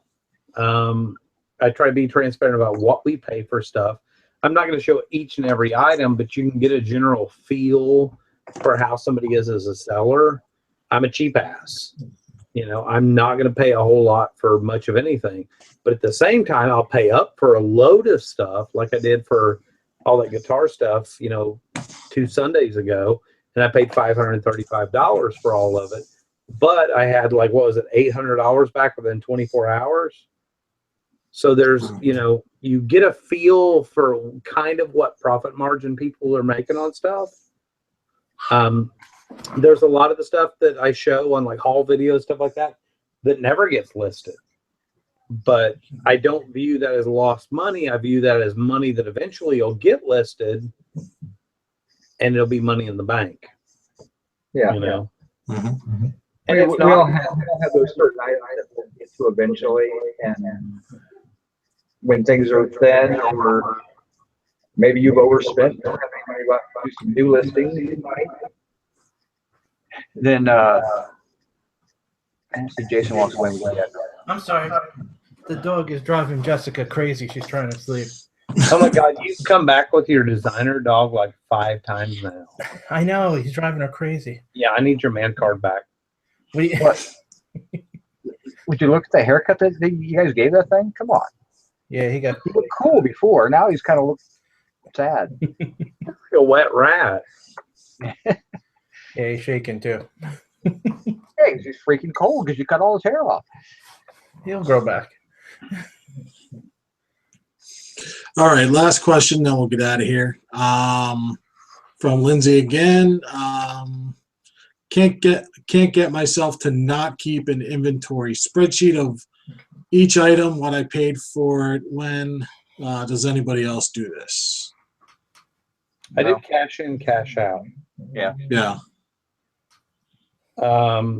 You can itemize, but I'll go back to the old example of, and a lot of the people, the regular viewers have already heard this. My dad owned a grocery store. We didn't itemize every single item in the sense that we ordered 467 bottles of this specific ranch dressing throughout the year, and we only sold 47, and we have this many left. When your inventory crews come through, and I think, Eric, you've got experience in that area. When your inventory crews come through, they do a general inventory on hand.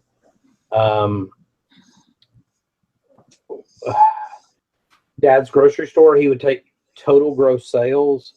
He would take total inventory costs paid out, total inventory left on the shelf, but it wasn't specifically itemized. It was a percentage. So if they did year-end inventory for the entire store, and they did it based on here's the actual retail, and they would go back and do a percentage of whatever. It was kind of an estimated. Grocery is a little different than non-grocery, because grocery has so many variables in it. But yeah, you can do. The IRS allows 2 different types of accounting. You can do, cost cost accounting, which is what you're talking about, or a cash-based system, for which most small businesses do. And that is simply, I spent this much this year. I had a beginning inventory value number. I have an ending inventory value number, and what I spent and what I made. You just plus and minus those figures together, and that's how you come up with it. That's what most people do in this business. But for yourself, if you enjoy the accounting side of it and don't mind tracking all that, there's nothing wrong with that. There's nothing wrong with it. It can become very, very complicated as far as an inventory system and all that. Yeah. And I think I think a lot of people get into this business and overanalyze it. Mm-hmm. I mean, here's the only real issue you run into that with is, and I don't know your store, I don't know what you buy or what you sell, but I buy a lot of stuff at auction. I might buy an entire table lot at an auction because I want one good item, but I spent $5 on 75 items. Some of them I'm never going to sell. They're going to go right in the garbage, but I might pull 10 items out that I'm going to sell. How do I assign a cost to each of those items? So for me, it doesn't work. When it comes to accounting for inventory costs, I put just $1 for every item I have in my store at the time. That's my ending inventory cost. Because I figured that's what I have in this, obviously to list. But you can't overthink it. And like I said, and the IRS doesn't expect that. I mean, they understand the business. It's a very fluid business. I mean, what I donated already this year is more than enough to write off. I mean, I could write off probably my entire sales for the first 4 or 5 months off of my profit just off what I donated. And I think where one thing people come, and this is where if you're not familiar with taxes, find a good book on it, find a good course, find the For Dummies book. A lot of people go into this business thinking that they can go to a yard sale and they can pay 50 cents a piece for 100 items. They can spend $50. But those are worth 500. If you turn around and donate those aren't worth 500. They're worth the 50 cents. What you paid for them, they're worth $50. It does not work that way, because if it worked that way, every business in the world would be scamming the system by buying underpriced stuff to turn around and write off for full price. Yep. And I see so many people doing that. I'm just going to donate whatever, and I'm not going to owe anything. And the IRS doesn't work that way. Yeah, $3 for a shirt and $5 for a pants and $7 for a jacket. That's pre-considered guidelines, but you only paid $1 for that jacket. Right. You can't write it off for $7. You have to write it off with $1. I mean, and the risk of that is, would you get caught? No, not necessarily. But if you get audited, you're going to be asked to prove it. Yeah. Well, what I do with my write-offs is I don't take the donation write-off. I keep track of what I wrote off, so that if I ever question about how much inventory I have, I can show where my inventory went. Right, Yeah. right. I don't worry about what the dollar, because I don't need the write-off for clothing. I donated 70 bags of clothing over the last year. I don't write it off. The IRS caps how much you can write off for donations anyway, so you can only write off a certain percentage of what you made. Well, and Lindsay said I'm an accountant, so that kind of further answered that question. But yeah, and as you know, Lindsay, being an accountant, I think where people get in a really dangerous situation with being self-employed, there's giant red flags. And what I see a lot of people do is, yes, there are caps on what you can write off. There's certain things like that, but you can also raise red flags. Like if I do $150,000 this year on eBay, which I probably will, and I claim that I donated $35,000, that's a giant freaking red flag. Yeah. I would be more comfortable saying I donated $5,000. That's not going to necessarily raise a red flag. And that's where people don't understand, and they go, oh, I don't understand. There's not an answer. This is why I hate answering tax questions. Love your question. Don't get me wrong. But people ask it in Facebook groups, and they ask, like somebody asked the other day, when is the appropriate point to go forward where you're, comfortable being going full time? Well, that depends on your write-offs. And that was the way I answered that question. I finally came back in. I said, well, it totally depends. You know, if you're doing this as part-time and your husband only makes $30,000 a year and you got 12 dependents, then is your $20,000 worth of eBay income going to make any difference? No. But if your husband makes $350,000 a year as a doctor and you have 2 dependents and you make an extra $50,000 a year doing eBay, your net, is it going to make a difference? Yeah, it possibly could. I mean, you would probably be accountable for self-employment taxes and all that. So there's not, as you know, being an accountant, there's not an easy question on that. And it's people like to ask these, what they feel like, because they don't understand taxes, are very basic questions, and they're good questions, but nobody ever wants to touch them because there's so many variables. You know, what my situation is, being married with 2 dependents, one that actually is 18 now, so I can't claim her this year, versus Jim's situation with a wife and 3 kids that are all underage. 2 totally different things.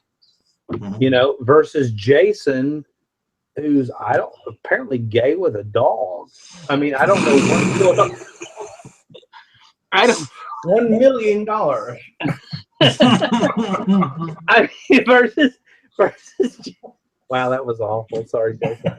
But you know, versus Jason's situation, which is totally probably, you know, he's got Mr. Snuggles or whatever. Mr. Tibbs. Mr. Tibbs. But you kind of do look like the guy from Goldfinger. I mean, just to throw my 2 cents into this whole spreadsheet thing, bring it back around, and maybe we'll end the show for the 8th time. Yeah, I'm getting tired of holding the dog. Well, what? That was your big finish? Jason, you're supposed to be close. Just tuck him up under the shirt. The reason I don't keep an inventory spreadsheet, and the reason is because if I did, then I'm putting a name to every item, and then I have to nickel and dime every single lot that I buy. And I buy storage units from time to time, and you know, buy from auctions and things like that. So if I inventory every single item that I get, then I'm going to keep the crap that I should really throw out. So I don't keep an inventory spreadsheet for that reason, because I have a little bit of a problem of trying to get every nickel and dime out of every single thing that I buy. And really it should be, all right, I've made my money on it. The rest is just garbage. Let's just get it out. Yeah, you really don't need to do that type of accounting system with this type of business. You'll run yourself crazy too, and you'll spend more hours doing paperwork than you will actually selling stuff. Right. Yep. All right. With that said, Mr. Tibbs says, "Have a good night, everyone." With that said, I want to just make finish. I want to just make it official. There was the original magic mark right there. Do you see that? Oh, nice. But that was actually a new bottle of peach schnapps, which is down there, and it was way up there. It's kind of light tonight. I didn't do a whole lot, so that was a brand new bottle. That's the thing I like about that one. That was the drink we learned in Key West at one of the bars in Key West. And it's really more ice and ginger ale and orange juice than it is anything else. But I'm still getting slurred anyhow. All right, guys, we're done. Jim, I would just like to say thank you for hosting us on your channel. If you haven't subscribed to Jim Bennett, you just found your way here accidentally through happenstance or what's the word I'm looking for? Tullamore. Dimension. If you were randomly searching the internet for porn and stumbled upon divine intervention, or like Lindsay did. And Lindsay, you were awesome tonight. You get our star award tonight for being like new person to the channel, and you brought amazing questions. Yeah. You really honestly did, because otherwise we would have a lot of lulls in conversation. But if you found your way here, make sure you subscribe to Jim. Don't subscribe to Eric because he doesn't have a channel. He's the guy that's like hunched down in his chair. The guy petting the dog. Don't even worry about that. Where's that guy's thumb? But we do get together and do these shows. We do them on this channel here, my channel, which is Alabama Pickers. Can I plug my channel? I just There you did. go, yeah. I know. Wait a minute, Dusty. You have the same dog I do.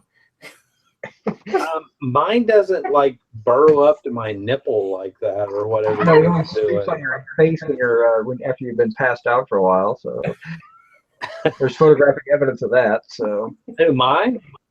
yeah, On my face? pretty close. It's on your pillow with you. No, she snuggles up against my head. That's my wife's dog. She snuggles up against my head at night. And I usually like kick her in the ribs and kick her off.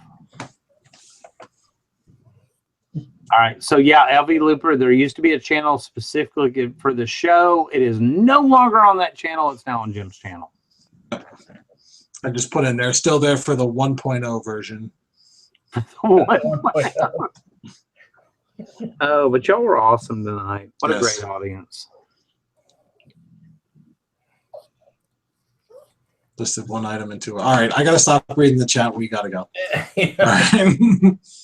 All right. Have a good night, guys. Peace out, And, everyone. Bye, Tune in. Felicia.